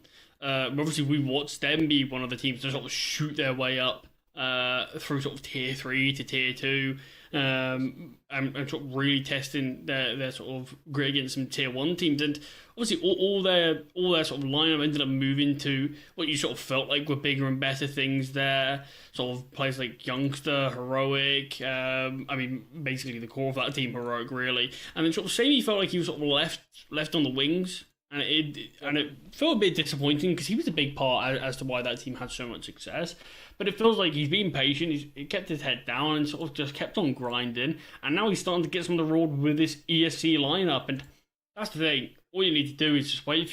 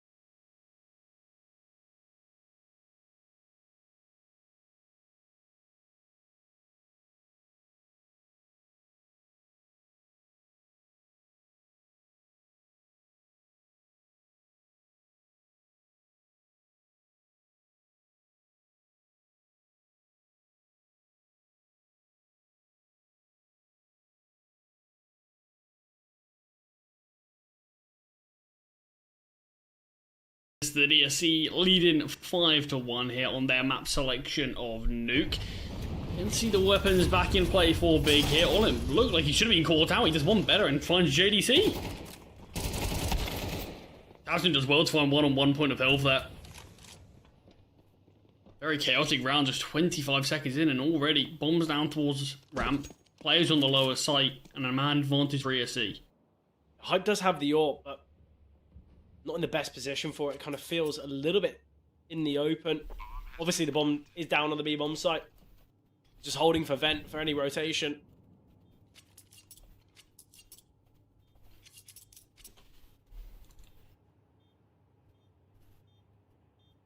Again, this is going to be a 6 now for ESC. I mentioned for Big, their best chance of taking Nuke, or their only chance of taking Nuke, is actually just winning the half. They can no longer do that.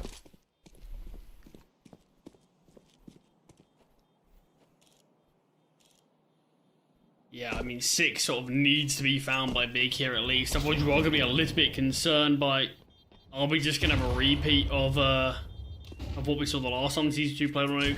Just as a bit of a catch-up or a refresher. Last time these teams did play, Big were only able to find 3 rounds on the CT side of Nuke. And that was a big reason as to why they fell so flat on that series, particularly on this map. Need to see more than that. Look, do I think 6 rounds is enough? It's tough to say. I do think it gives you something to play with though. You win the pistol, potentially win against a force bind, and you're in a decent spot there. But I think when you start to get to 5-4 rounds on the CT side, that's where things are looking pretty bleak. Yeah, I think right now for Big, I think they've kind of just got to accept their fate that realistically, ESC, they've got a 96% win rate on this map for a reason. 96, that's just a crazy win rate. I think that's the highest win rate I've seen of any team on any map above 10 maps played. We've got 25 games on it. It's their most played map, I believe.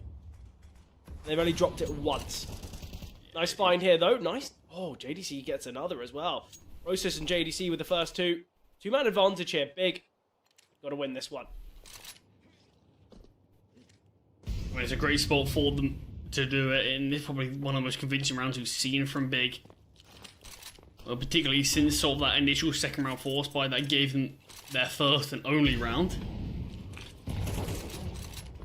1-for-1 trade here is not good enough for ESC. Process spots out, does some decent damage to Olymp, who desperately tries to make his way down vents. In fact, it's Sammy to do so. That doesn't get spammed away. Olymp finds 1. I mean, damage here would be decent. If Olymp could maybe find 1 more kill, that's sort of all you can really ask for. Money's in a decent spot for ESC. Same cannot be said for Big, of course. Yeah, obviously, Big, if they can keep 3 survivors, they're going to have a pretty perfect investment. Olymp dropping down the vents.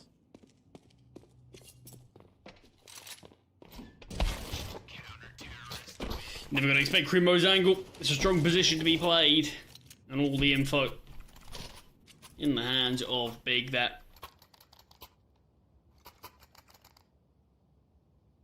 Still weapons invested on both sides, of course. Said that ESC have enough cash to play with. We do see the second found here from Big. Ideally need to see them start to string these rounds together.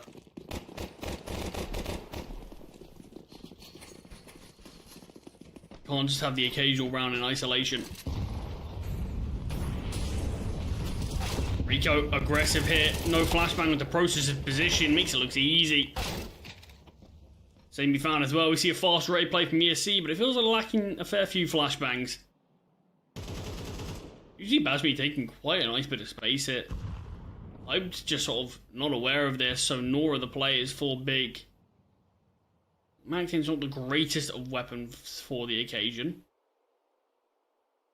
Obviously, as well, for Big, if they want to get themselves 6, not only do they need to put rounds on the board, but again, they need to be doing it dominantly. And 3 survivors in the last, potentially 4 in this one.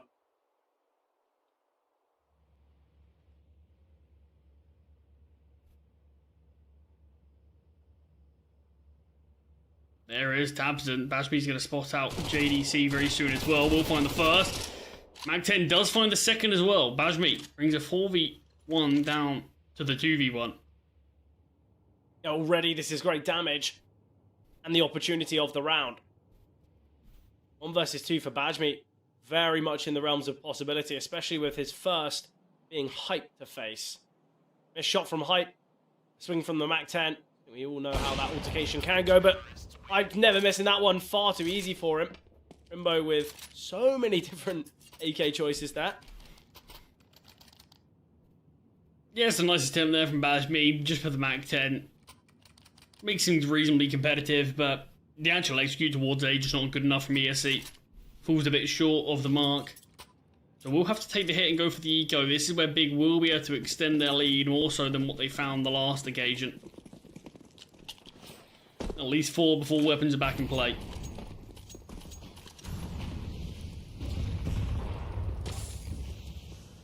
We do have a bit of investment. There's a few Tech 9s in play. P250 and a Mac 10 on Olymp.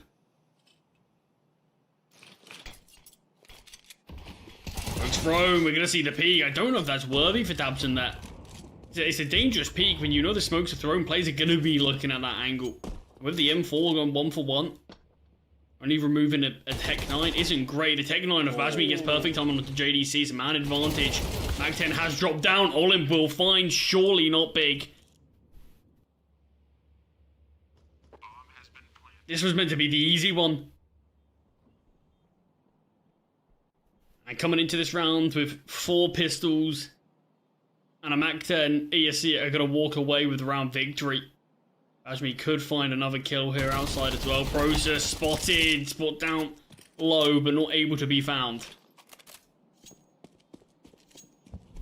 But the round is done. Big aren't even going to attempt this. They don't really have the money for it.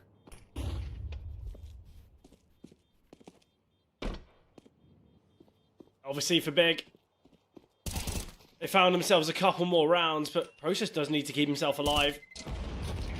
And he will go down to the bomb. Yeah, that's more than worthy for Rico as well. Like, he could have looked to save his teammates M4, but just sort of keeping Process nearby, so that he ends up going down to the bomb. It wasn't the full buy from ESC. It was just the eco, so they're gonna have money regardless. So it's not bad there in terms of keeping this money very weak for Big Lan.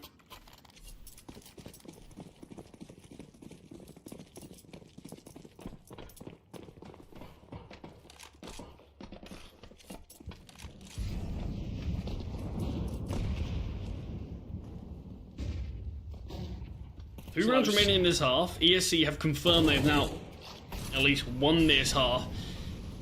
But we could see that 9-3 scoreline that, to be honest, I kind of feared for Big if they end up losing this round because they won't have a lot in the tank for the final.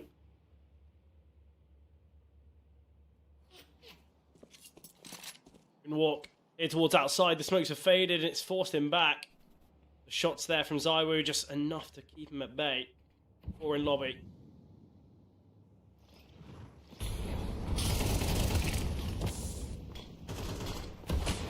Process does get one on the same. He's trapped in front of this Molotov. It's the easy kill for Rico to get. And B9 of JDC does fall. And now the bomb site starts to get swarmed upon. Tabson finds one, but it is just the lone kill.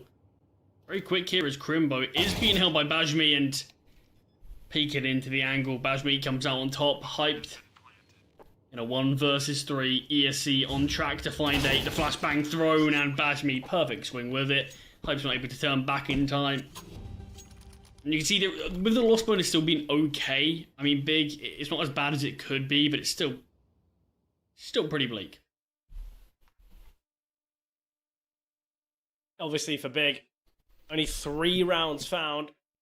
CT side, it looked as though they had a chance when it was that kind of 6-3. I thought, okay, well, maybe they can level up the half. Maybe they can get themselves a bit more success. But ESC, again, as we said in this previous matchup, it was that 9-3. 9 found from ESC on Nuke in their previous game.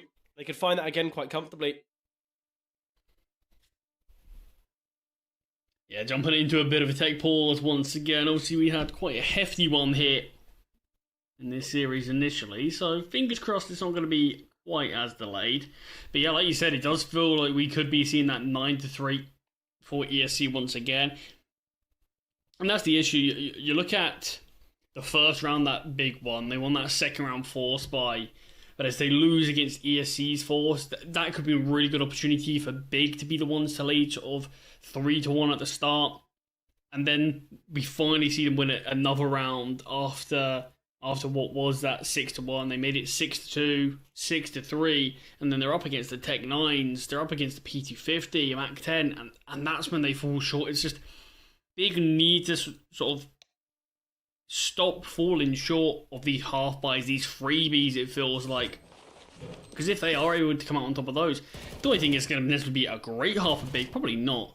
But it could at least be, at worst case scenario, maybe a 7-5. You could make it that 6-6, like you said, and it gives you room to play with. But what we're seeing here, already 8 rounds on the T side, is a scary prospect to be facing, with the possibility of 9.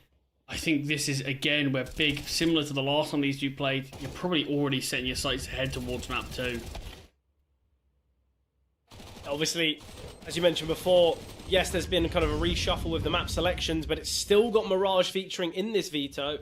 And obviously, if Nuke shows a similar performance to yesterday, if we see a similar scoreline, we could see the same on Mirage. Whether we'll even get to Mirage, though, that's the question.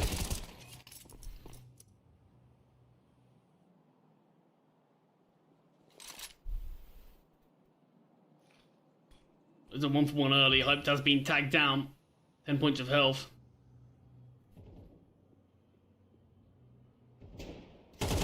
And Walk finds 1. It's the lowest speed Hype. If he can get 1 before going down, this wouldn't be too bad considering how weak he is. Process here as well has been found, and Hype's an easy kill. Process needed to stand tall there.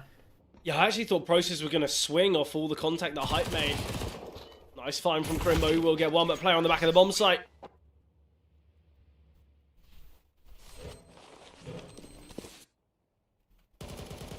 Well, there's that 9-3.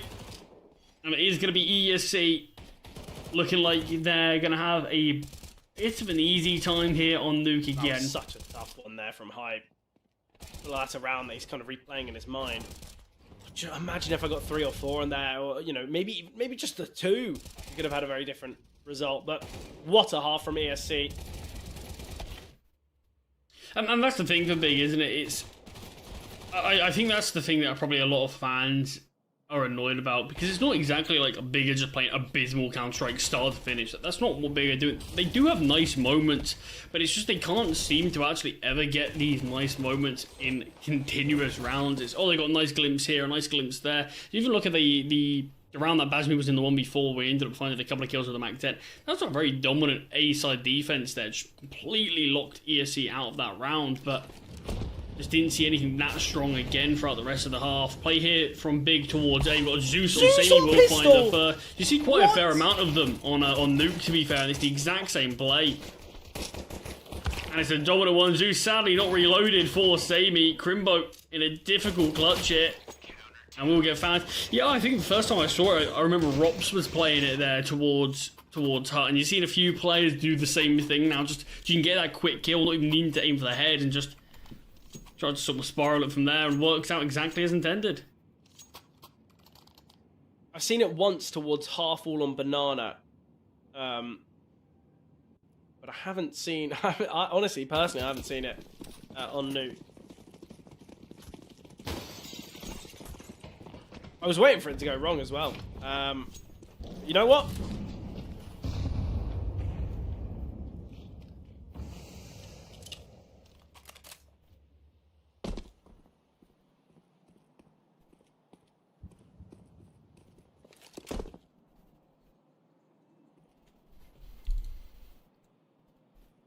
I mean, honestly, I think it's brave that Big are going for the eco here. I mean, do I think there's necessarily a good solution going for the force or the eco when you're 10-3 down? Not really, but I do kind of respect that they are looking to play for the weapon round. It's not going to give them a lot of leeway, is it? Really, in terms of the amount of rounds that they have to play with in this game, but you certainly don't hate the idea. Process will find 1 with this P250. A lot more players left to find, and the 1 kill would be all he's able to get here as ESC extend to 11.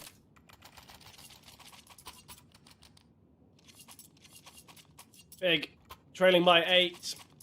I don't feel like they're in a great spot. I think they just need to accept that Nuke is over.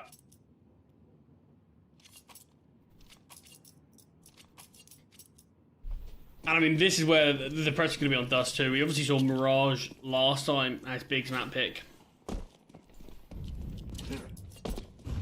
They've opted for Dust on this occasion. I think they needed to have some sort of change up from the last time. We'll see if Dust fares any better than Nuke. But yeah, it definitely does feel like things are getting wrapped up. This is obviously a must-win round for Big. Not only is this the only weapon round you could potentially be playing with here on this T side, potentially map point for ESC. Nice and early here. I mean, obviously, the delays have made this this map a little bit longer, but it's been, in general, the actual Counter-Strike we've seen played has been very quick. Olymp finds his second, and the first T round, Fred, it's fallen very flat. Yeah, first full buy versus full buy. Maybe not gone how Big expected.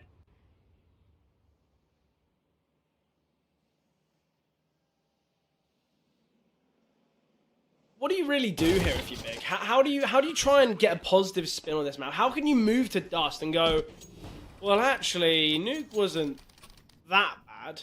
I just don't see any way you can look at this game of Nuke with any positives. I feel like there's going to be a tough conversation between the analyst, the coach, the in-game leader when they're looking back at this game. They're kind of just trying to figure out how to not offend the big players as much as they probably will, because honestly, ESC, we're going to be looking at a 13-3, or we at least should be.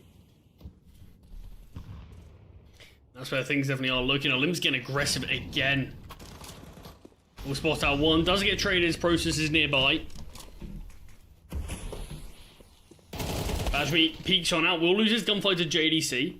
It gets a little bit closer. Moonwalk, is he going to be ready? Or Process sneaking below him? He might not be. The same he certainly is. 1 versus 1, hyped on 1 HP, and there it is, 13-3. A clutch there for Sammy. Sammy's had a good game, 16 and 12. Raiko as well with 15, Olymp 14. A great performance there, obviously. 13-3. You look at the kills, Tabson with 12, JDC with 11, Process with 11. The kills aren't, like, that far apart, but obviously the rounds ridiculously far, 13-3.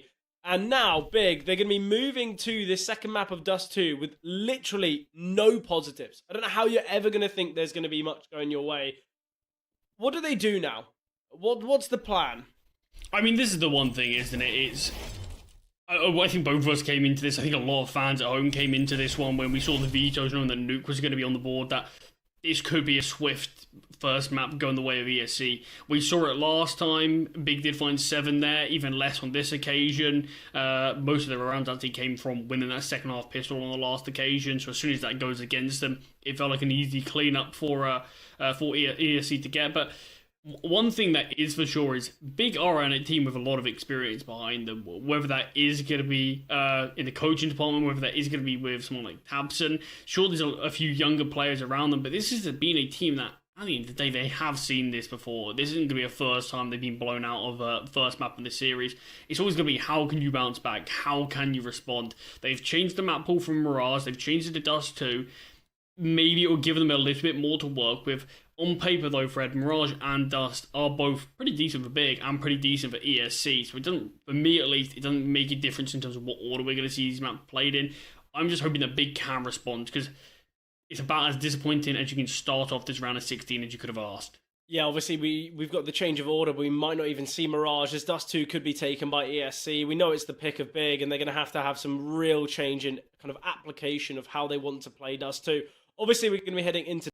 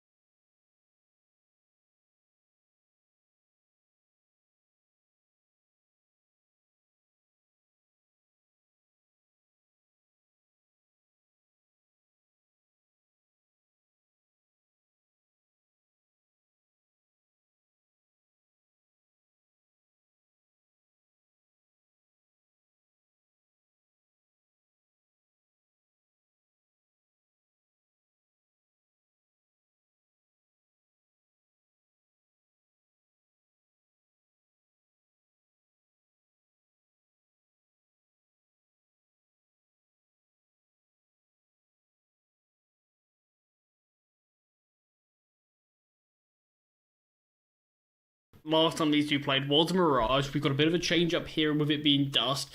Big selecting this over that Mirage. We do need to see them step up. It's as simple as that, really. They can't let a repeat of map number 1 happen, otherwise this could just be smooth sailings to ESC making their way into that quarterfinal, that second final quarterfinal spot up for grabs. Obviously, for ESC, they've done really well in previous events and in other assets and facets of, online Counter-Strike. And I think what they've proven against Big yesterday and what they've shown already today certainly has been persuasive enough to find this map and to close out the series. Tabson has spawned quite a few out here towards middle. We'll just drop that smoke grenade. Could start to get overwhelmed if Moonwalk goes for the peak. Tabson takes the fight onto him. Moonwalk does get bested. Tabson now can push up towards short. All the ESC players right now locked in towards CT. This cross is going to be difficult. There's so many players here. Will get thrown across. Tabson able to retrieve that. But it's a disadvantage post plant here for Big now. Ooh. Oh, what? He finds him jumping. Olim, what? He gets a third. Hyped 1v4. Taken down by Raiko. Pistol round going the way of ESC. I mean, it's not necessarily as impressive as the Kukli jump in one tap, but still being low HP, the body shot connects, and that's all that's needed. What a round there from Olymp. And this is what we mean, even there's not necessarily the weakness that many teams have of, or at least the in-game leaders not putting out big numbers. Olymp certainly proving that. The pistol round on the way of ESC. That is them winning all 3 pistols here in the series. Obviously, first half and second round of Nuke, we did see Big bounce back with a force buy. They are going for the investment here. Decent little buy here, to be fair. 3 Galils, Mac 10 and a Desert Eagle for the second round force. Certainly not too shabby.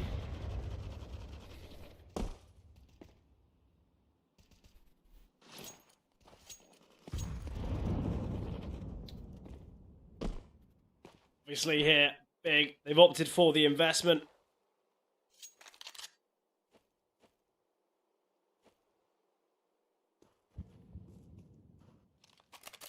JDC looking for something towards short. Rico will just throw that Molotov to keep him at bay.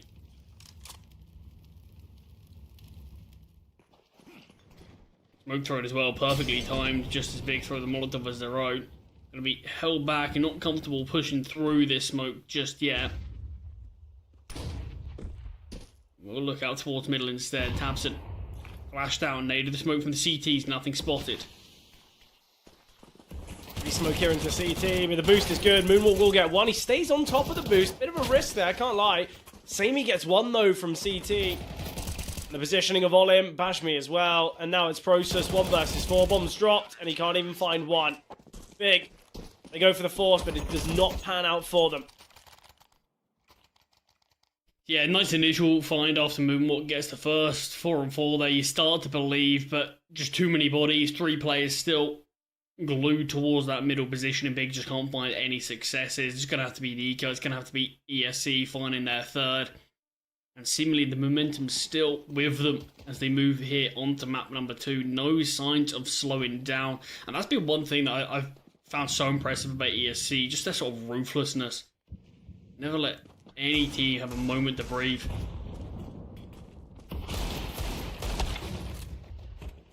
It really feels like when you're playing against them, you've got that kind of suffocation. There's very little you can do. You're feeling as though you're getting swarmed in every moment. And Tabson under the pressure of the HE grenades in middle. Process found by Raiko. And this is exactly what I'm on about. This is a half by which you'd assume Big would be the one setting the tempo, looking to get aggressive, maybe trying to kind of prod and poke with the Deagles. But ESC, they're the ones that are up in their face. They're the ones that are looking to fight. And the kills are coming for it. All on Hype down Crimbo. Head has been spotted, but Hype just can't seem to connect this bullet. It looks spot on each of them, but not being found. Crimbo with the D also gets a 180 by Moonwalk there. That 3-0 start does come through as we expected. Probably didn't necessarily expect it to be as clean as it was. The force by only finding 1 kill. Just a swap upgraded pistols, finding nothing. So money's looking really healthy here for ESC nice and early. Got good weapons as well, only one weaker SMG, but apart from that, got rifles all across the board and tons of cash to play with as well.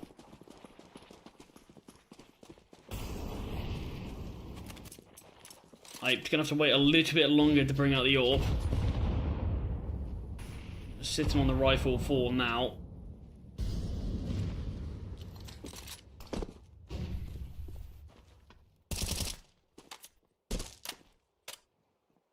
I'm obviously on map number 1. Not an easy game for him, not an easy game for really anyone on Big. But I think he could be a real difference maker here on Dust 2. In quite an AWP-centric map. Him versus Samey, he's always got the exciting prospect about it. Certainly Form's favoured Samey as of recently. Definitely doesn't mean Hype can't have those games. Obviously, in one of the more recent games that I saw from Hyped, it was here on Dust.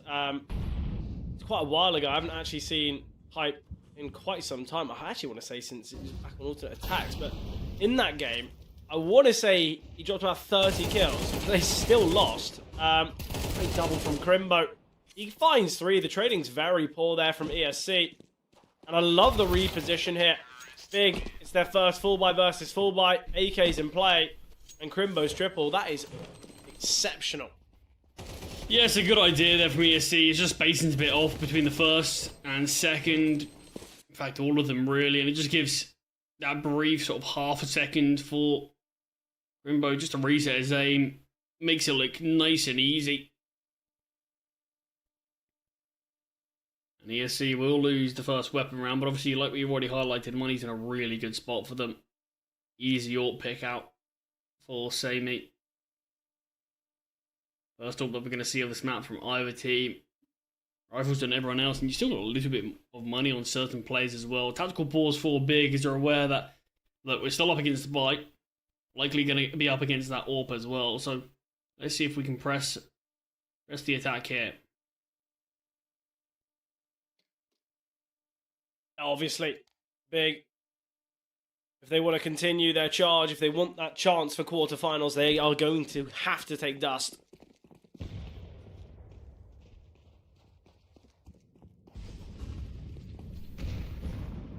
No early aggression towards really anywhere from Big, bar tunnels. JDC's just taking the space in lower. Clearing their south for now. Process just making sure the CTs aren't getting too aggressive towards long, as Joel can actually be taken pretty swiftly here.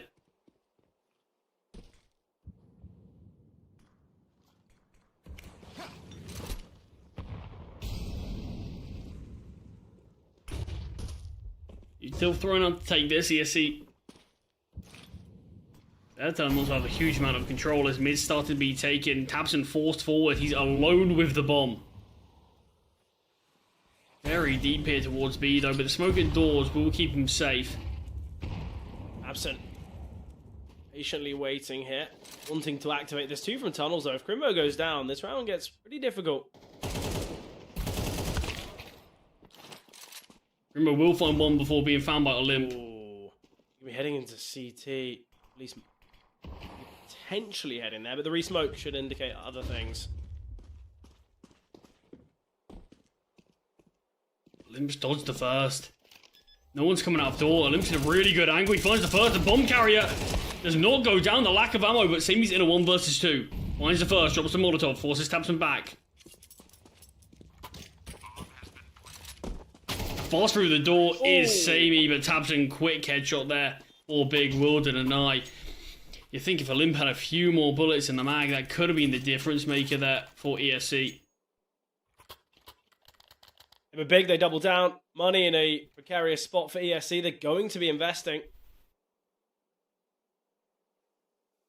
You can see Tabson there on the cams just hyping up the team. I think it's one thing that Big feel like they've just lacked a lot of in the last few months. Just this confidence, this belief. Tabson doing his best to install it in his team here. It's a competitive start to Dust.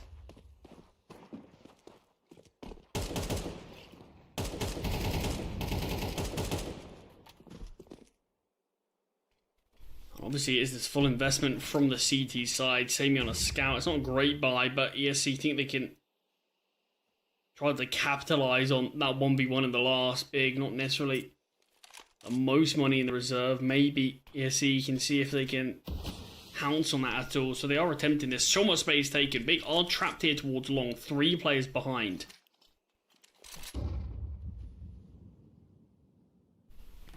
Moonwalk's got quite aggressive. I'm not sure there's a flashbang or anything, so Moonwalk will just take that fight. Trade does come through. That's an easy find. Raiko is here ready as well. Surely Big don't assume there's a third. Oh, they are very sure of it.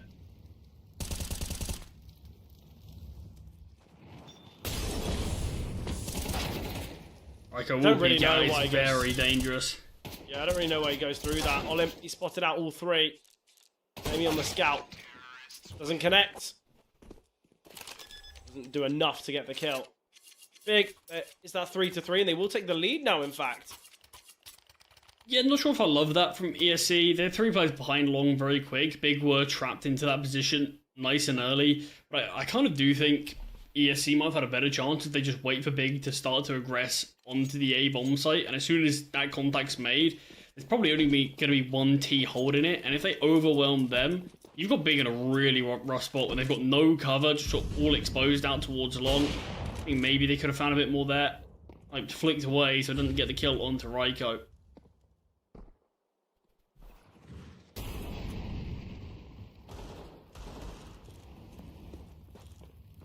Long has been taken though.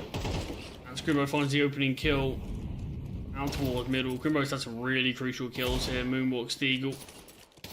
Towards Goose, cannot get into safety, and he does get found. AK's being retrieved on Olymp. With this just being the half by expectations aren't much. Olymp would love to save this AK though. Saying that. Just searching a little bit.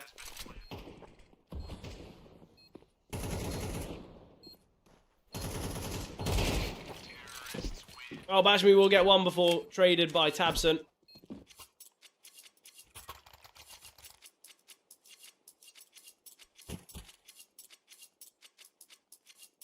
And weapons now back in play for ESC. That 3-0 start that they had has quickly disappeared, and Big, being the team's indeed in the lead now, can look to see if they can mount a little bit more on this map. Obviously, from what we've seen from both Big and ESC, been interesting. Both teams actually favouring the CT side. A lot of teams like the T side on this map, but they can't set the tempo. I think this is a good map choice for Big, to be fair. They're on a 4-map win streak. Some pretty solid wins on it. Played against Venom a couple of days on this map, won it pretty dominantly, 13-3. Even a little bit beforehand, taking down TNO and Ecstatic, 13-7, 13-6. So I actually am quite a big fan that Big opted for Dust over Mirage. Look at the teams they've won and lost against, right? They've got some decent victories. You know, look back to July, they bested Heroic 13-6. Obviously, you mentioned the kind of TNO Ecstatic. Their losses are 13-11 to 9, 13-10 to Partizan, then they lost to Fury and BetBoom. These are all very impressive teams. These aren't kind of, you know, these aren't upsets, are they? No, definitely not. And you can certainly look at it and say, you can't really blame Big for sort of losing some of those. And I think particularly off of what we saw just the other day on Big's Mirage, where ESC feel like the way they play was perfectly just responding to everything Big were doing. I do think just the change of maps and the flipping of it is a good idea. But obviously, we are still going to have Mirage if we do get to that third. Rico finds one, is able to double up. Pressure's going to be here towards B now, but there's 2 defenders. Olymp finds the first, second player. Can't get the trade.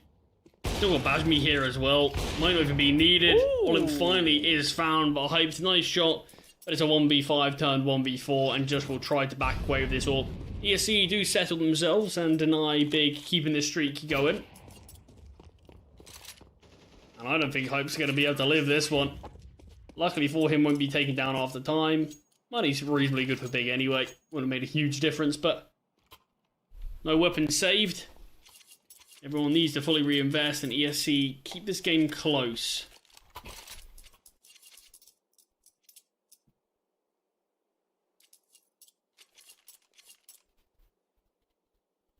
Obviously, for Big,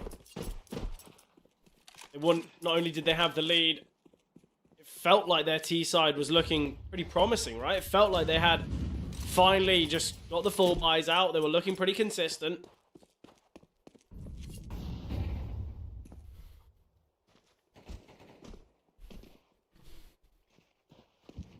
Oh, look at all the space taken from ESC though towards tunnels. Crimbo could spot before Olymp gets too far.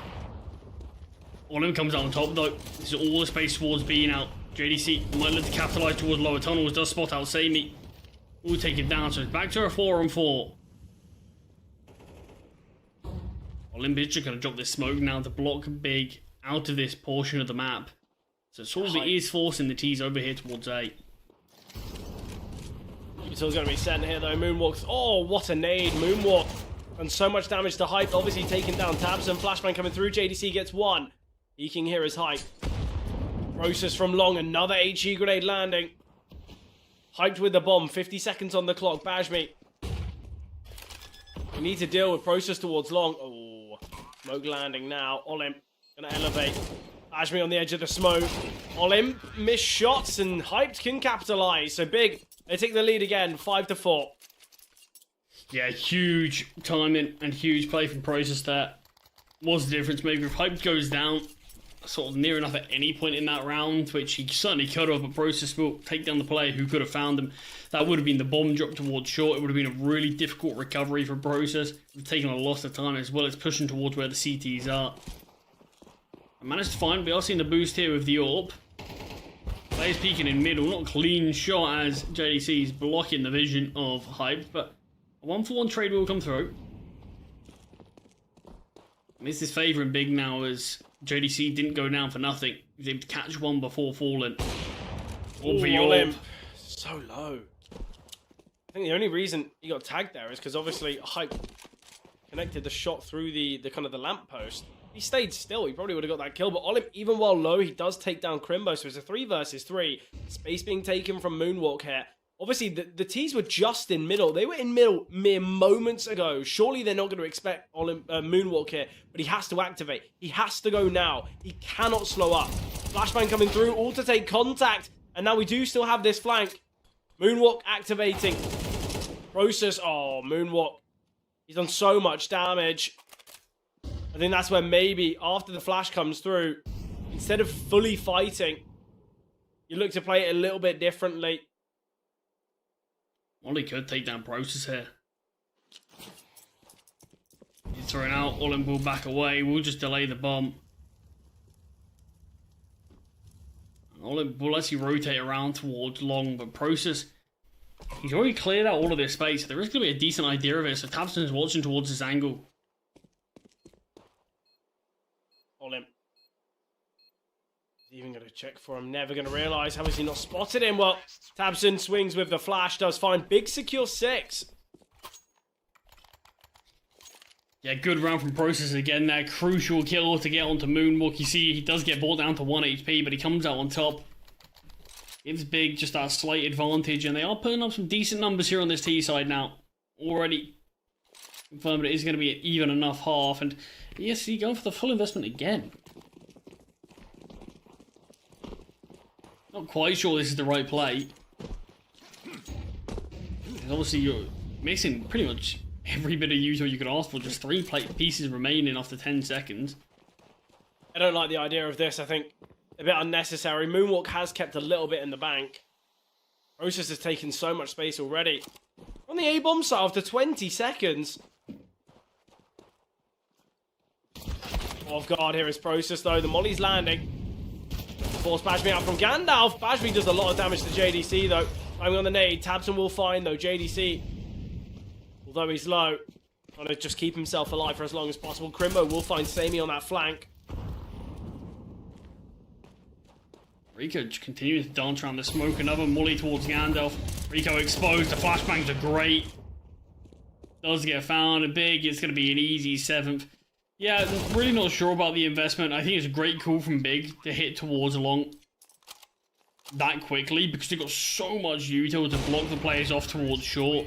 And you can just see the amount of mollies, flashes, nades that rain down, and ESC can never really get a foothold back into that A-bomb site.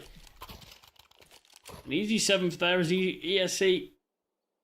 The final round of the half, and again, I mean, considering they've had a lot of situations where they could have just taken the eco or a half buy and gone for an investment in the next, it's probably sort of their third or fourth, not great full buy that they are going to have here. But Big have the opportunity for 8. Oh, the aggression towards tunnels again. We've seen it on multiple rounds. A limp through the flames, but no one else seems to want to join him, so it's an easy one for Crimbo to find, and the rest of the team nowhere near. Technically, the double from Samey is good, but Hype finding impact with this so much action across the map. He has killed a teammate in this one. Steps have been heard from Crimbo, and this is why Hype might be backing away.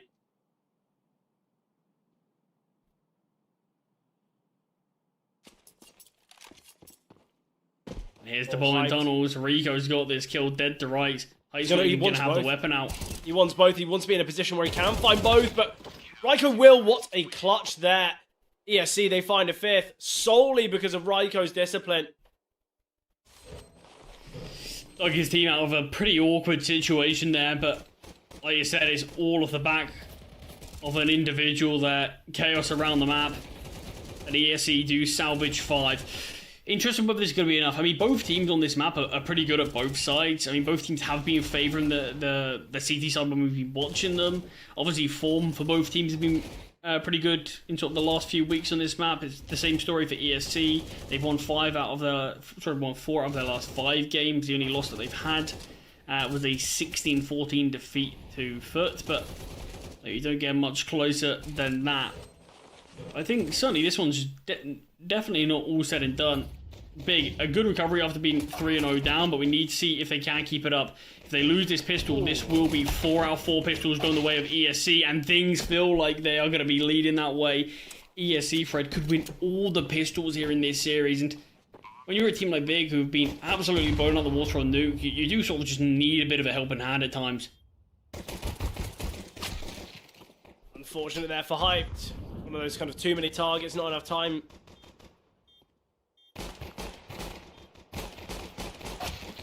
Shots just not connecting for Process. 4 survivors there from ESC, despite Bajmi being the first to fall in the round. Being flawless after that. It's a good way for the Polish side to bring themselves instantly back into the fold here.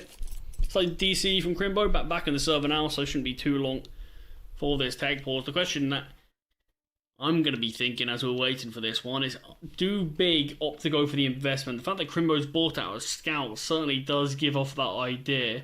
I don't know why you would go for this. I think for Big, obviously you go for this force buy, it goes against you. That's 7, that's 8 for ESC. They claim a lot of that kind of lost ground. Obviously Big, they are on their preferred side now, and obviously this is the weaker side for ESC, so I think Big is still in a decent spot, and that's why I am so kind of unknown as to why they're forcing. Clearly confident enough to attempt it in Crimbo. That's a hell of a find on the Bajmi.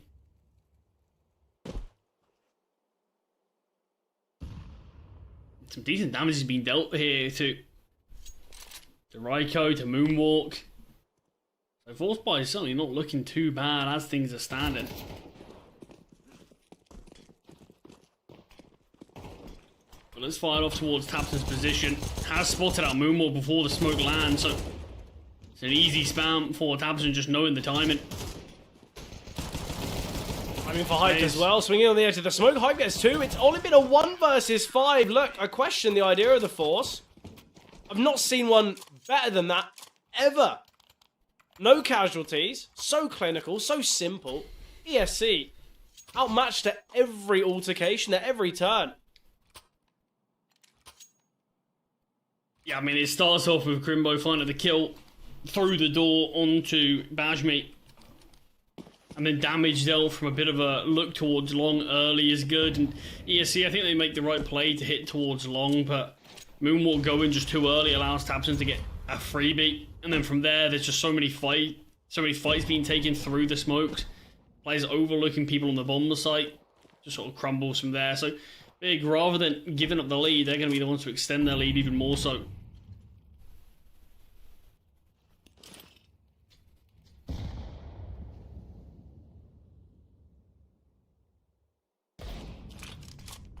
force buy for the T side, but just the Deagles in play, already losing a man. I think we could be going 3 here. Oh, Raiko though with the Deeg shot.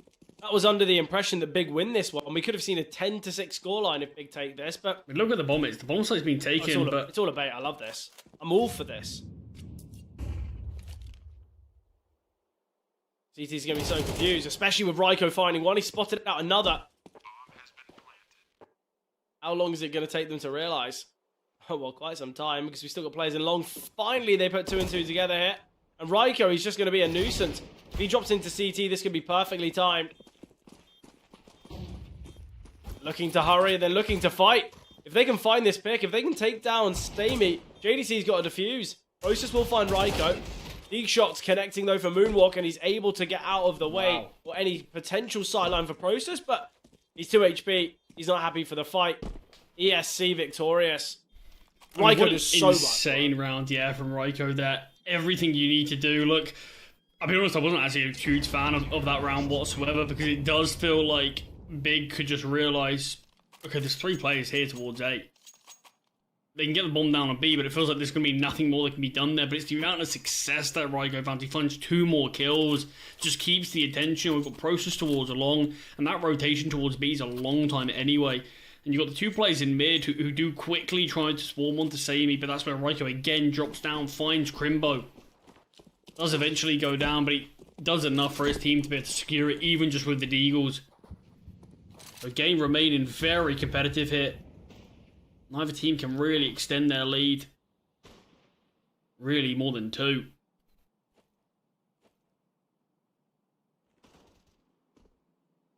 ADC in tunnels. Will clear out Raiko's position. Does find that frag as Ajmi again goes down very early into this round. Oh, great find from Sammy though. JDC. Oh, JDC should have been found there. Olim had an opportunity. Tabson is aggressing here towards top mid. Not Tabson. Process, sorry. Great shot from Hype. Process has been taken down though. They're aware that JDC was towards lower tunnels. They've just spotted Hype on the bomb site. And that's why we're seeing this reposition out of ESC. But Hype's going to be taking space here towards top tunnels. Huge risk to do with the scout, but won't meet any contact, so he can drop that scout for a rifle if he chooses to.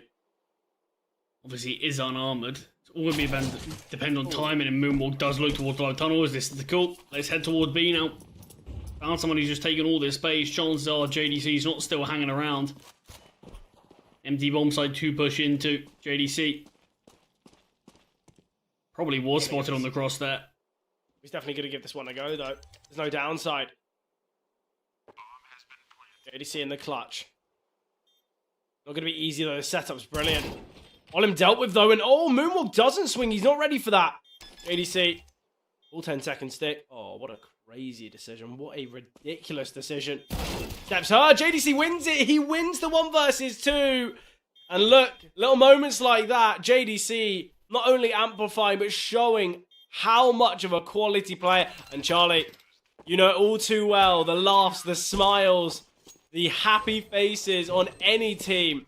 That's when I'd be worried. That's when I'd be scared. Because the second we're seeing laughs and maybe a bit too much fun, that's when you've got to be worried, because JDC is going to be feeling like the most confident man in Counter-Strike.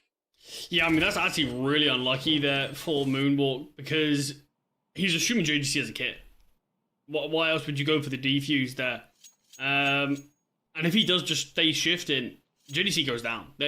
Without a doubt, JDC is taken down there. But Moonwalk just makes the steps, allows JDC to hear it, and he's able to flick up in time to find the kill.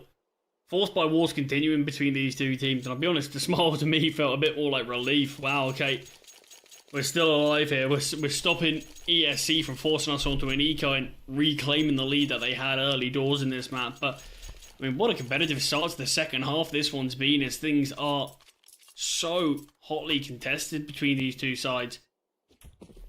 But obviously, if ESC aren't successful on this force buy, that's where we can see quite the lead being taken from Big. Could find themselves 11 before we see another buy from the Ts.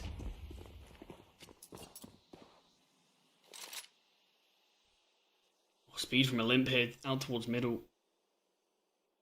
Tabson is waiting for this in CT, just jump spotting. Easy kill onto Olymp. Perfect nade onto Raiko as well.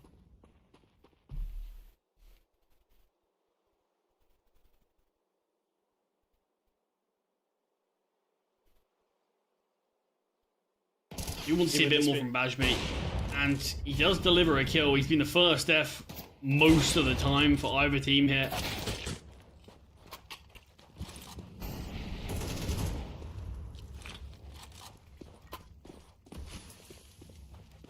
Oh, can be planted.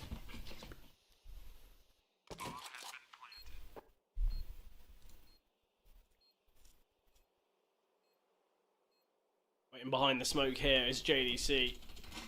Very split here a big. I think this is a bit of an unnecessary one, but let's see how it goes. Contact taken here. JDC gonna flash himself in. Process finds Moonwalk and they're aware of Raiko's positioning. Raiko has had good clutch moments, but not in this one. Yeah, it's an easy round for big, and it's going to be their double digits here, and like I fear for ESC, this is going to be the 11th found for big, unless we see any crazy force, by which I think essentially we'll probably just concede the map up if you do go for anything of the sort. Pistols are being invested, but nothing going to be more than that. It's all going to come down from what ESC can do in the next few weapon rounds.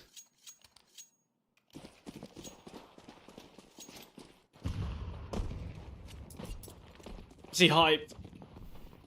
I mentioned how in the last game of Dust 2 I saw from him, it was very consistent. I've actually been more impressed with him on the scout than actually the Orb has had the scout for a vast majority. Bashmi, he's already applying pressure from middle, but Crimbo's double. Could find a third, but just the USP. Sammy will find 2 versus 3 still though.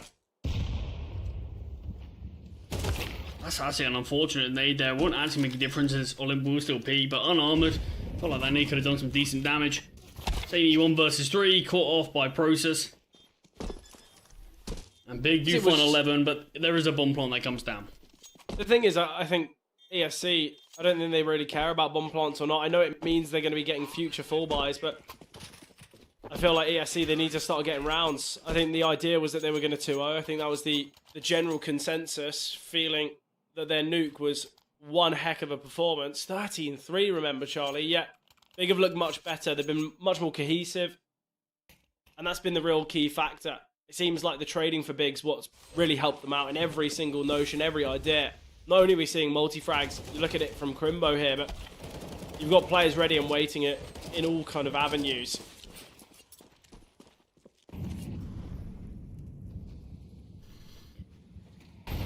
JDC could be actually looking for something here towards tunnels, but looks like he is just going to remain in middle. Even do some decent work towards tunnels beforehand. There are 2 players or the T side making their way down. Obviously, this could pretty much be do or die here for the T's. If they're not successful, this will be... I've done JDC exposed in middle, but the flashbang's too good. It blocks off vision. I said what he can do in tunnels. Triple kill. What a performance. What a round. Exactly the hero that Big needed. Finally does get put to rest, but Tapson's got the trade onto Bajmi. And another 1 versus 3 from Sammy. Again, good decision from Big. Yeah, it's just the kind of perfect amplification of what I said in that last round. It's the fact that we're seeing multi-frags from Big, and even when players get taken down, someone ready to trade. 12 now found, 5 opportunities to close out this map, and obviously push to that 3rd and final of Mirage. Obviously, you pointed out, we've had a reconfigure of the order of these maps.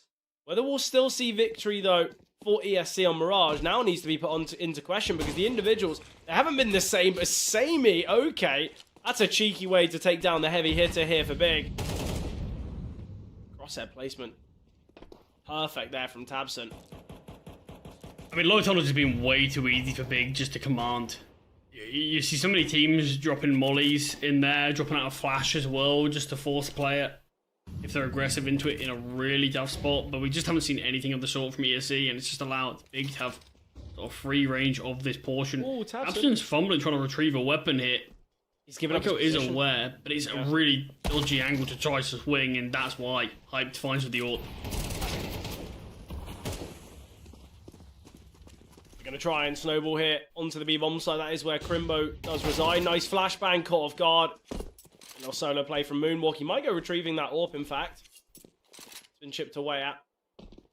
If you're big, do you even go for this? The money's not great.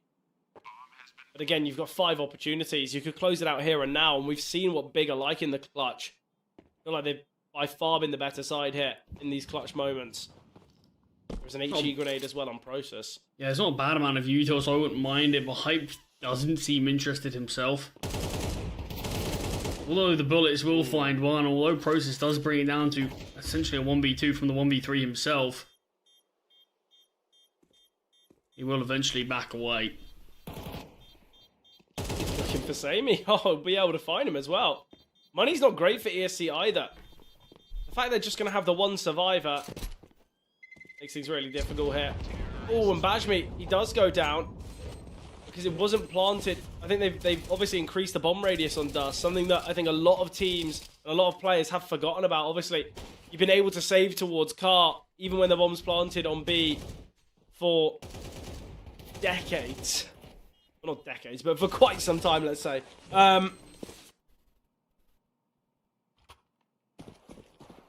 It is an important round for ESC, of course. Moonwalk, a big performance in that one. Like you highlighted, money's not great for the T, so the buy's not perfect. It's going to be a big fight here in long.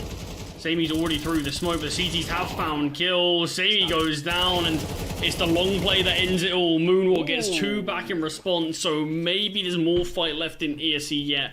Moonwalk, you asked for the individuals to step up for ESC. We had a long time where Olympus top of the scoreboard, which isn't necessarily a concern like many other teams, but it is when you look at Bajmi 9 and 16. Samy's not had a great game. Rico's had some nice moments, but they've been glimpses. Feels like Moonwalk really is doing his absolute best here to win this one, but does get found. Yeah, the issue is as well is we're finding Moonwalk in T-spawn. You're never going to be having him just be alone. Obviously, the only way ESC can find this round is, I think, a shoulder-to-shoulder approach. So they're going to realise that Olim's probably here as well. If he goes for the peak, we'll find JDC, but so much damage taken. There's an HE on Crimbo. There's a Molly as well, and he's caught off guard. Big. They take Dust. ESC. No 2-0 for them. If they want this series, they're going to have to do it on Mirage.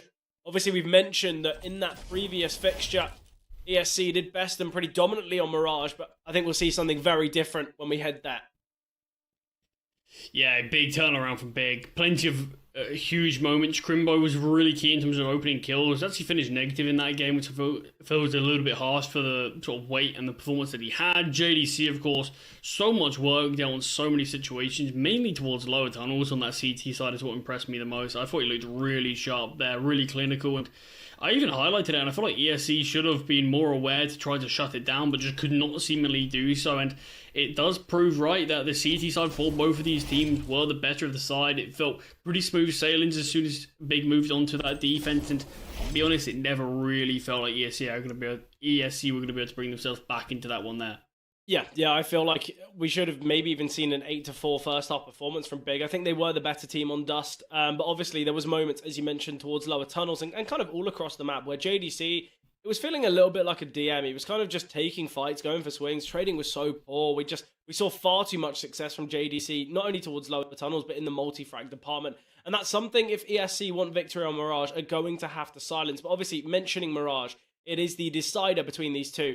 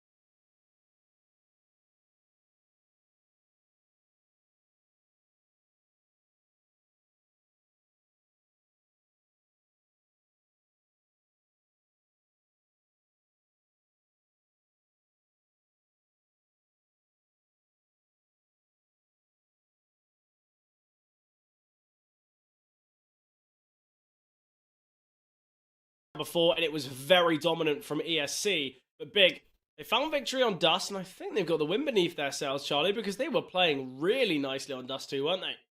Yeah, I mean, look really sharp there.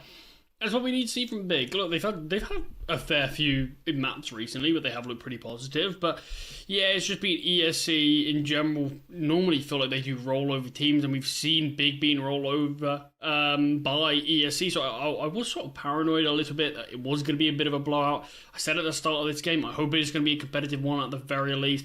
Big have bought that on Dust too. We did have some close moments, but like we already sort of touched on at the end of Dust, it did always feel like Big were the ones leading. It did always feel like ESC were trailing. Considering when you had that 3-0 start as well, it's a good game for Big. Yeah, obviously, we got to say, we've seen a lot, obviously, so far from JDC. His Dust 2 performance was excellent. I actually was quite impressed with Tabson as well. Hyped, obviously, many more kills than Tabson. I think the swing percentage and kind of the rating and everything, Tabson had a key game. And it has been kind of JDC and Tabson as the top two so far today. I've been very impressed with Raiko, very impressed with Sammy, but we've got a real game on our hands, don't we? Because obviously, from what we've seen from both these teams in the past, Mirage has been pretty similar regarding win rate. I feel like it's just a question of whether ESC, are they going to be feeling the pressure of it after losing Dust? And I think obviously pressure is something that will come into play because there has been a fair few delays, there's been some tech issues, there's been some back and forth, but I feel like Big, the performance on Dust 2, it seemed as though Nuke was just a bit of a blip. It seemed like the synergy just was a bit off. Individuals weren't there. But Dust 2 was very, very different. And now, obviously, with quarterfinals on the line, and I believe it is Patera waiting for the result of this one, I'm interested to see how this final map goes, because I think it really could go either way, couldn't it? Yeah, I mean, you'd hope so, really. We obviously did get to see the last time these two play, said it multiple times here. ESC did have a very dominant game on Mirage. But that being said, when they did play, we had a lot of players stepping up, and that's a couple of names a little bit quiet. Basmi, I felt like we have to highlight. He was the first def on so many occasions for ESC. I felt like we saw a lot of rounds where they were playing at 4v5 instantly, as Basmi got taken down by someone early, and it was always this sort of uphill battle. I mean, it sort of goes hand in hand with the more difficult performance that he did end up having there, as that's why he did only end up dropping 9 kills on it, 17 deaths. There wasn't a huge amount he could do in the round, as he was dead on most occasions, really, but moving on to Mirage now, we know what some of these guys can do. Want to see a bit more from Sammy. It did feel like we got to see a little bit more from Hyped on the AWP that I did get to see. Not a huge amount of rounds, but when he did have it, we saw some nice finds with the AWP, particularly on sort of that A-site defense. So both AWPers sort of feeling like they can be warmed up for this. Hyped, who has been a bit more inconsistent as of late, had a good map number 2, needs to be translated to map number 3, because we know Sammy will reset for that map. Yeah, obviously siding is actually so key, so important in this game. Both teams so heavily favour the CPT side. Obviously, a difference in 12% win rate for ESC positively from T side to CT. Much more drastic on the side of Big. They have above a 25% win rate difference, or roughly a 25% win rate difference. Their T side has been really poor in the past, but obviously with some of their losses, that's what's kind of been the real issue. But Big, they've got a 72% win rate on this map, and their T-side win rate is negative. And ESC's win rate is pretty decent as well, also with a negative T-side. So this is really going to be a game of two halves. Honestly, Charlie, we could see a 10-2 scoreline, and that's not even going to be kind of guaranteed victory. I mean, we'll find the first two. Aggressive here towards Palace. Ammo is the only thing that stops him from finding a third. Remote does get a nice killer response, puts JDC in a 1 versus 3. They've been a quick pistol, Big attempting to go fast out towards A. The util was down, but nothing being able to be found. JDC will tap away for his second, taps away for his third. JDC dealt with though by Bajmi. Even a heads-up fight there, JDC. What a clutch it would have been. What, a 1v3? Yeah, you start to believe. After those first 2 kills, very nice and clean. I mean, look at the second one as well. The opportunity as well. That would have been a crazy clutch though. What a start it could have been here for Big, but pistol round going the way of ESC. Is that 5 for 5 on pistols now? That's 5 for 5 on pistols. That is crazy. It's clear ESC know exactly what's worked well for them this series, and for Big, the first thing on the drawing board, the first thing they're going to work on in practice these pistol rounds, because you have to imagine the amount of rounds that ESC have gained just from these pistol rounds alone. But Sammy, just jiggling here. The issue is the T's can probably cross once they've been spotted. Look, Sammy's going to send the HE grenade the second there's any contact, and... well, I got that dead wrong. So much damage with the HE grenade there. Nice rotation. Sammy with 3. Yeah, easy clean out. Baz move a couple of kills with the MP9 as well, so a bit of extra money being made there. And a clean 2-0 start. See quite a fair few sort of second round force buys between both of these teams. Had a fair few sort of force buy wars back and forth as well, so been an exciting one. But Big just obviously opting for the second round eco. They want to play the weapons in hand.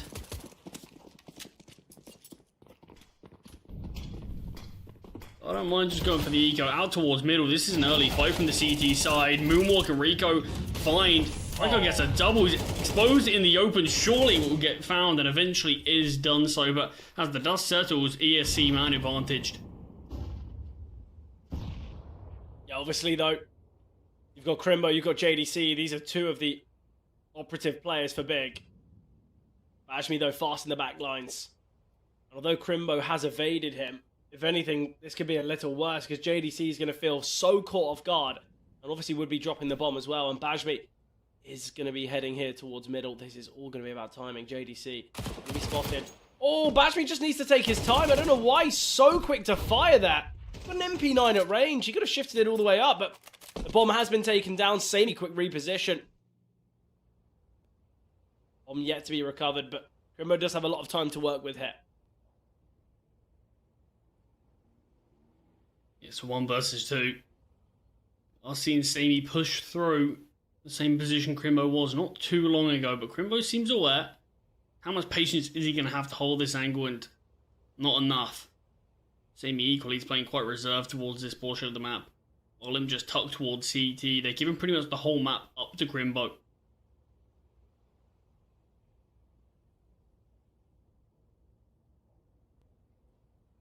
I think it's the right way. Perfect time. Yeah, it's the right way to play this.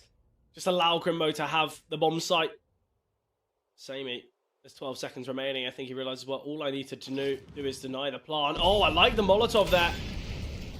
The molly there from Crimbo is key because obviously he knows that Samey's not playing in that kind of first window, the one with bars on it. So he can drop the Molotov, and if Samey wants to jump out, he's going to have to take so much damage from the molly. Samey dealt with. Excellent from Crimbo, but Olim. Nice trade there. ESC, they will find themselves 3. Hughes get being retrieved here. Olim wants to make sure he gets everything before defusing this bomb. But a Vuto being picked up as well, but ESC do find the first weapon round here, best in Big. All close though, you see the initial kill that Crimbo finds onto Bajmi. That brings it to a 2v2. Crimbo even in the 1v2, plays it very well, takes his time. Wherever Raiko is, but just isn't able to take down the full HP Olymp. But with the bomb plant, with the lost bonus mountain, Big do want to go for it again. I mean, I probably wouldn't mind a half buy here, but I think they realised that, okay, money's not great for ESC. I think we can sacrifice a bit of weaponry to see if we can punish them quite heavily, but obviously they don't have a huge amount of util either, so it's going to come down purely to manpower at times, potentially. As I mentioned, both teams actually really struggle on the T side, so I think a decision like this is actually far better because it's the idea that you can reset your opponents, you can maybe kind of get 3 rounds off the back of it. So I actually think it's a really good decision, however much risk it may pose. They've got themselves a 3-man advantage now as JDC gets his second. So not only a great call, a great looking round, as they have got themselves in a 5 versus 2. ESC taking a gamble though. In their mind, look, they either hit B and we've got a chance, or they go A and we can save. Samey. Oh, okay, well. Looks like ESC are going to repivot. They thought, well, if they were going to head towards B, they would have done so already, so we'll go double towards A. I'll find out that it is this B play once the utility is down. I don't have any intel yet. Bomb's going to get planted, though, and that should be the deciding factor. Important, actually, that both Olymp and Samey save, because drops will need to be had here. Olymp can drop over a rifle. Samey can, in fact, drop an M4 and a FAMAS. I need to as well. I mean, with these saved guns, we can at least see ESC go for the repurchase, but look, I don't mind that from Big. They didn't have a lot of utility. They just threw it out towards middle and just took the gunfights. Coming out on top, the initial from JDC is great. The peeking to connect is even better. When Tabson chiming in as well, it just becomes a done round there from the get-go, and it's just send all the squad out towards middle. No funny business, don't have anyone lurking. Just group up and see if we can at least get the trades, but no trades needed. Individuals step up when required.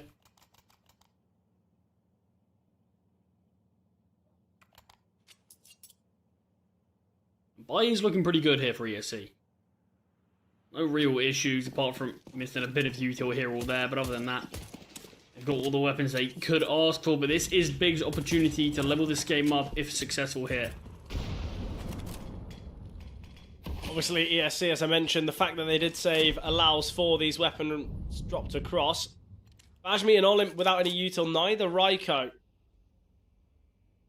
Only 5 pieces of util left, and we've got 1 minute and 30 seconds on the clock, and this is where we need to see some activation. The smoke towards Palace is just so unnecessary. They've re-smoked Palace for no real reason. They've got such limited utility, you cannot just be burning a smoke because that's what you normally do in these 4x versus 4xs and with these setups in place.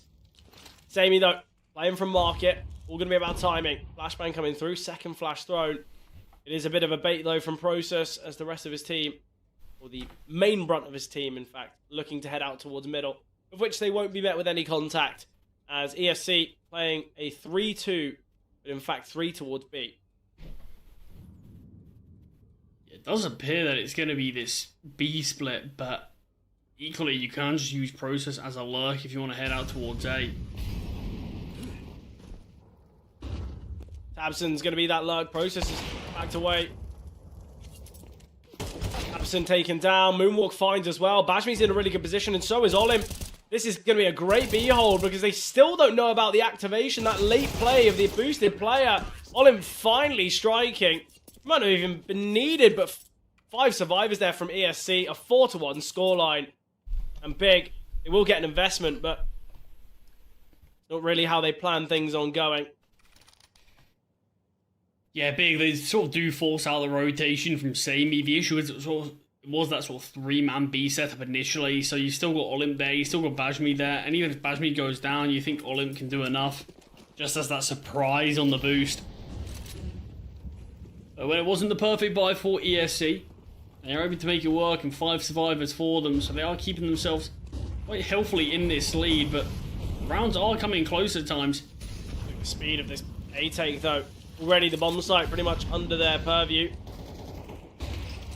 Sam's coming through. Molly will be seen. Raiko somehow not connecting there. Tabson's been chipped away at though. JDC getting a lot of positive space. Moonwalk has been chipped away at. Another flash thrown. Process finding while blinded though. Tabson coming through, gets taken down by Olymp.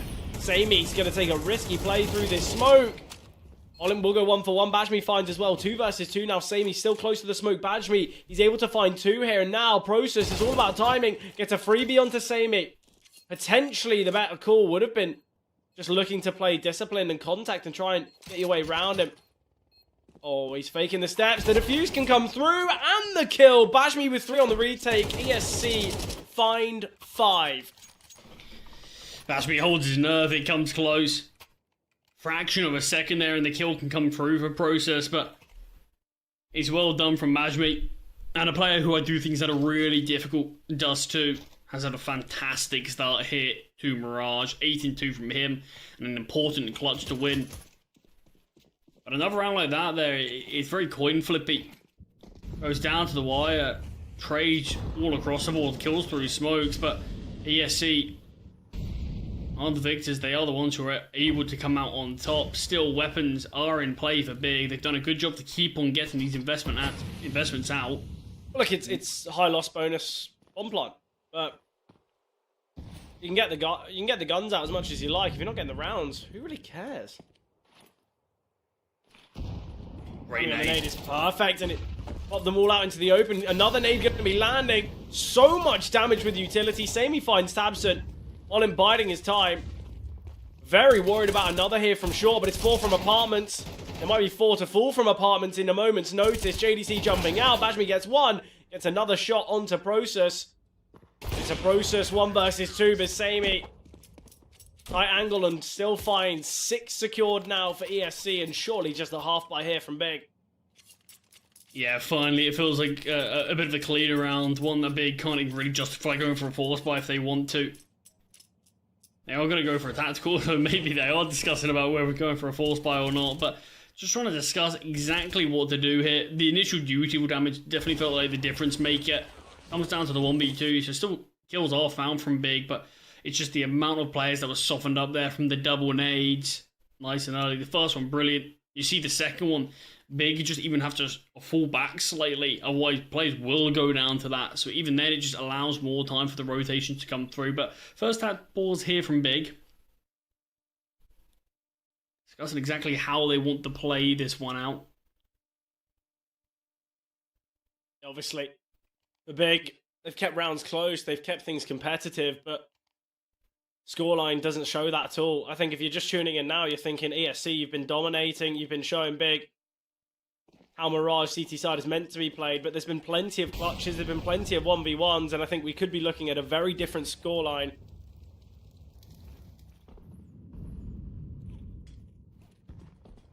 It was just the 2 rounds found from Big on his T side, and overall the last time these two teams played very aggressive here is JDC. Tabson finds, but JDC goes down. Onto the bomb. Process just needing to punch in the digits. Bajmi will take down Hyped in the process, a man advantage. The nade not having the desired effect. Tabson elevating towards top ticket. Tabson caught off guard, and that rifle's going to be struggled to be retrieved. Tech9 swinging, Olim can take him down, and now it's Crimbo in a 1 versus 3. Not going to be easy whatsoever for Crimbo. Good reposition here. Yeah, I really like this from Triple. I think this is the best way to play it. Try and dance around the triple box with a tap of the bomb. Sadly for Crimbo, the swing from Sammy and Olim ready on the trade. All 10-second defuse. I think he's got it, but yeah, should be fine. No issues there. 7-1 again, though. That was the half buy, and 3 casualties, a bomb plant. Big aren't going to be disappointed with that, but the round could have been closer. It was a 3 versus 4. It's the fact that it goes down to the 1v3. It's just so tough for Crimbo. Olimp actually saved no weapon. You need to reinvest in an M4 here. So a lot of these rounds have been very close for Big, and they have kept the money of ESC very humble, but I mean, that from Olimp is just making things even more difficult. With him having money, we could have at least probably seen ESC rounds together somewhat of a buy, even if they do lose, but that's going to make life a little bit more difficult here. As things stand, it is 7-1. A scoreline that feels a little bit harsh on Big, if we're being honest. Yeah, again, as I said, I think Big have kept things fairly competitive. Sadly, though, Hyped having a bit of a troublesome game. Tabson as well.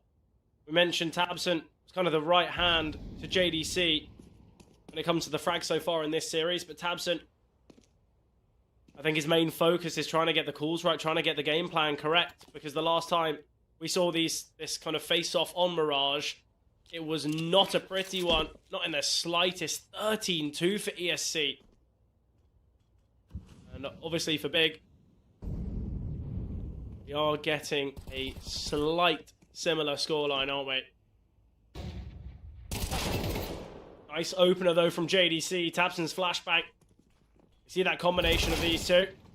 Moonwalk, though, he will find one, and the lack of a trade or even a swing should indicate that B might be the intended goal. Bajmi finds Process in the process. The man advantage back the way of ESC. This was a 5v4 for Big. Flashbang coming through, JDC. Oh, okay, that's a tough one. For his own teammates, Molly peeking with his flash, but no one actually holding. It was a deeper position there, played by Bajmi. 12-3 for Bajmi. He's having a really good game here. We mentioned round map 2 maybe needed to step up a little bit more. I think he took that quote to heart, because he is really performing here on Mirage. Yeah, only round that we've seen win one from Big so far was 5 players just bombing out towards middle. There wasn't a huge amount of utility, so they relied quite heavily just on being able to trade, being able to swing with one another. And it worked out really well there. And you see JDC have a similar opener that he had in the last, where he's able to find that initial kill. The issue is, it's just they start to split, and that's where ESC started able to pick apart at the execute from Big before he can ever really get sent through. So certainly not being an easy performance here. Samey. And in the util towards top middle, of which Tabson is playing far in front of. It is going to be this A play from Big. The question is, how much can Tabson do in the back lines? We've got Moonwalk tucked away here towards Sandwich. Again, ESC, for these A defenses, they've looked to play quite reserved, but with Moonwalk here in Sandwich, well, Moonwalk's been taken down. What a set of frags here from Big. This is absolutely brilliant. 5 versus 2. Surely we cannot see this round go any other way than for Big. JDC finding Bajmi as well. It is all on Olim. 1v4. Big should get their second hit. Yeah, and easily done. And a lot of weight is off of Tabson and JDC, just like it was the first round, that big one. JDC's actually had a pretty good series, to be fair, considering they lost map number 1 pretty dominantly. They're losing Mirage here pretty dominantly. He was impactful on every single one of the maps. Because he felt like the real key component on Dust 2, and it's feeling like a similar thing here on Mirage. Finally, money's starting to be drained for Big. For ESC. MP9 on Moonwalk. A real indicator of how close these rounds have been. You know, 8-1 scoreline, yet the second big get-around victory. We're seeing MP9s in play, we're seeing lack of utility. Oh, timing looks bad for Raiko. Somehow can evade. Sending the utility here. Great find from Raiko, but Crimbo out of Palace will find him. Man advantage once again here for Big. Obviously, an 8-1 scoreline looks scary, but if they can find 4, certainly possible. Olim goes 1 for 1. Great trade from Tabson. Samey here in CT. Timing is going to be everything here. Moonwalk just looking to tap on through and take that contact, and we see Samey find. We've got a low HP height. We've got Tabson planting. We've got an opportunity here. And with Moonwalk isolating this fight, it puts Hyped in the 1 versus 2, but he gets the first. HE grenade close to Hyped. The nade down to 12 HP, but fortunately he's on the AWP. Turning from the flashbang, and Moonwalk can find him, so that is a 9th for ESC now. That's a real rough one for Big to take. Advantage from start to finish in that round, and still couldn't manage to find the success that they needed to. I agree with you, 8-4 wouldn't have been too bad considering how weak both these teams have been at this DE side, and it felt desperate that Big could have converted that one. Advantage from start to finish, really. You even saw Crimbo holding towards CT for so long, but Samey was really disciplined, very slow, very cautious. It just felt like the timing for Crimbo was really unfortunate. As soon as he looks away, he just gets taken down for free there. Hypes, he dodges the flashbang, but not enough, and still gets found. 9 on the board for ESC. We saw a 10-2 scoreline on the first half the last time these two played on this map, and it could be a repeat of that. I like the pace that Big are playing with, though. It's super fast. It's really exciting stuff to watch.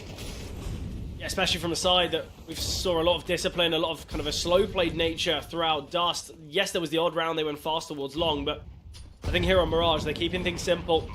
Whether it can work, though, is the question. Tabson going to get caught up here by Raiko. He spots another towards default. Olim down to 52 points of health.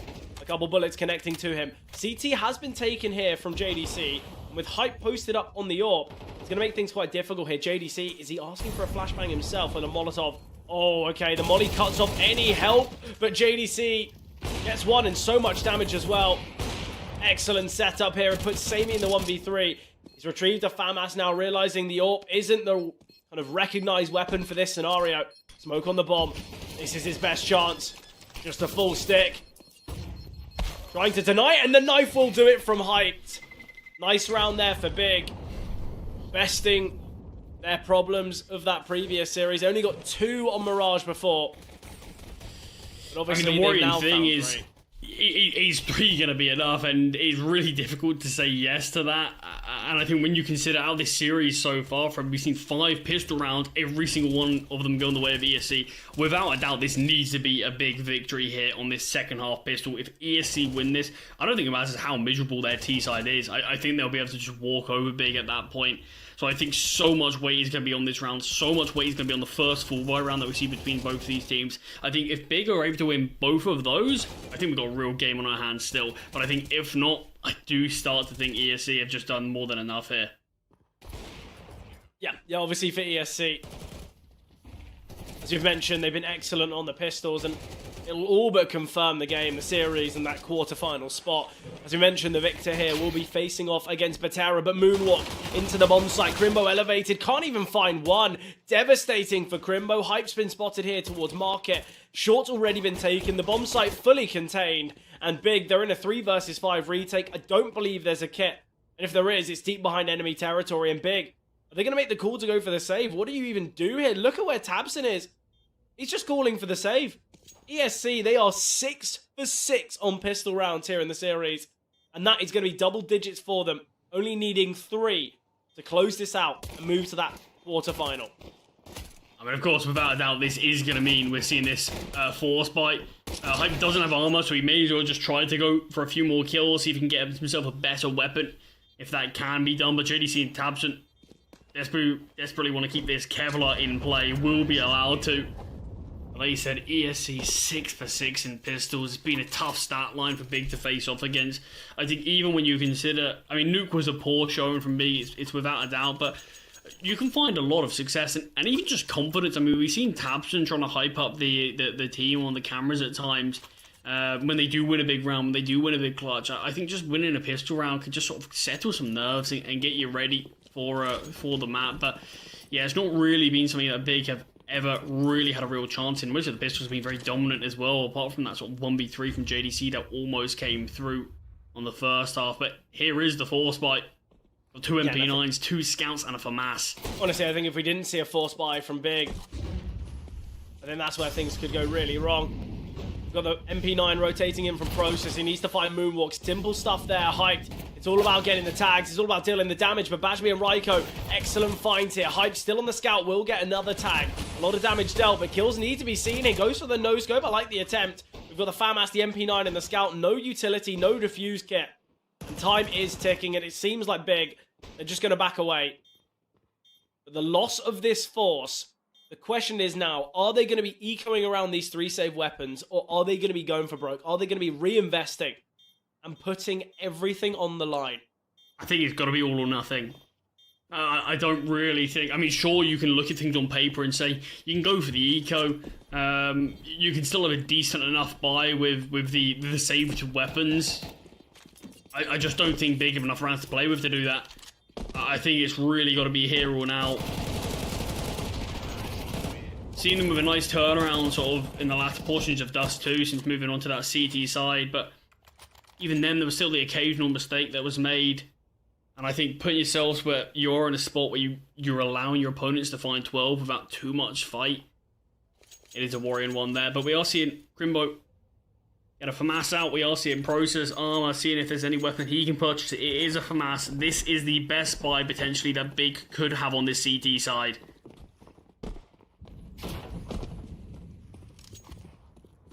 Obviously, for players like Tabson and JDC, they've got a little bit more money in the reserve, but I think that rainy day fund is the least of their worries.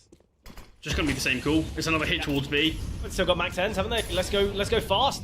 Fully blinded here. Excellent utility. Crimbo gets one, so does Process. Kills not really coming through. Crimbo making the decision of falling to the molly. We see the double from Olim's Mac 10. Down to the 2 versus 2. Olim is obviously very low, so Sammy has got a lot of work to do here in this round. Oh, the bomb is trapped now. The bomb is trapped. But Sammy gets one.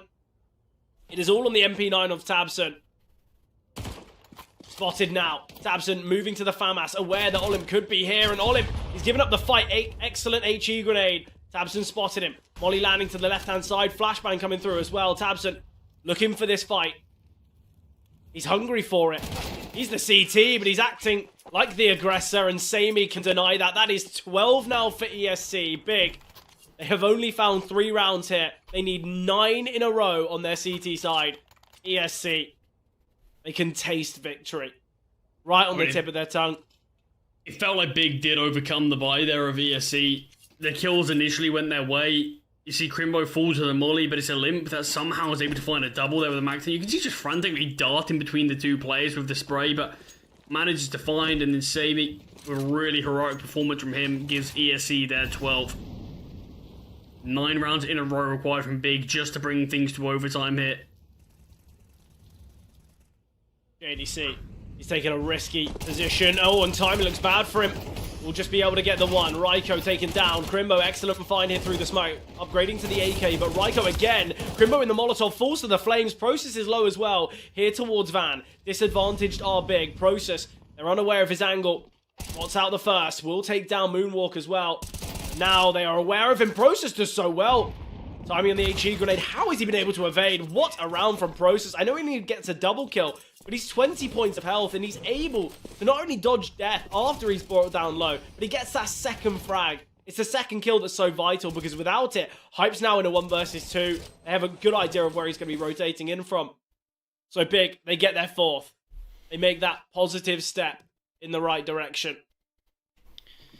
I mean, the issue is we still need to see 8 in a row from them. This is going to be another buyout for ESC. Both teams liking much faster plays here on this T side, not wanting to give any time to breathe. Process does not want to follow the same fate as Crimbo in the last 2 rounds and go down to the flames, so instead goes down to the flames. I have no idea how Moonwalk died. Moonwalk was the one who died to his molly. There we go. A lot of casualties from Molotovs in these last few rounds, but that's a necessary kill. Will get instantly traded though by Olymp, as the managed advantage still favours ESC. Raiko leaves Crimbo now in a 1 versus 3, and Raiko will find the final frag. ESC Fred move to the quarterfinals, as we've had a pretty interesting series between these two teams. 2 very dominant maps from ESC, a pretty dominant dust from Big, but overall it's that 2-1 victory for the Polish side. Obviously, it's got to be said, right? ESC going into the series, I think we know the threat level that they've got, that potential after the result of Nuke. 13-3 victory there.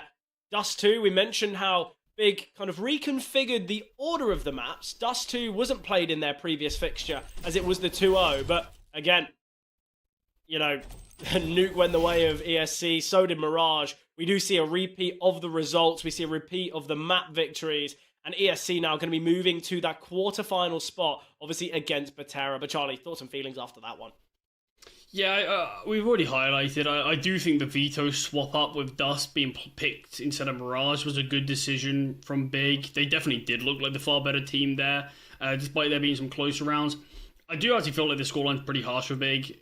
They kind of got battered on Mirage, in at least face value, 13-4. It was a good victory for ESC, it has to be said, but there's a lot of really coin flip and sort of fine margin rounds that if Big did win, this scoreline could have looked a lot closer. We could have seen the money broken for the CTs. We could have seen Big get a few more rounds, maybe have a bit more of a competitive half, because there were certainly some good moments in there, but the issue is they just couldn't really have that X factor or clutch factor that they really needed today to be able to get them over the line. Even the JDC 1v3, I mean, you look, if he is able to win that on the pistol round, brings it to the 1v1, who knows what we could have seen from Big. But it was unlucky, because I think the scoreline isn't exactly a true value of where that game looked.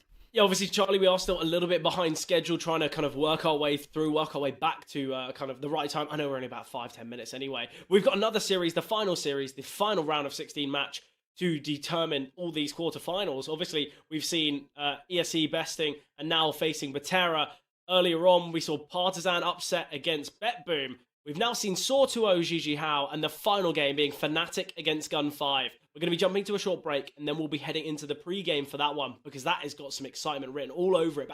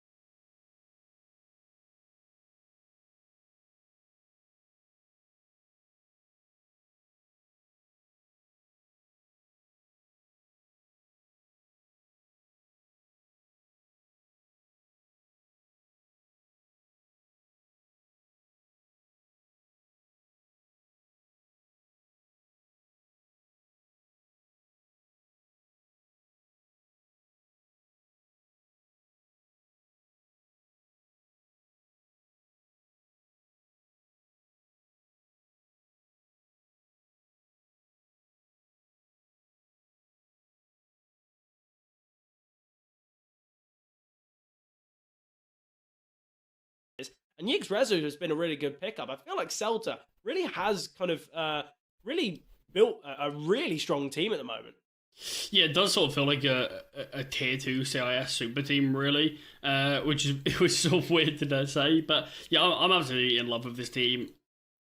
It's difficult to predict, like you said, because they get some really good results. Sort of 2-0 versus Ents recently, 2-1 versus Furt, close game against Bet Boom as well. So you won't put it past them to be able to certainly bring Fnatic into the fold, but as you can see, it does seem like we're going to be hopping into the game reasonably soon. Yeah, so before we touch on the Fnatic game, we'll have a quick look at these vetoes. We've got Ancient selected by Gun5, Trained by Fnatic, and Inferno as that third and final. Trained's been a very good map for Fnatic. It's been a map that they've looked at early, adopt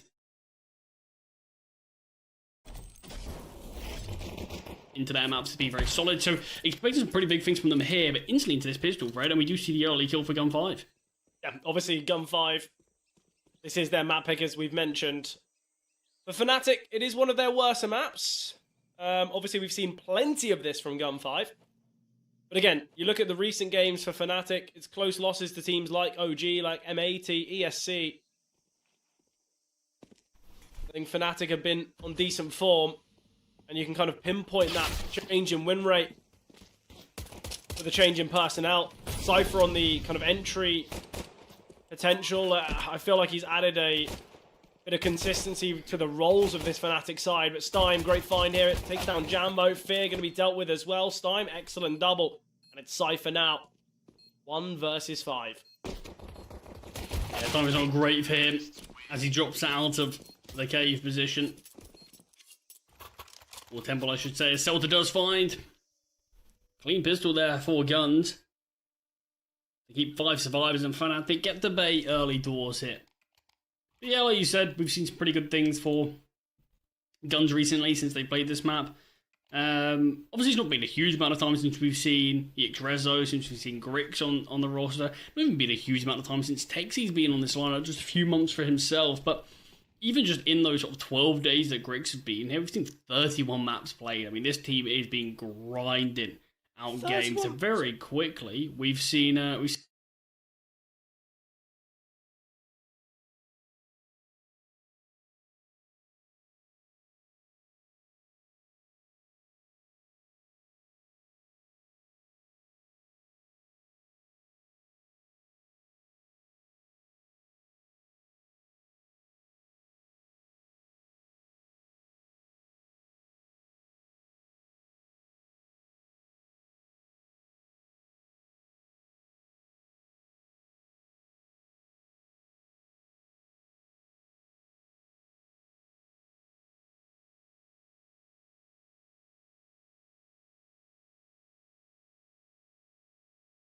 rounds. They lost 2-1 to Sangal, but other than that, they went 3-1 in the Swiss stage, taking down Patera 2-0 to advance there. So already one of the teams that are in the quarterfinals. So Guns certainly would love to join them. The crazy thing is as well, Guns, their Swiss stage, they had to play against 3 teams that made their way through to the playoffs. They had to beat 3 playoff teams. Yeah, not being an easy run, but it certainly did look good when they were doing it. First weapon round here for Fnatic, and Jambo does get found. Rim's already dropped early. And into an empty A-bomb site. It's been a fast start here from Guns, and it will just be the safe from Fnatic as already disadvantaged. There's no defuse kit, not as much util as they'd like, so may as well keep these weapons alive and go again in the next. The issue I have is right now, not a single casualty has been seen from Gun5. And that's spanning across a pistol round, an eco, and a full buy. That's very worrying. Cypher will finally get Fnatic's first kill. But a kill on the save, really what we're wanting, is it? No, not majorly. I'll see a little bit more. It's a very quick approach from Guns. They've been up in the face of Fnatic nice and early. One of those early kills cleanly. Always got the extra man there for the trade, even if it's not needed. But it is a difficult one to predict this, isn't it? We were sort of talking before we even went live with this one. On paper, Fnatic probably is the old Guns team, you'd say, yeah, they won't have too many issues here, but it's just how star-studded this lineup is for Guns right now. Where you're probably looking at someone like Steim as that sort of fourth star on the team, which is pretty mind-blowing to say. Just shows how stacked this team is. JiJieHao's looks really good. Haven't heard a huge amount about this guy until I got to watch him on Guns, and really impressed me, considering sort of full me's come out of nowhere. Young player, and he's looked really sharp since joining him. Cypher progressing down ramp. Great find from Cypher, spamming through in the hopes to find a kill, but he loses his life because of it. That is one of the weapons. It's not been the full buy from Fnatic around these 3 saved guns. Just going for the half buy with it. So one of the M4s has been taken out of the round initially. On paper, not too bad for the T side, but we've seen some re-aggression now from Fnatic. At least a bit of a glance down.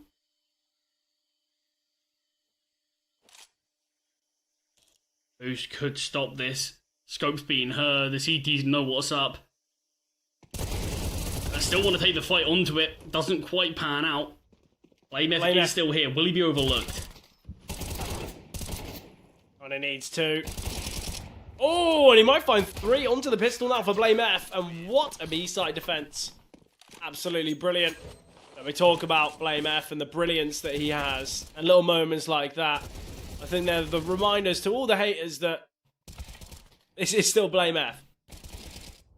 I say will he be overlooked? Certainly is. He's easily able to get the first kill. Gets an instant dink onto Texi as well. So it's an easy finish off there when Griggs doesn't hit the shot. It's only ever going to go one way, and it's well done there from Blade. It's Fnatic their first round on the board. So any of the worries of the lack of kills that they were finding in the first 3 rounds certainly haven't been affecting them.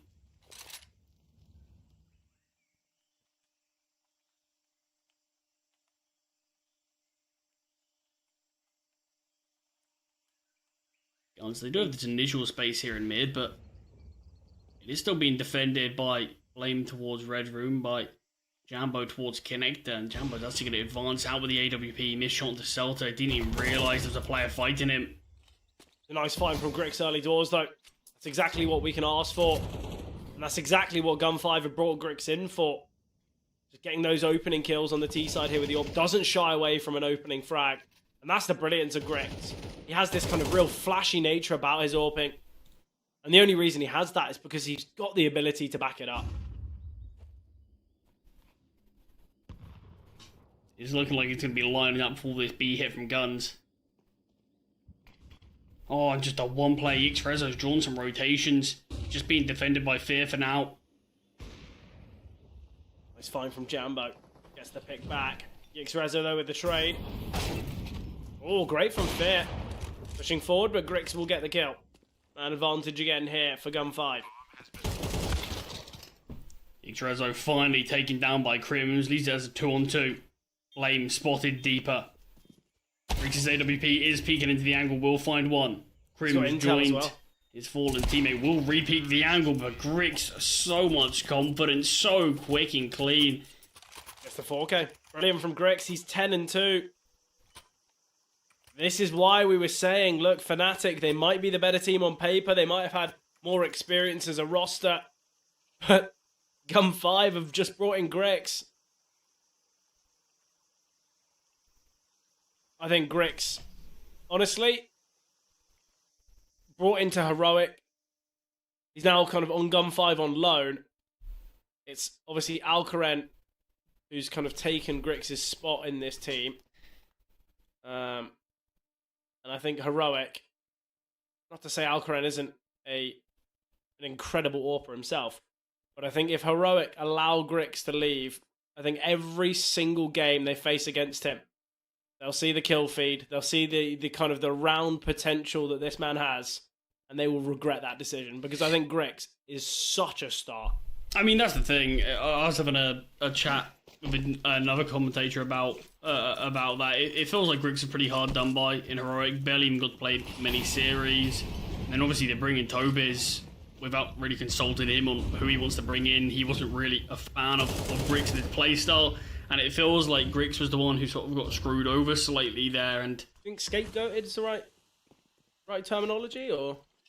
I mean, not really. It just felt like he wasn't in Tobias's plans. And look, that's fine, but it's if you're going to bring in a coach, probably consult him before purchasing probably what was not a cheap AWP. But No, of course not. I suppose one positive for Heroic is, look, loaning him out to guns, he's going to be put in the shop window. And with games like this, results like this, you're certainly going to have a few teams thinking, oh, I wouldn't mind a piece of this. I'm sure Guns wouldn't mind him on a permanent basis, but good trade here from the T's. Texi taking down Blame F, keeps the advantage in favour of the T side. Guns, though, it's going to be this 5-1 scoreline. Fnatic. CT side hasn't really gone to plan. I think that's a safe assumption to be made.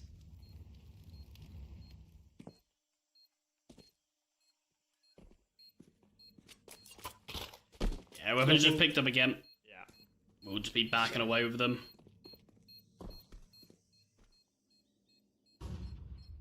Really good start from Guns, though. In a series that it's still difficult to know what to predict. Although we've seen them have very close games against some very good teams, you still never want to sort of assume, oh yeah, Guns are going to be able to bring this one competitive, because they're still very early on in this sort of new roster's time with one another. So, I mean, you wouldn't even be surprised if they sort of do just get blown over by Fnatic, and then you're looking at that and saying, I mean, look, it's still early doors, still plenty of time to grow and develop with one another. So, good to see that it doesn't look like that's what the case is going to be. Fnatic, though, certainly want to get a few more rounds before the end of the first half. I think my favourite thing about this Guns roster is we knew about Texi joining the side, but in a fair few of their events, they weren't actually able to play with Texi because there was the roster locks and everything like that. And I think everyone in the kind of the tier 2 space was kind of hoping and waiting and kind of so ready to see what Texi could do, because obviously in previous teams, especially on that Rush B roster, I think everyone knew what Texi could do, but it was more about whether he could get that level of application here on Gun 5. And obviously, he's been here for, what, 3 months now? He seems part of the furniture. He seems just part of kind of Gun 5, their future, because he's playing so well. Yeah, I mean, I was excited about how Guns were looking with just Texi being the new addition. I was a big fan of that move. I was a big fan of Texi, like you said, on Rush B, but the fact how much this roster developed in such a short time, bringing in Rezo, Grix, I mean, it's really a force to be reckoned with. Both have played excellently as well, both with 1.17 ratings since joining this roster. And then you've got Texi to step up. Then you've got Steim as well if needed. Celta, he has the odd game where he absolutely carries. Sometimes I'll look at Celta's rating and I'll go, okay, 1.01. And then he'll get, 50, 60 kills. And I'm thinking, what are these bad games then? Crims, though, taking the time. This is the bomb. Yeah, big issue. 20 seconds on the clock now. Crims, perfectly timed. Flamep pushing through A main. Crims will get another. And now it's all about trying to deny, but JiJieHao with a second. Oh, they're trying to pivot towards the B bomb site. Round is over. Grix, 1 versus 3. Second round secured from Fnatic. It's all come from a bit of a mistake with the bomb. Excellent from Crims, though. Taking down the bomb carrier there. Really just kind of fractures any chance of that round victory. It was 20 seconds on the clock or thereabout. The second that bomb falls, round's done. Yeah, not too bad there, actually, from Grix finding Jambo Zorp towards the end. It forces out the reinvestment. Crims has to be the one to drop that over. So you can see money's actually in a good spot for Fnatic after winning that round. So I haven't really been able to just have that buffer of keeping 3 survivors as well as weapons in play. But Guns certainly could bounce back with a response here out towards middle. The flashes do come. The plays through. Exy goes down to Crims early. Guns will allow the CTs to have control of this for now. Only temporarily, though, as JiJieHao actually finds through the smoke. Lime gets one back. There's still 2 players out here in the middle. This could completely catch off Guns, but hearing the 2 different weapons being fired off, that's the quick play towards A. Obviously, Celta spearheading this attack. The bomb is very caught off guard. Grix is completely alone, but The bomb's not going to get taken down in this round. Or it's not going to get caught in rotation, or at least you'd hope so. All three Fnatic players here in CT. Molotov. Going to keep them behind the smoke currently. The bomb's not being planted with said molly. BlameF, what a double there. 3 in total, and Fear is actually the one that gets that kill. It wasn't BlameF, but it looked as though it could have been. Maybe this is just my sort of face it brain thinking and not to a sort of professional level. But one thing that does absolutely infuriate me is you see the smokes down towards A, and then the team just wait so long, and then finally look to get the bomb down. And by the time they do, the smokes are faded. I mean, it's just the exact thing there. BlameF gets an easy double. You see Fear's able to push in and support him as well. And it just feels like, get the bomb down when you can, because it always feels like there's a bit of a sell-by date on that. Yeah, of course.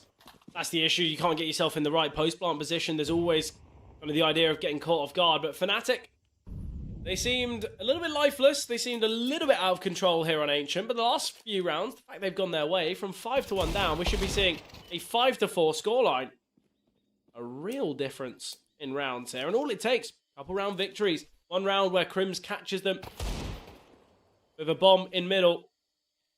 And it spurred them on to bigger and brighter things. Jambo with the AWP. Nice find there. Can take down Stein. And as mentioned, 4-5.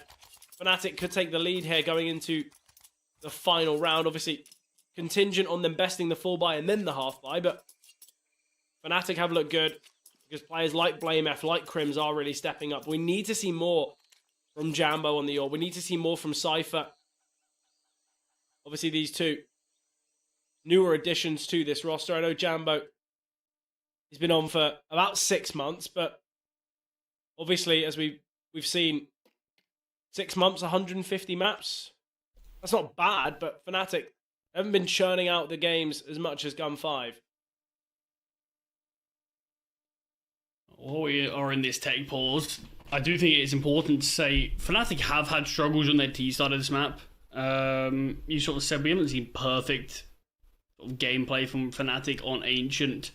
And it does feel like a big reason for that is pretty lackluster T sides. It has improved recently with some of their more recent wins, and it does feel like that's probably just naturally due to them winning a few more games then. They've actually on pretty decent form, winning 4 out of the last 6 games, one of which being a very close defeat to ESC in overtime.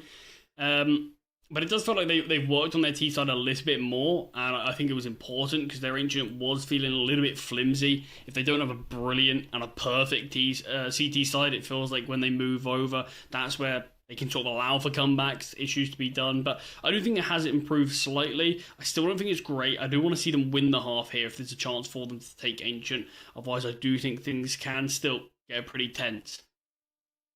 Obviously, for Fnatic, they had a bit of a tough drought on this map. They played it 6 times in a row, losing it 6 on the bounce, kind of between the portion of the late July, early August. But things have looked a lot better, as you mentioned. But in a vast majority of those games, they were only finding 6 or 7 on the CT side. And as I say, only, it's because they were still losing those Series 13-9, 13-8, stuff like that. So I think you're right there. If there's the idea for Fnatic to win this one, they're going to have to take the half because their T sides, although they have gotten better, they haven't been perfect.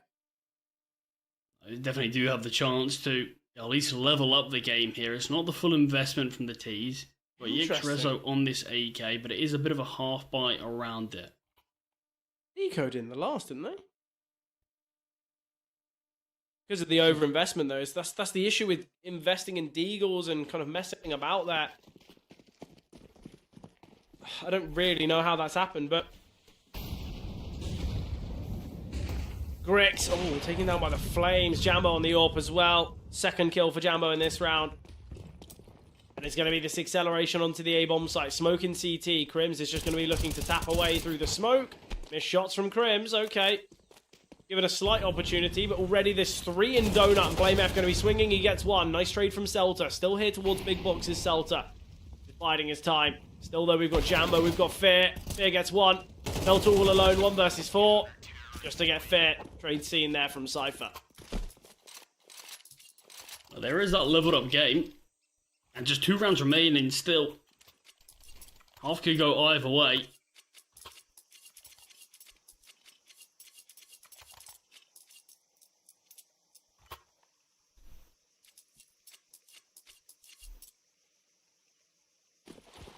I mean, what an open duel we could have here between Jambo and Grix. Feels like we've seen it multiple times when these players were on sort of different teams. I'm excited about it here though. Oh, Stein. Could get caught out. Cypher's through the smoke. What a readjustment. The 180 from Cypher onto Celta. That's a hell of a find. That's what he does best. It's kind of within the chaos. Obviously, we know his entry successes and what he does for Fnatic when it comes to opening duels on the T side. There is no fear for Cypher. No worry. He does just have that threat potential, and that's what Fnatic were needing. Their T sides have been problematic in the past because they didn't have that designated kind of activator.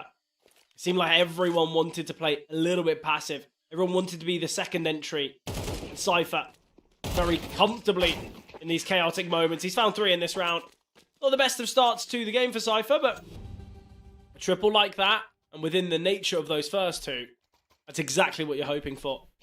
Yeah, and it's great that Fnatic win that one dominantly. No bomb plant means that Guns can't get a great buyout. You can see a lot of players investing in weaponry. There's not a huge amount of util for the T's to play with. Certainly can still win this round, but it also leaves Fnatic in a very good opportunity to do what we asked for them, to go on to win this half. And obviously when this game started off 5-1, it's been a really good resurgence and bounce back on the international side. Obviously, it's going to be the investment final round of the half, but it's Galil's, it's low utility. They've got a molly flash and a smoke grenade to work things through. They've opted to head towards the A-bomb site. I think that's the right decision, but I'm sure the AWP of Jambo is going to discredit that choice. Gets the first, trying to turn from flashes. There's no utility left. Don't need to worry, but you've got to hit the shots. No molly on the back of the bomb side. The Crim's rotating in, doesn't find much. Just gets some damage, and the kills are coming through here for Guns.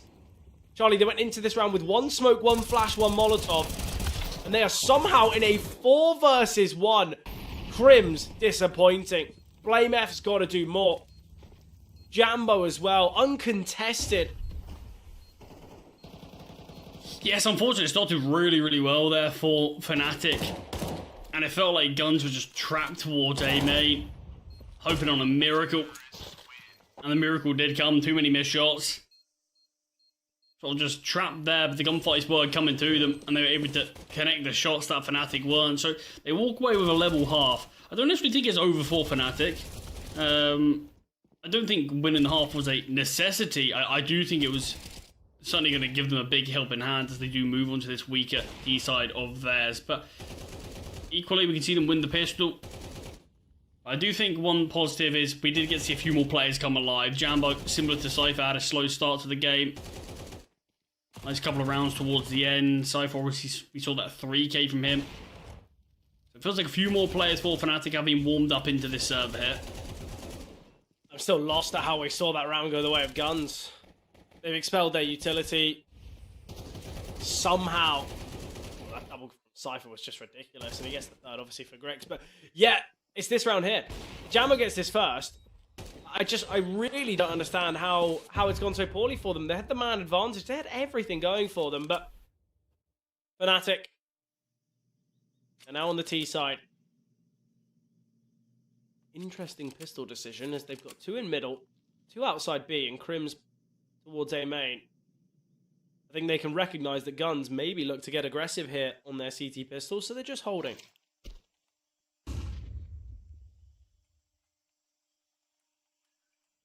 Slower stuff here. Do have the P250 onto Blame F. Will be a player who starts to look for these like somewhere, but Cypher towards K, just making a bit of presence. Similar with Jambo and Ramp, but it's going to be this play through A. Takes C, going to be under pressure here in Donut. USB in hand, what can he find? Takes down Fear initially, does get dinked down. Finished off by Blame F, but Stein finds Cypher in the meantime. Stein surely can't get a second, and exposed in the open leaves Blame F and Jambo in a 2 versus 4. Blame F, he's got to get a pick here. That's what's going to allow Jambo to activate. They seen him? They seem pretty certain Celta will take him down, and now Blame F. 1 versus 4 been spotted here in middle, and Blame F going to be charging him down. Blame F's the one in the 1v4, but he's playing so aggressive. I don't mind it, but JiJieHao, important kill there. And Gun5 take the lead here. CT side is where Gun5, yes, they're a little bit weaker, but for Fnatic, they've shown real issues, as we've mentioned, on this T side. So, I think Guns, the fact they win the pistol, the fact they can take the lead and extend it, is what is somewhat worrying here for Fnatic. Obviously, Fnatic, we've played this map a few times in the last 3 months, but Guns, they've got a 50% win rate on the map, yet they've still got more wins than Fnatic have maps played here. 16 wins to 16 losses here for Gun5. Fnatic only with 15 maps played. Both pistols gone the way of Guns, giving them a nice open hand here. Bomb plant's great here from Fnatic. Are able to get it off as well. Honestly, that's not the job done. Fear finds a kill as well with the Glock, but He's retrieved the rifle. How has Cypher been allowed to back away? Well, Fear gets another. 3 versus 3. There is going to be a rotation through CT. That is Celta now. Celta eventually takes him down. JiJieHao. AMF on the Deagle, spamming the Deagle. 3 kills in a bomb plant off a Deagle investment. that's as good as it gets, really. Yeah, Brilliant really from Fear nice. as well. Finds a frag with the Glock, just catches a player off, retrieves the rifle, finds one. Yeah, really solid second round there for Fnatic. It's now, can they capitalise on though? Because they've done so much damage to Guns. Really softened up that economy and made it pretty easy to exploit here if they can win this first full bind. Even though they lose the pistol and the conversion, they can pretty much bounce back to an 8-8 scoreline if successful here.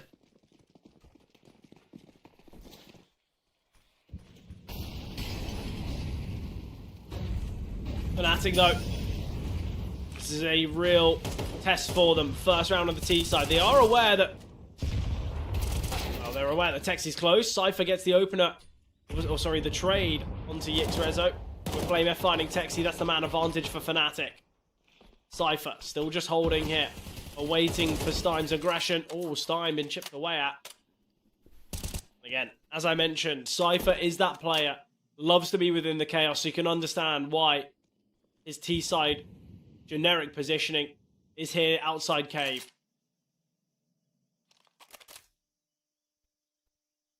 Riggs has also rotated here towards B. I've seen Celta take this space through A. So Guns are more confident of this play. We still do have an opening for Fnatic if they want to look through Donut, but I think it is just going to be this B hit. They do still have the man advantage on the bomb site. I'm going to get aggressive towards cave. We'll spot one out in Cypher. Right, not going to come his way. Flashbang as he gets thrown first. Dime's just really good. But can he actually survive the flames? Apparently not. Just a 1 kill from Stein. Celta going to have to save. He's played to take this space. Nice start there from Stein. Lack of ammo in the M4 became a bit of a hindrance. He's just hoping the molly doesn't spread towards him. Obviously, if he peeks wider into cave, he might have been able to find 2, but so worried about the aggression up ramp. And I actually like how Fnatic, how they take contact there. Aware that, you know what, we can look to just sit on ramp and bait the cave players, or we can look to try and activate our ramp at this, you know, a little bit earlier on. I actually really like that they push in tandem, because the second that Cypher's taken down and Blame F's not spotted, you can see straight away that Gun5 so fixated on the aggression up ramp that Blame F just gets all that free space.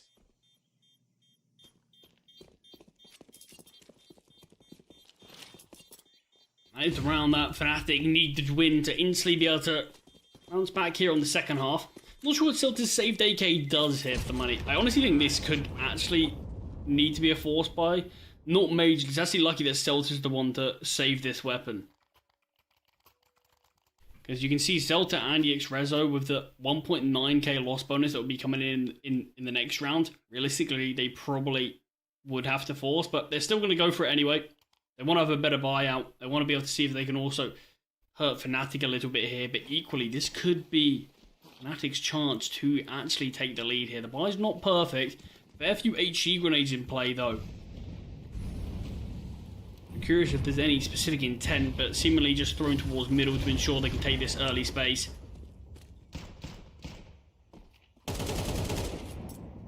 Ambo. That's the opener here for Fnatic. Gives them that advantage. JiJieHao, who's been chipped away out here. A little bit of damage through the bucket wall.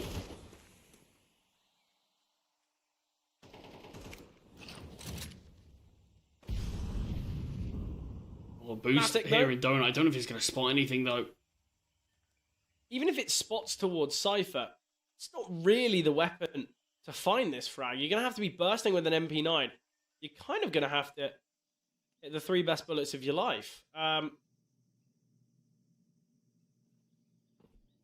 space has been taken here, though, from both blamef and Crims. Hold towards Red Room. Are they even going to check it? Well, Fear gets one. Grix can take down Crims, though. Activation from Texi. blamef will get the trade. 1 versus 3 now for Texi.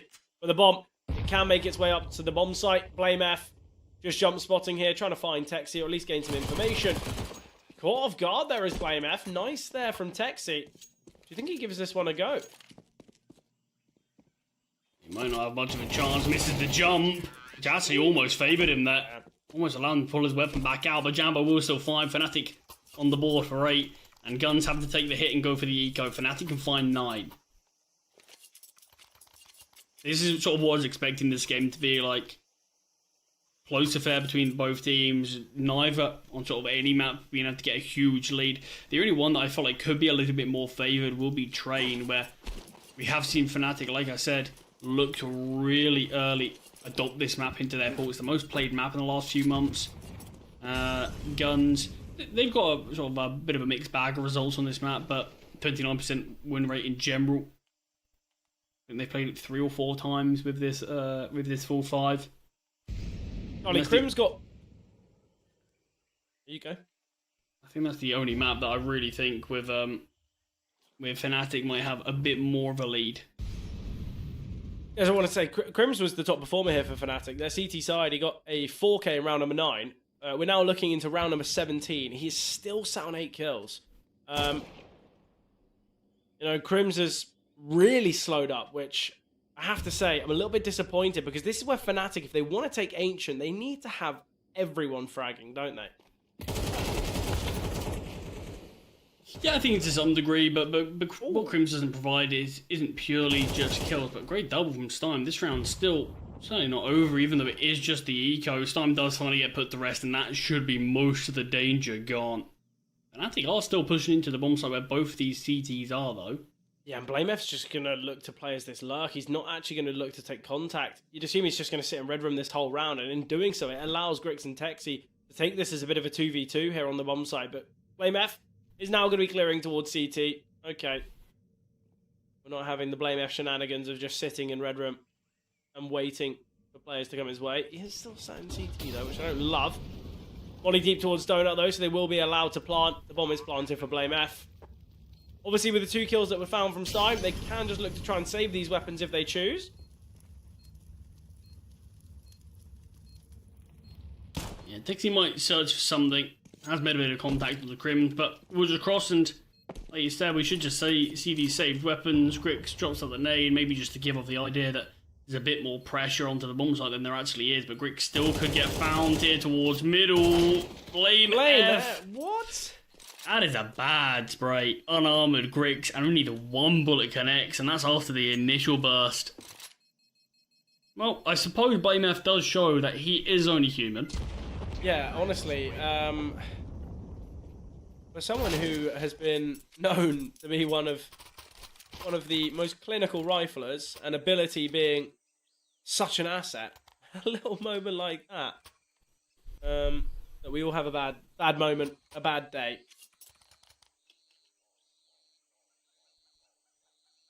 Obviously, does make things very costly for Fnatic. We end up seeing Texi find 1 as well beforehand. Only 1 survivor for Fnatic. Guns are back out. They are in the lead, though. A lot of bodies out here in mid for Guns.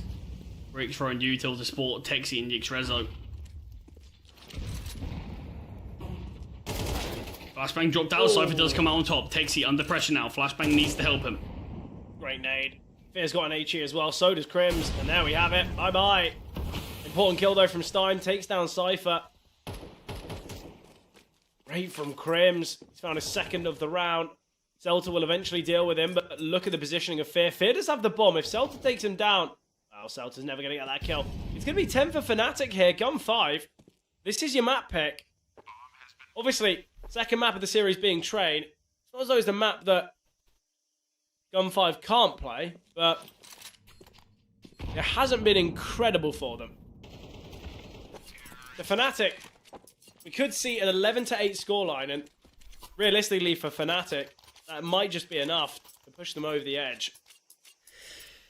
Yeah, I think when you give the context as well that Gun to a 5-1 up in this series, have only been able to find 3 rounds since that initial point. Fnatic have really come into their own. Cypher's finding some really key kills, and this is what I mean. Even Grims and Cypher, who aren't always going to be up there fragging wise, the impact that they have had in this map cannot be understated whatsoever. First tag pause coming through from Guns as they start to realise, okay, this was a close game, but Fnatic are slowly slipping away from us. Yeah, look, this is something that a lot of the time goes a little bit kind of unrecognised. Is on the T side, especially for a player like Cypher, he looks to get those opening frags, and he does. And when it goes against him, Crims as well, he looks to go for those openers. But when it does go against him, he'll still have someone to back him up, someone to trade him. He's always in a position to take space, and I think that's the important thing. Obviously, we saw her in the round before. He just got taken down from Stein through the smoke, but obviously in this one, he gets that opener onto JiJieHao, which I always think little moments like that are so key for him, because yeah, okay, he's 9-13, bottom performing player on his team. I guess most being bottom performer in the whole server, Celta holding that one with just one less kill, but I think there's a lot of impact that does go unseen or unspoken about. Crims holding in towards ramp, spots out Celta. Texie ready to trade, but Cypher quick to kill. And now Stein wanting to swing, but cannot justify it. Drops the smoke onto one. Fear can find, and JiJieHao now all that remains. 1v4, Fnatic going to be finding themselves 11. Yeah, I don't want the change up from Guns trying to get aggressive. Fnatic feel like they got the perfect read of it. There's so many players there. You even see Fear and Cypher just buddying up there as Stein tries to swing from Cave. JiJieHao, I don't know how he's evaded BlameF. BlameF's been on the hunt. He's been on the chase this entire time, and JiJieHao has just slipped the gap and slipped the net at every single turn. And they're so certain he's an A main because BlameF's cleared out everything else.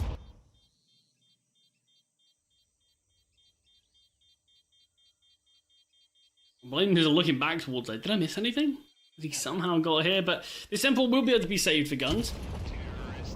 The most important thing for Fnatic isn't necessarily taking down this AK, it's the fact that they are on 11, 2 rounds away from taking Guns map pick after being 5-1 down on it as well. It's been really nice from Fnatic. Again, it was that slow start, and I think many would have overlooked Fnatic in victory here after we saw that 5-1 scoreline. But again, they are a team with plenty of experience. They've gained a lot of synergy in the last month or so with this full 5. It seems as though the win rate's been there, and that's all you can ask for. Jambo going for this early opener, jumping across. That is a crazy risk there. Jambo just goes for the peak regularly. We see that kill go his way. Missed shot from Grix, down to 21 points of health, but Texie ready and waiting. Disadvantaged here now. Oh, Celta can find Cypher falling. 2 versus 4 now. There's already a fast flank from Stein as well. He's already in A main. You've got to see a fight somewhere, so Fear wants to. Does take down Texie. You've got a low speed Grix here as well. Stein starting to peek on out. Blame doesn't have the angle for it though.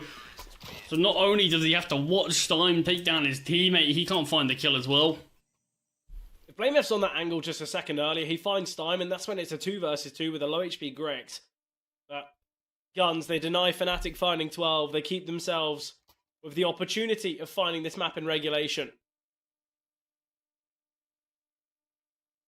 Yeah, money hasn't been perfect for Fnatic on either side, even after they've gone on these streaks of rounds. We've seen 2 periods now of Fnatic on their CT side finding 5 in a row. Drawing this T side as well, they get 5 on the bounce, but just haven't really been able to grow a huge bank off of it. Crim's very aggressive here towards Donut, won't clear Texie's angle. If there's a second player there, that's the easiest trade they'll ever get. BlameF though, going a little bit late.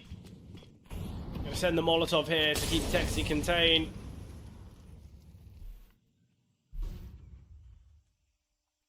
AMF, he's going to be calling to his teammates. Well, I fired these shots towards Donut. Not a single person's peeked me from red, and neither from cave. So be prepared. Let's have some caution here, because they could have a double A setup. And whilst we've got middle, let's really take advantage of that. AMF will find. Gonna send the HE grenade himself here. Exy, though, can get his second of the round. Eventually, someone's ready to trade, but Celta swinging through gets 2. And it's Jambo in a 1 versus 3. 10 now going to be found from guns. And the money isn't going to be perfect for Fnatic here, so a real tough decision to be made. Ooh, Jambo actually just dodges the vision of Celta. And we will find one. Bomb is dropped towards middle. He can retrieve this in these smokes. Yeah, Griggs is already here, though. One of the bomb site. Griggs, oh, taken down by Jambo. What is that? I guess he's been on the other side of that altercation far too often, and he knows that if there's going to be an AWP, and he knows that Griggs is alive, he's definitely going to be playing from the back of the bomb site. So Jambo finds, and now it is on Stein. 1 versus 1 here. Jambo, so patient. Out of the smoke, clearing CT. Nothing seen. And Jambo, now he's taking this space in CT. He's going to be pretty certain that it's this play from Donut. Volley towards the big box. Stein still waiting. No smoke for Stein. It's the tap of the bomb, not the full stick. And Jambo wins the 1v3. Fnatic find 12. What a round from Jambo, but it's that second shot. What in the world is that? That kill onto Griggs. That is disgusting. We've got a few more replays to get through, but I need to see that one again. That is an outrageous one tap. The first kill, I mean, here it is. I mean, look at that. Lightning fast and plays. I mean, it's a really interesting sort of 1v1 that he plays. He sits in the smoke for a long time, sort of just in case Stein pushes out of CT. And he just somehow, luckily, isn't spotted from Stein as he just tucks himself in the corner and Stein just completely gambles he's not there. What a clutch from Jambo, and what a heartbreaking way for Gun 5 to give up 12. Funniest part of everything is that is probably the best rifle round we've seen, and it's come from the AWP of Fnatic. That's probably been the 3 most clinical sets of kills that we've seen. Obviously the first onto Celta, just good crosshair placement, but that second kill onto Griggs, that's nightmare fuel for Griggs. Yeah, that's outrageous. And I think 1 away from taking things here on Ancient Util out towards middle. Guns spotted. Texi goes down. Xrezo, can he get a double? Will find one. He will back away. Yes. Both sides respecting one another. Cypher wasn't quick enough to trade there. I actually thought Cypher would have been ready and waiting to deal with the Xrezo. Oh, there's going to be a boost behind this smoke. Celta. All going to be about timing here, Cypher. Oh, Celta. You can go 1 for 1 there, Crims. That's unfortunate. The smoke down towards B main, didn't feel confident, but Jambo on the AWP can find Xrezo. Back to this 3 versus 3. 2 flashes and 1 smoke here for Gun 5. Not much utility on the side of Fnatic, but I'm liking this double K free aggression. Crims has already slipped through, though. The issue is, even though they're playing this double cave, I don't think anyone's really going to cross paths with them. Jambo might as well just sit in middle here. He's going to elevate now. Things get all based on timing here for Jambo. And Jambo gets 1. Stein close by. Jambo again. That's his 3rd of the round. And now it is all on Griggs. So 1 versus 3 here. Jambo, his AWPing counterpart, has just won a 1v3 mere moments ago. Griggs, he spotted Crims. He knows he's here. Griggs gets the first. Now needing to deal to blame F. Obviously, Jambo, he's going to get posted up from ramp as well. All going to be about timing here. Jambo on the angle, and Jambo with the 4K. It's a 1v3 from Jambo, and then a 4K in the round after. What an exceptional final 2 rounds from Jambo. Single-handedly has given Fnatic their opponent's map pick. Yeah, he's not wanting that one to get any closer, not wanting to give Guns a second to breathe or even a chance, but look, we said in that sort of technical pause in the first half that Fnatic have had issues on the T side of this map, but it does feel like this last month they really have worked on it, and it's been evident in some of their games. They've been able to sort of find a good few more rounds. A lot of the time, if it was sort of a 6-6 side on their CT side, they're finding very little. They lose the pistol thread. Guns are the team to find the initial lead, put themselves in a better spot, and then We only see 1 round dropped there from Fnatic. Brilliant T-side from them. Don't get me wrong, certainly carried by individuals in certain moments, but you can't really discredit them for that. What a couple of rounds towards the end from Jambo. The 1v3 was outrageous. It kind of felt like that might have been the final straw that could have been too much for Guns to handle, as they need to win 3 in a row, as well as just the mentality of losing that 1v3 could be devastating. But great first map here from Fnatic. I can't get over it. 5-1 down, but look, near flawless after that. Yeah, brilliant from Fnatic. Now we're going to be moving to their map pick of Train. I've mentioned Gunfire.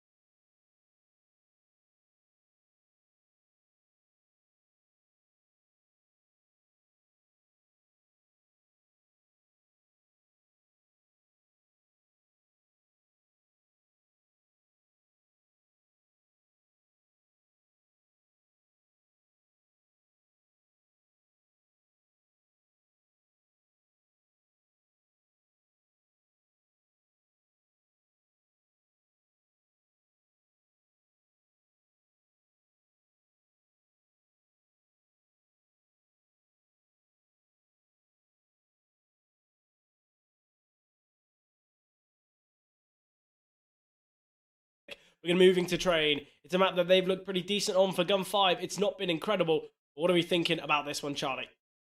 Yeah, I think Fnatic has a very good chance to see if they can capitalize now. I wasn't necessarily confident they'd be able to take things on Ancient.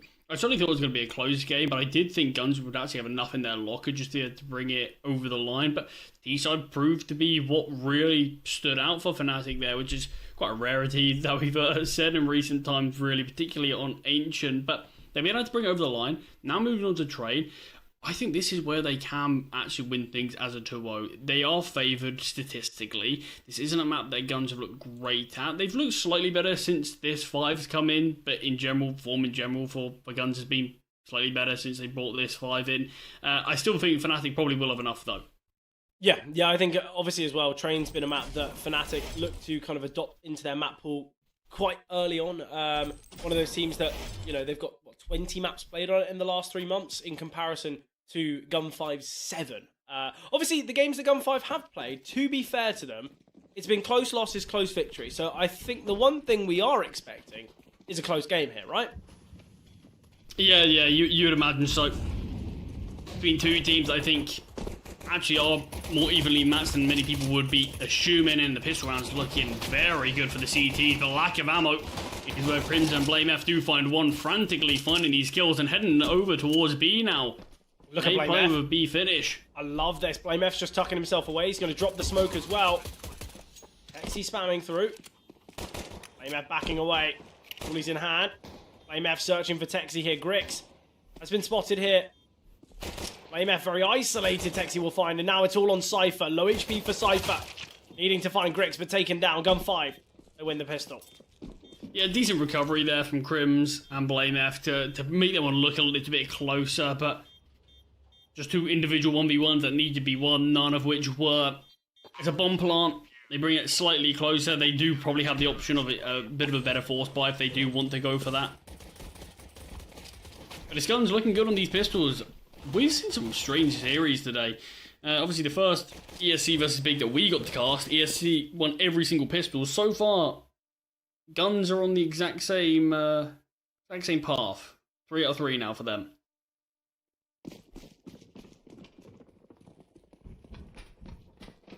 We do see the force by Fnatic.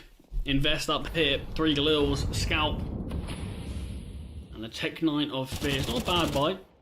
Got some decent rifles in play. 2 towards Ivy here. 3 pushing through Brown Horse, likely into Pop. But we do have Grix with the AWP holding for this. Wow. Holding, but it doesn't matter. Crims absolutely deletes him. Yeah, that is crazy there. Great shots, obviously. Great shot, sorry, from Crims. Yeah, we did have the scout of Jambo tag down Stein as well, and I think that with Grix falling is just enough for Guns to call it quits here. That is an unreal kill for Crims. Just the fact that he's got the awareness that it could be an AWP here, could be a sniper here. I mean, just so quick. Grix, not even a moment to react. So we're going to have 5 survivors here for the T's. Jambo, of course, can upgrade his scout for the AWP. And good response from Fnatic after losing the pistol. Yeah, really nice there from Fnatic. And again, little moments like this, especially on the T side of Train, which is the half in which most teams really struggle, and that's obviously where Guns have shown a little bit of kind of inequality, this is where Fnatic, you win the force. Guns are going to be reinvesting. Yes, there's some rifles in play, but still, it's not all the bells and whistles. There's no defuse kit currently. I'd love for Stein to invest in one. He can obviously choose to bring out a molly if he decides to, but I think it'd be better to bring out a flash, bring out a kit. They don't have a defuse kit, and Stein's on 550. Charlie, you know how much I'm going to be harping on about this. If Guns lose the round because of lack of a kit, and Stein could have invested in one, it's just so unnecessary. The $550, it's not worth it. I get it if you've got 2 or 3 teammates already with defuse kits. That's when you can be a little bit selfish there with your own finances, but come on. This is for a quarter-final game. This isn't some random kind of scrim. This isn't a pug. This is for all the marbles here. And Gun 5 backs are against the wall regarding series because they've lost their own map pick. I honestly like even more that he hasn't bought a Molotov as well, just because I know that'll annoy you even more. So it's sort of just 100%. didn't buy a kit for Honestly, no reason. I'm furious. There isn't a single reason. If they lose this round and he proceeds to buy 5-7 in the next round, I'm gonna be angry. I'll tell you that for free. Fair play to Crims for actually clearing that angle that Griggs was playing. Trades are favouring guns though. Ooh, Fizz been taken down, but brilliance trading. Griggs though, great positioning, and now it's Jambo on the AWP. He's in the back lines. 5 seconds on the clock. Griggs playing from top red. Jambo can just look to try and get the bomb plant. If he can plant towards B, that's where some big issues are gonna lie. I think you can already hear the words leaving my mouth about the fact that they're gonna have to rush this retake because they don't have a defuse kit. Planted for Jambo. There's no smoke either. It's them posted up here. Obviously, they can sneak their way out of con. I'm just clearing here towards CT. Jambo see nothing. This is brilliant for Jambo. He's got so much information now. And he's heard the steps. And now the CTs are guessing. Have the bomb. We'll get one. Gambling the Griggs isn't on it. Well, Jambo, deservedly winning the round, will get taken down by Griggs. Imagine if there was a kit in that retake. I mean, you certainly could make the argument, maybe no one runs over Stime's body. But, Well, he died close A main, there was 2 of them there. well, it certainly could have made a big difference there for Guns. But look, at the end of the day, this is going to be an interesting decision now for Guns, because on paper, they should eco this. They've kind of lost the force by a wall, but Griggs has a saved AWP. And the buy's actually pretty solid. You've got an M4 in play. Yeah, and the money for Fnatic is breakable. And I think that's also the benefit, is if Guns do win this, they can kind of reclaim that lost ground that this T side from Fnatic has shown. But they do have to win this round, because without it, Fnatic go 4-1 up, and already that is a ridiculous scoreline to kind of springboard your train. Positioning for Celta is pretty good. I always like a little gimmick play like this. The only issue is if Fnatic grey screen shift push through the ramp smoke. And look, if it happens, it happens. I think sometimes with little moments like that, you've just got to accept, well, they made the silly play, and it's cost me my life. I like that from Texi. Dropping the smoke here to be recovered and retrieved by JiJieHao, I believe.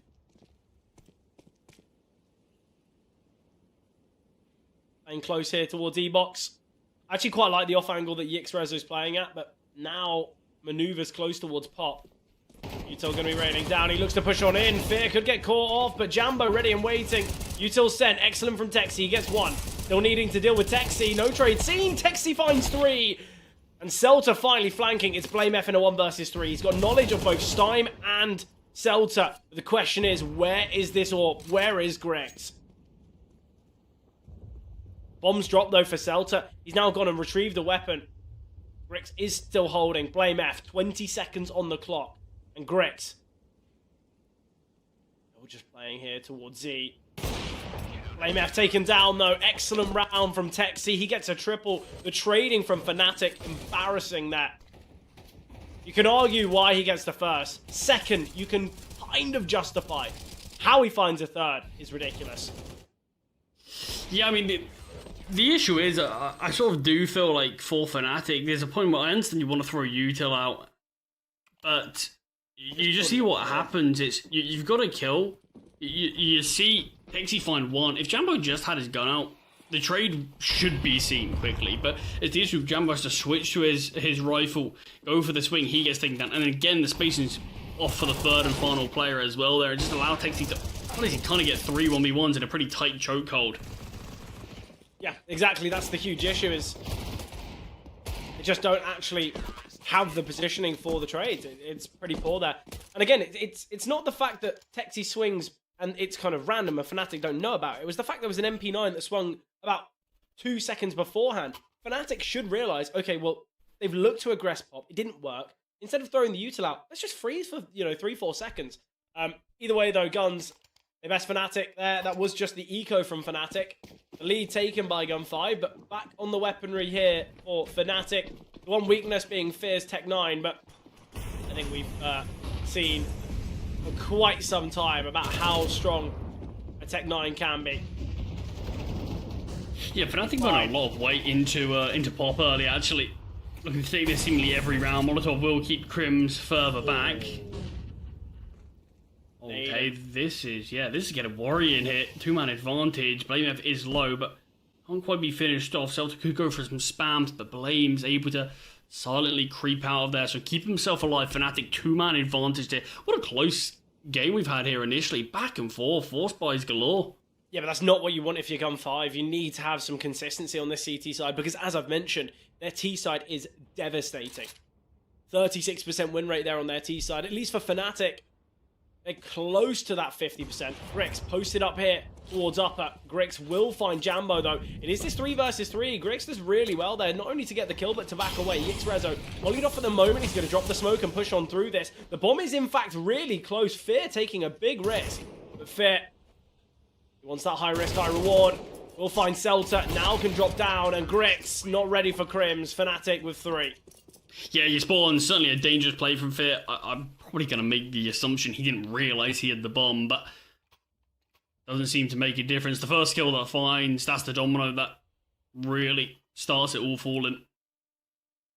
So all square again, but Guns just about have enough cash to make a buy.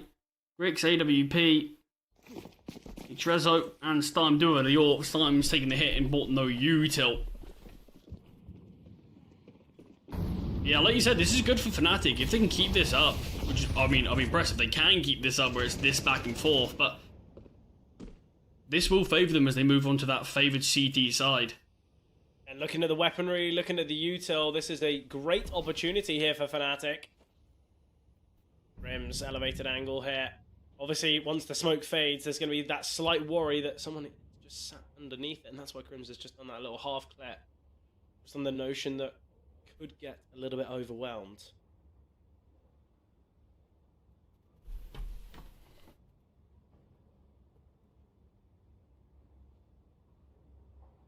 Fnatic, obviously with this being their map pick, with this being the unfavoured side, as we've mentioned, as this game continues to be back and forth and continues to be close, the smiling faces of Fnatic grow larger as they put themselves ever closer to that quarterfinal spot. And Crims, nice opener, takes down Celta towards upper.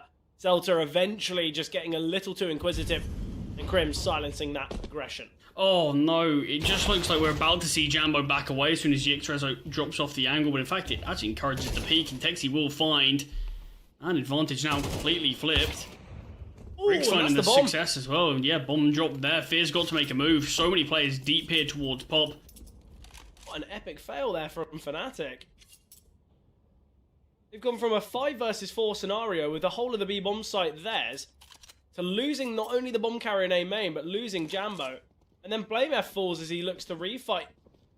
Gun5, they have just been given around in the most free of fashions. They didn't even need to work for it. Well, it fell off the boost. I don't know whether he fell off or decided to jump off, but just one slight little maneuver, it's caused Fnatic so much turmoil. I mean, but it looked like to me, okay, Fnatic have the opening kill. They're going to go for a play through B, and they're just going to leave Jambo here with the AWP holding any rotations. But then pivot towards A, where Guns do have all of their players positioned. They've got some really deep angles being played towards Olof, Ebox, and obviously on the Pop boost. But instead, not against any of that. Riggs here with the AWP, because did see Crims with a great find here beforehand. No spam's going to come through. Celta's down towards ramp. Crims will make the steps, but thinks better of actually pushing and committing for this. We're seeing some Ivy presence here from both BlameF and Cypher. BlameF just firing at range, and this should allow Cypher to kind of activate a little bit. Great HG grenade. Excellent nade there.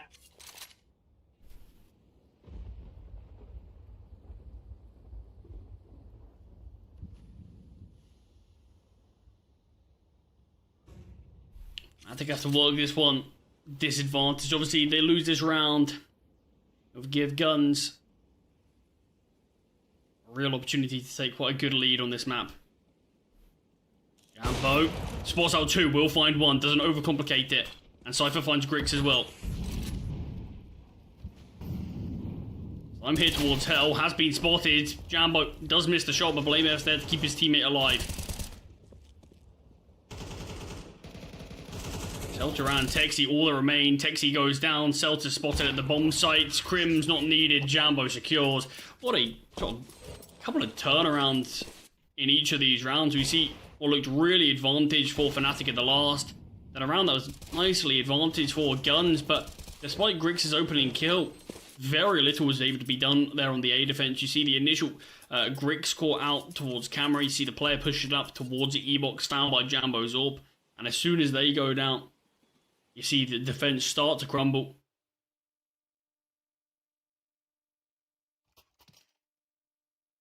And this is where Guns finally will actually have a pretty bad buy. They've been able to get M4s out the AWP on Grix. They still managed to actually get 2 M4s out, but there's not going to be much more to speak about than that. 2 M4s, an MP9 and 2 5.7s to try to stop Fnatic being the ones to take the lead. And this sort of ongoing force by war, eventually one of these two teams are going to lose it. Yeah, obviously. Whoever it favours could be really game-changing, couldn't it? The big issue is Fnatic, that they've already found 4 rounds, which is no issue whatsoever. They'll be happy with finding 4 because of how difficult and how disappointing Gun 5's T-side has been in the past. So, I think currently, Fnatic, they aren't going to be too worried. I mean, you certainly don't want to rely on past results, though. Need a bit more than this. Crim's in such a good position, it's all about timing. Has been spotted here by Celta. Just going to tuck himself down. Does have a smoke. Will drop that slightly deep, so needs to wait for this to bloom. Tries to push into it. He holds his smoke. Fraction of a second longer. He'll probably keep himself alive there. This is the AWP on Jambo. In an uncomfortable spot, hearing all these steps around him.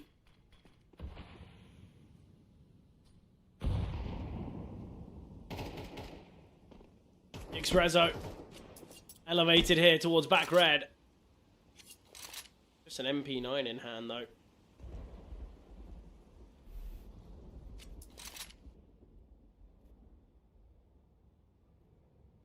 Really thought we were going to see Fnatic back away and look towards B, but Jambo has made his way down towards Pop. Rick's just backed away. This time it's perfect. Jambo finds the first. All on time and he's towards camera. The actual site can be taken. Obviously for Cypher, looking to progress here from E-box. There's minimal time though, and time factor could be a real issue, but Texi's been spotted. Cypher needs to deal with him, and Cypher does, and now Celta, 1 versus 3.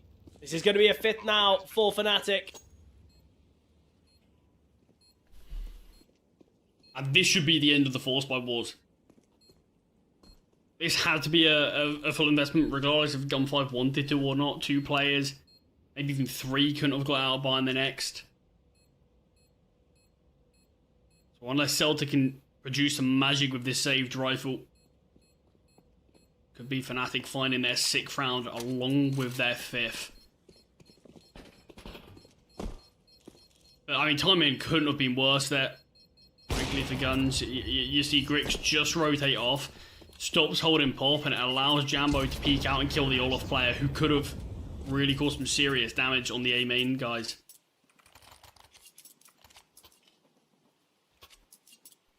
The 6 would be a fantastic half here for Fnatic. Well, definitely. I think for Fnatic already they've had a good half.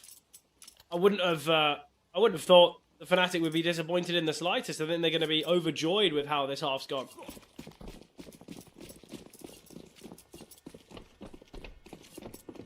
There's a couple of upgraded pistols. No armor behind them. Celta's getting aggressive here. Nades. Celta finds a double, actually, before the nades and the util take him down. So pretty decent stuff there from Celta. Obviously, it is just leaving these pistols across the map. Cypher out towards Pop. Spots out one, will find one. Time doesn't peek off of this. Gets the dink onto Cypher, but Cypher still finds his second. Grix towards Hell. We're having Texi retrieve this AK from Celta and make his way through Pop. Jambo could get caught off. He's kind of just shifting through the different angles, but Jambo spotted him, and now Texi. Texi can look to flank, but Cypher's low HP. He's going to take this fight. So at least it's the low HP player falling first, and BlameF can find, and they know perfect information of where Texi resides. BlameF still just holding. He's close, and obviously the shadow, the indicator of BlameF's position here.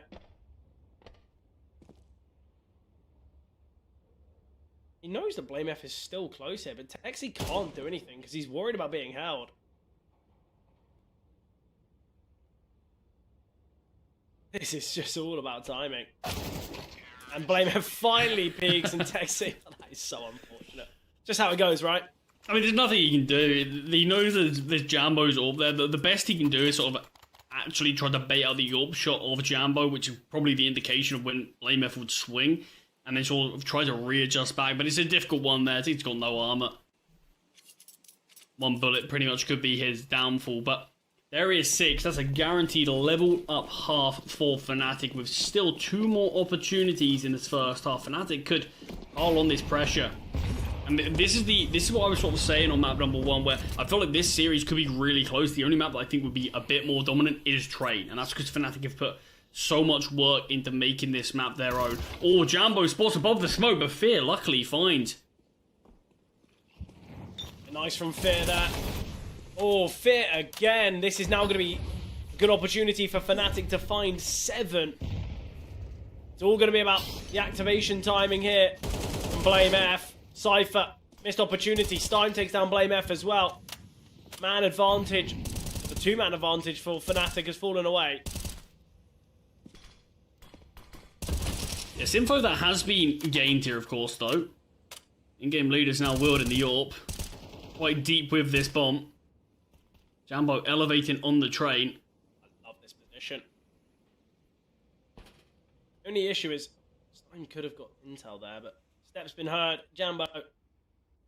Fear just needs to get on the bomb site and plant. That's the issue. Is Fnatic, they've kind of wasted. I don't want to say they've wasted a lot of time, but they kind of have. Smokes were down. I think that's when they should have planted. But Crims, he wants to get a kill, and he has done just that. So I'm just holding. Done 5. The question is, are they even going to go for this, or is the save the better call? Time. Keep pushing through now. What is his vibrant setting? The map looks red. Time has been taken down. Grix just going to be saving, so Fnatic will get 7. They win the half on the T side of the Train. Fnatic with a great opportunity here. Yeah, 2-0 feels more than likely now. Fnatic. Certainly not an easy opponent to draw up against here in the round of 16, but at the end of the day, I don't really think there are any easy opponents. And when you're playing against a really on-form Guns, it's only going to be a tough game, but it feels like they've stepped up to the occasion. Most map on Ancient, but they ball that over the line, and here on Train, very competitive start to this one with the constant back and forth forces, but it favours Fnatic as the loss bonus was so pitiful for both teams that eventually when Fnatic were able to double up, that's when Guns had nothing to play with. On around here of the half though.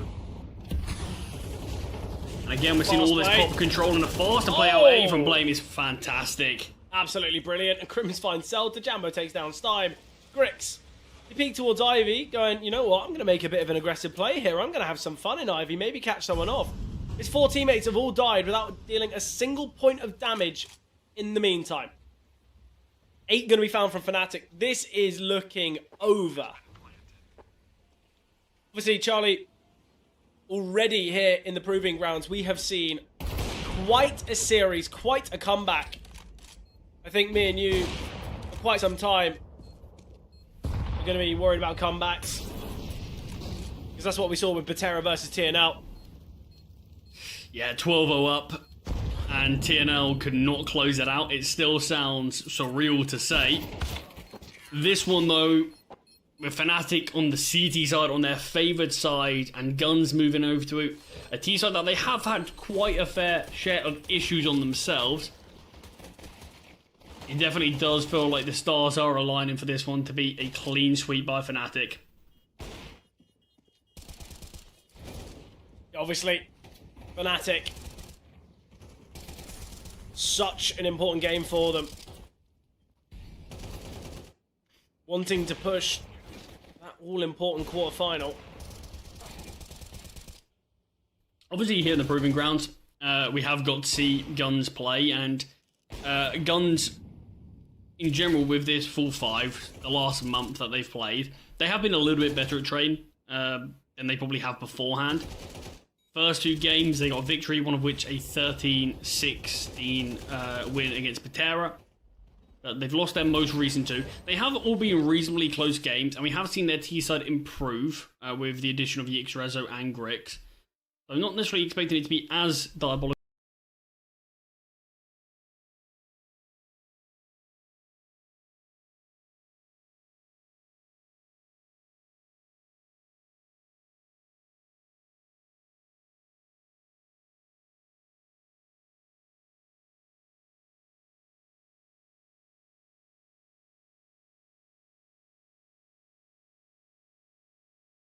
All future games here on Train and go, you know what?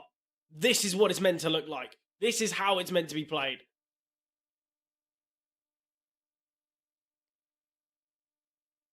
Question now is going to be, do Guns go 4 for 4 in pistols? Honestly, Charlie, I think even if they do, it's not going to change anything. Certainly does help Fnatic out quite a bit, though.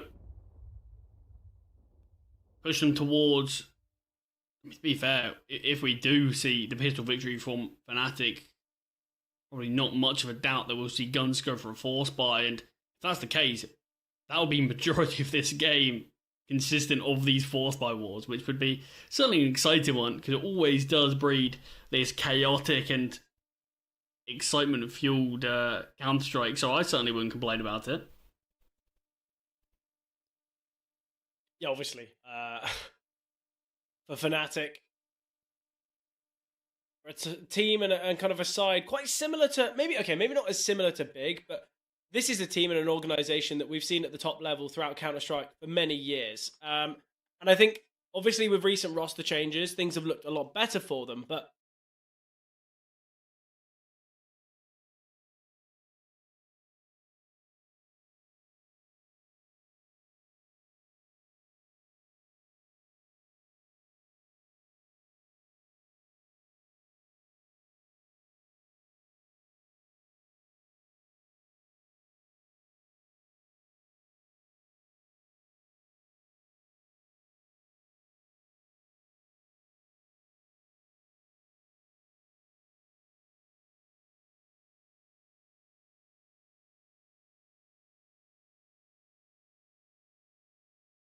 sort of brings you back on the bandwagon, but equally consistency has felt like that's been one of the biggest issues for them at times.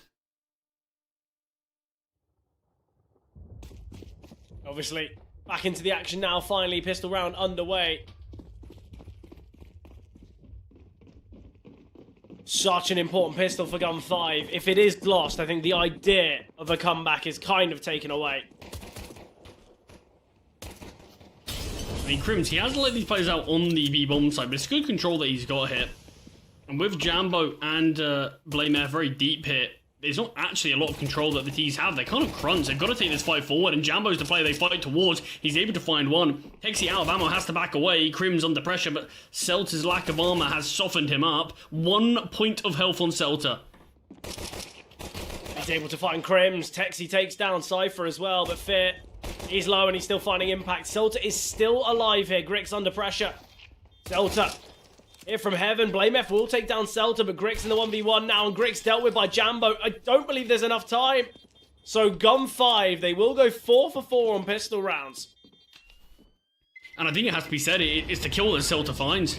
If Crims takes him down, you have guns with no deep control towards CT, they've not got no control towards the brown holes, and they're essentially waiting, when are we going to be crunched on, when are we going to get swarmed? And we did see it, that's why we saw a lot of kills found from Fnatic early, because it's an uncomfortable spot for the T's to be in, but Celta just being able to keep that control just delays Fnatic's retake, and that felt like the biggest difference maker there.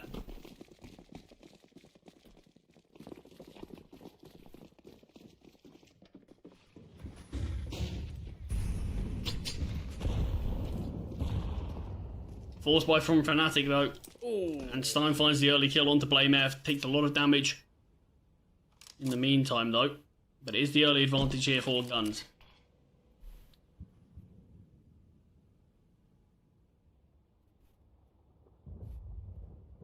I think the space has been taken here from Crims. Got Fear by his side as well.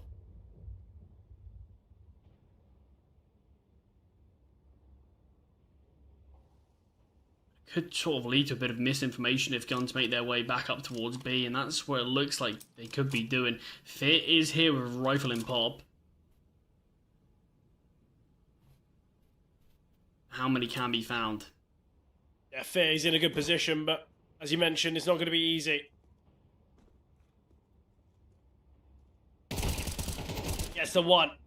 Jambo as well, finding Yix Rezo. He's just trying to take contact. The HE grenade down to 11 HP, but rotation's going to be seen. Cypher and Jambo going to be quick to rotate. Smoke landing. Time. Going to be peeking first. Great kill there from Texi. Cypher takes down Texi though. Stein looking to find him. Fear with the full-on reposition here. Cypher in the smoke though getting found. Yeah. Being held by Stein. Oh, okay. Well, it's just been given perfect information here. Time's reposition's crazy. We're going all the way through pop. Fear's probably got no choice but to save this now. Yeah, it's gonna happen.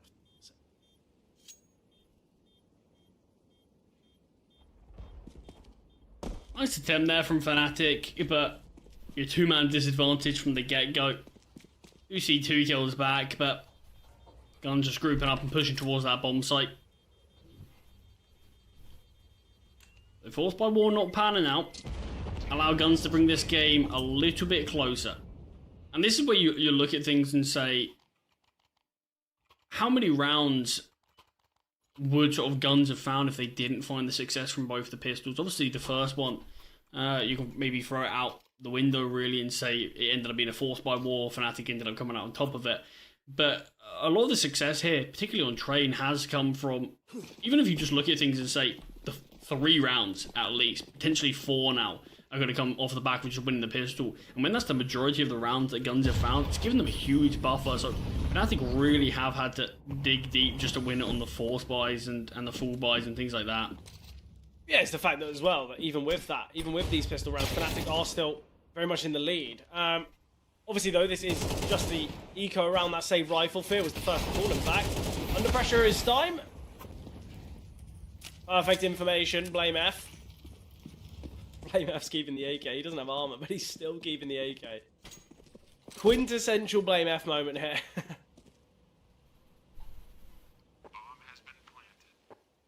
I was going to say, might look to save this AK while Crims goes searching, but I'm just holding in for any of the entry points. Yeah, I think both of them should look for at least one pick, or play in a position where you should be able to go at least 1 for 1. Obviously for Crims, if you can get a kill and retrieve a rifle, that would be huge. Not sure where Fear actually died. Must have been that aggression towards Zappa. Yeah, okay, it was in a molly and nade really combo. A retrievable weapon then.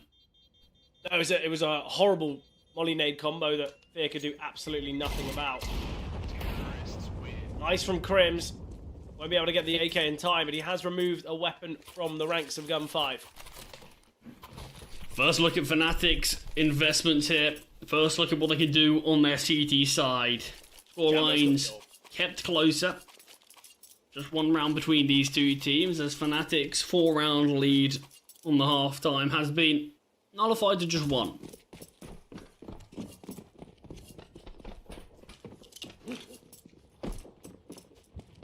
That's the thing, Griggs has had a very good game here. Even on Ancient, where they ended up losing. Had a lot of impact with the AWP. Jambo, of course, we know what he did at the end of Ancient. Has some big moments here as well. Oh, Jambo's final 2 rounds of Ancient were incredible. It was a 1v3, obviously, to get that all-important 12th, and then the 4K in the last. It's just insane.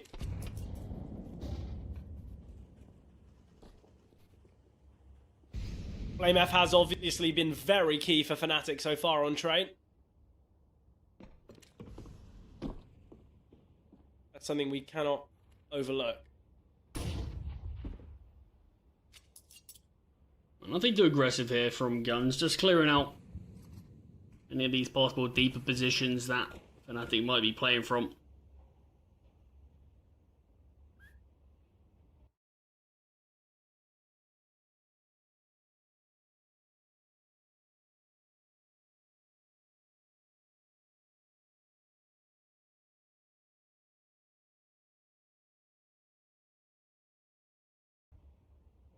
Now Bomb making its way through Brown Halls.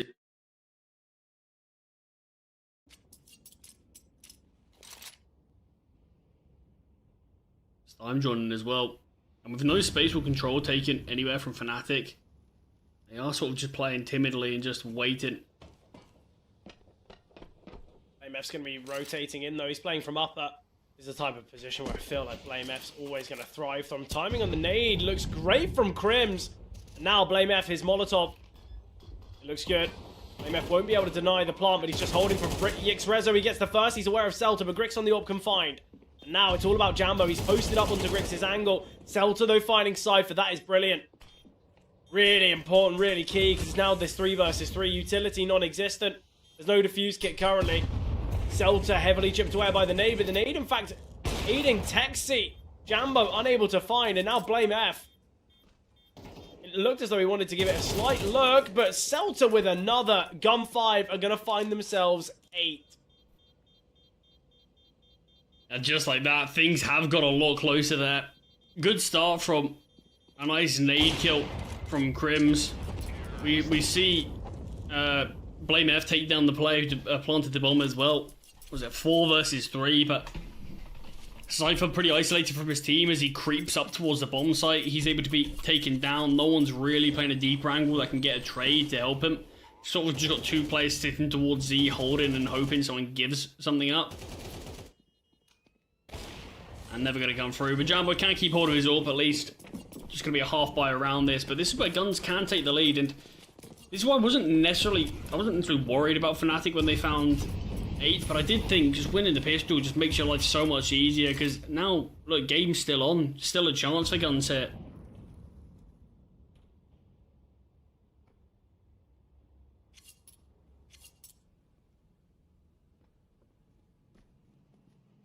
Fnatic is a heavy half buy as Jambo's got the AWP. BlameF, he's invested in a rifle. Like the flash as well. They've taken space towards A main. Great flashbang. Yixrezo. Oh, he wasn't checked, but Fear will find. That's a rifle that can be retrieved. Cypher could go hunting for that MP9, but he's not bothered about it. BlameF now going to be under pressure. Texi is a little bit alone, a little bit disjointed from his team, and they're now activating towards Ivy. BlameF finds Stein, no important kill back. BlameF again has got the HE grenade. Grix falling back. The bomb needs to be recovered. Weapon dropped across here. BlameF. Cypher. Important kill from Grix. The fact that Cypher didn't go back to retrieve that weapon denied any trade potential. If Cypher actually went back to get that M4, he would have been close enough to get the trade kill onto Grix. But it's a 2 versus 3 now. Minimal time. Grix has recovered the bomb. And it's going to be a play through A. Positioning here looks really good for Cypher. Might even go unchecked. Crims. Oh, great shot from Texi. Again, though, they have to cross paths with Cypher. Oh, missed shot. Grix taken down by Jambo, though. And Texi needs to recover the bomb and get it planted. And it can just be denied. Jambo can swing. USP in hand. Texi will get taken down. Jambo can find, and Fnatic, they deny Gun 5 taking the lead. Yeah, it gets a little bit worried there when we see Takes to get off the bomb, get his rifle out. You're worried, is there a world where Jambo goes down and we can see a 180, but no, not the case there. Is a bomb plant at least for Guns, but Fnatic do come out on top, and obviously that was just a half bite around Jambo's saved weapon, but blamef really key kills towards Ivy that he found. The initial aggression from Fnatic feels like a perfect play, perfect decision to make when you've got those 5-7s, when you've got the MP9s, get up in the face of your opponents, and that's what Fnatic are up to do, and it does pan out perfectly. Second tack pause here for Guns, as they need to deliberate exactly what's going on here, because look, you can see, even though they won the pistol, up against the Force, money's been chipped away at quite heavily. Grix is glass cannoning. I think it's how it's got to be done, though, for Grix. Do we really think Grix on a rifle's going to be the difference maker? Do we think an AK is what's needed? I think a glass cannon getting the opening kill, whether it's a peek from A main, whether he's peeking from upper, even an early pop peek, I feel like that can work out really nicely for the T's. But Grix, it's going to be a play through A main. Molly landing. Nades as well. Fortunately for Grix, it wasn't a deeper peek from A main, because that Utah would have taken him down there and then. Seeing Crims push up, but Celta's on the other side of this. Celta, he's come out on top over Crims on a fair few occasions, but Crims will be the player to find the opening kill for Fnatic in this one.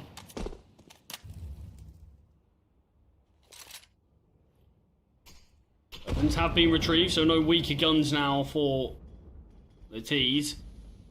It's obviously disadvantage. This could just be an explosion out towards B. It'd be well timed as Crims is alone. Taken down for nothing. And it's going to be a 4v4 post plant as Stein punches in the digits. Perfect timing for the call for Guns. Don't wait too long. Don't allow Fnatic to rotate another player in. Oh, Texi. Contact taken. Cypher spotted him now. Positioning of EX Rezo, going to go for the swing, but he doesn't get the kill. Cypher quick enough. Stein, Texi combined, but blamef finding Texi. Stein still on the back of the bomb site. Grix alongside a missed shot from Grix. The lack of armor really costly, and they know exactly where Stein resides. Still here on the back of the bomb site. Maybe they think for a slight second he's maneuvered, and he's able to isolate these fights. blamef elevated, and blamef can find the kill. He retrieves the kit, and I believe there's enough time here. Fnatic will get double digits now on the CT side. They are 3 rounds away from closing out the series. Yeah, it gets pretty tense as well. And don't forget, that was the full investment from Guns. Even with the bomb plant, it's not going to allow a buyout here. Unless they really do want to go for a force buy, which, with the money they've got, it feels like you're essentially offering the map and series up to Fnatic if you make a play like that. So, it will just be an eco. But it does suddenly get tense again. I'm surprised Fnatic opt to rotate Blame away from the B bomb site. You've got the man advantage from Crims, who just found one towards upper, and you leave him all by his lonesome there. And it almost leaves that round falling apart. But fair, nice double. Yeah. Gonna be a play down B, but it is just these Glocks. Crims finds a double. Obviously, the Bomb's issue not even is... here. Yeah, the bombs. I think the bomb was towards... It was dropped out all off. No, it was dropped in A main. What was the point? Well, Grims did get taken down. Fnatic now 2 away from closing out the series. Yeah, quarterfinal spot. Waiting. One of these two teams. You've already spoken about it. So the winner of this plays against Namiga, and Namiga had a really close series against Monty. I'll be honest, I think the winner of this is going to be equally as close a quarterfinal there. That's going to be super exciting. But it does feel like Fnatic are not far off securing their spot there.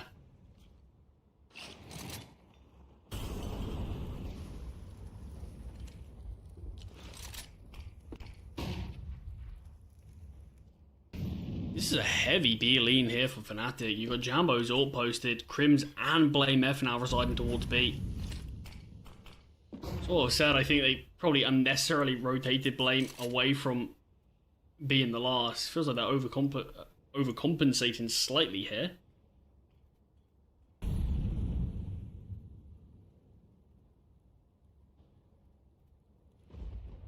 Still though, got about a minute of play.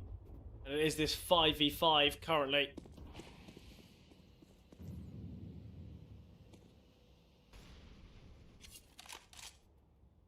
Still, Fnatic are sticking with this 3-man B setup.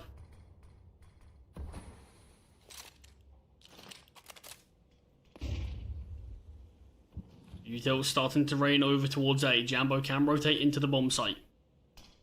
A lot of weight on Cypher's shoulders as he's working as this first point of contact. Snapping away from Cypher.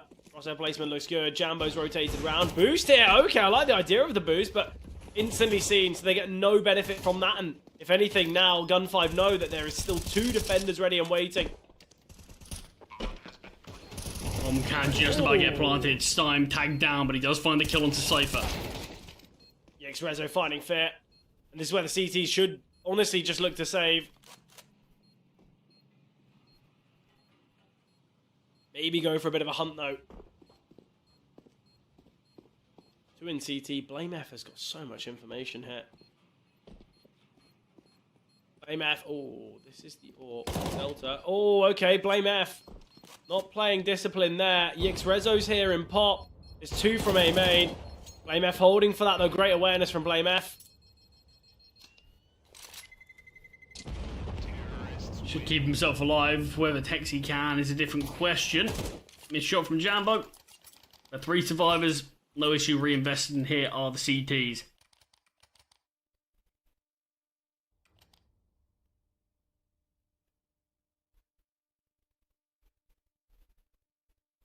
So again, it feels like it's going to be a close finish, just like Ancient was.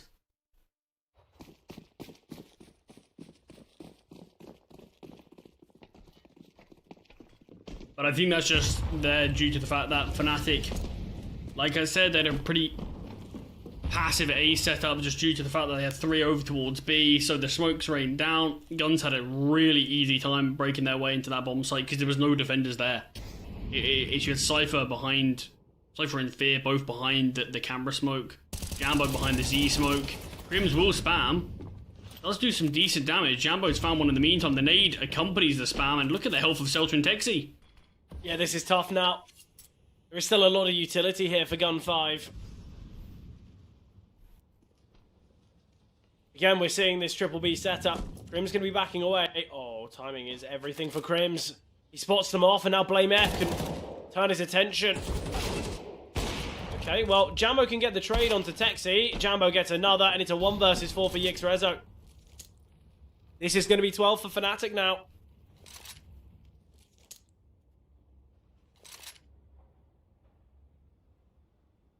Yeah, I'm not quite certain what Guns' economy is looking like. I think they do have a little bit of cash. Quick find from Jambo there. Nice awareness from Rezo, but he's just not quite able to connect onto the AWP in time.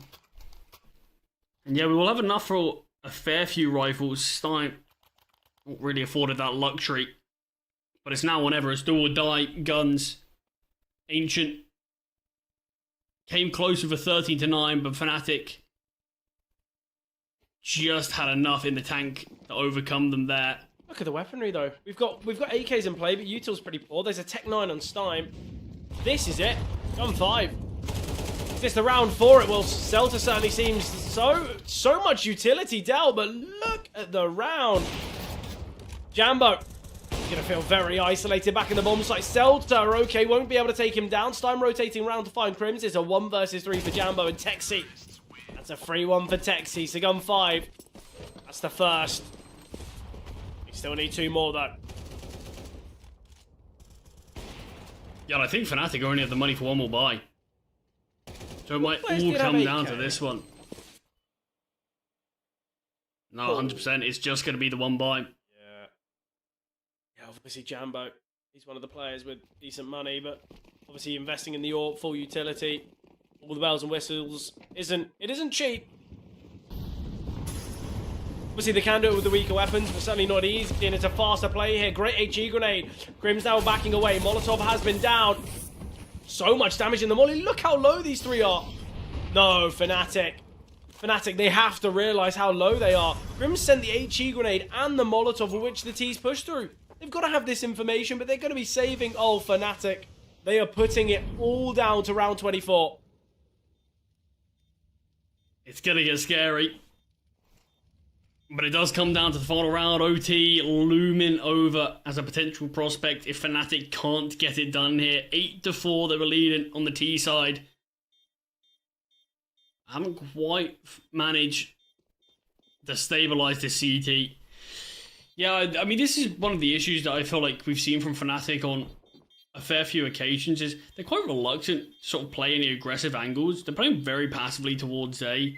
And if we did have someone towards D-box, they hear all those steps. We have brilliance rotate in time. He throws another nade. You probably see those 3 players go down to util. But it's just, we don't have that early information from Fnatic, and it's Crim's getting it all alone.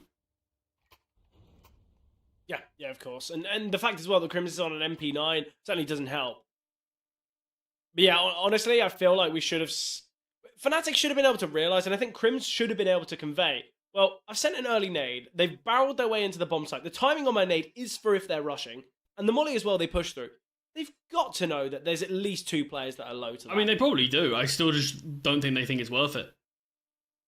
Yeah, true. As low as they are, we're still disadvantaged. It's clear they feel very confident then in their CT side. I mean, you certainly would hope so. CT side of train, but not quite been as prominent as it has in the past. I think we looked at Guns' 4 rounds on their CT side and thought, yeah, that's certainly not going to be enough. But Fnatic so far only been at the post 4, and with the prospect of 5 potentially dwindling, it's all up to round number 24. We've got an even better weapon for Crims. Space being taken. brilliance will find the first. Fearfully blinded. Cypher can't double up. 3v3 until Jambo strikes towards B. Still so much utility here. Molly on the back of the bomb site for brilliance. He's just going to drop the smoke within though. What 2 HE grenades? Oh, brilliance gets one more. It's Seltzer in a 1 versus 3. Missed shot from Jambo. He's aware of 2 players positioning, and what a read. Seltzer, he knows that Crims, he's the B player. He's most likely going to be here towards Pop. But timing, and oh, that is devastating. brilliance goes for a wide peek, takes contact. Crims swings and finds. That is 13-11 now for Fnatic. They are victorious here. They take the series, they move to the quarterfinals, and for Gun 5, a devastating finish there, because obviously Ancient was close, but it wasn't enough. Yet Train even closer. But when it mattered most, Fnatic stepped up. Brilliant game from Fnatic. They are victorious. Our final round of 16 victor, facing off against Namiga. But what a game, what a day, and what a kind of playoffs that we are shaping up for.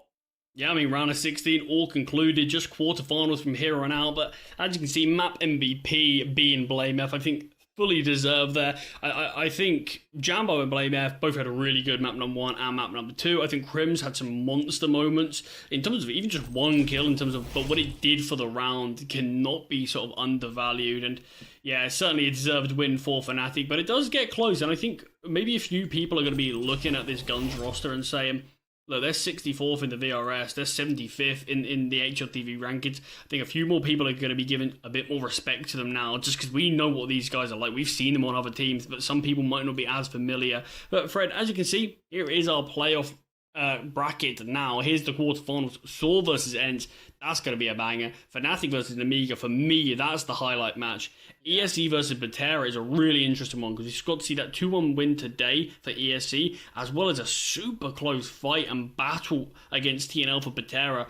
And then with Partizan versus Foot, Partizan, Fred, they caused probably one of the biggest upsets here in the Swiss stage, alongside that TNL Batera game, where obviously 12-0 up for TNL, don't remind them. And then the Foot versus Spirit Academy. I mean, all of these are bangers. I can't see a single one where I'm saying, oh, this team's favoured here. These all feel super close. They're all super close as well, because I feel like the teams that all should have gone through on the left-hand side of the bracket did. You've got your invited teams, you've got your Saw, you've got your Ences, obviously Fnatic and Namiga.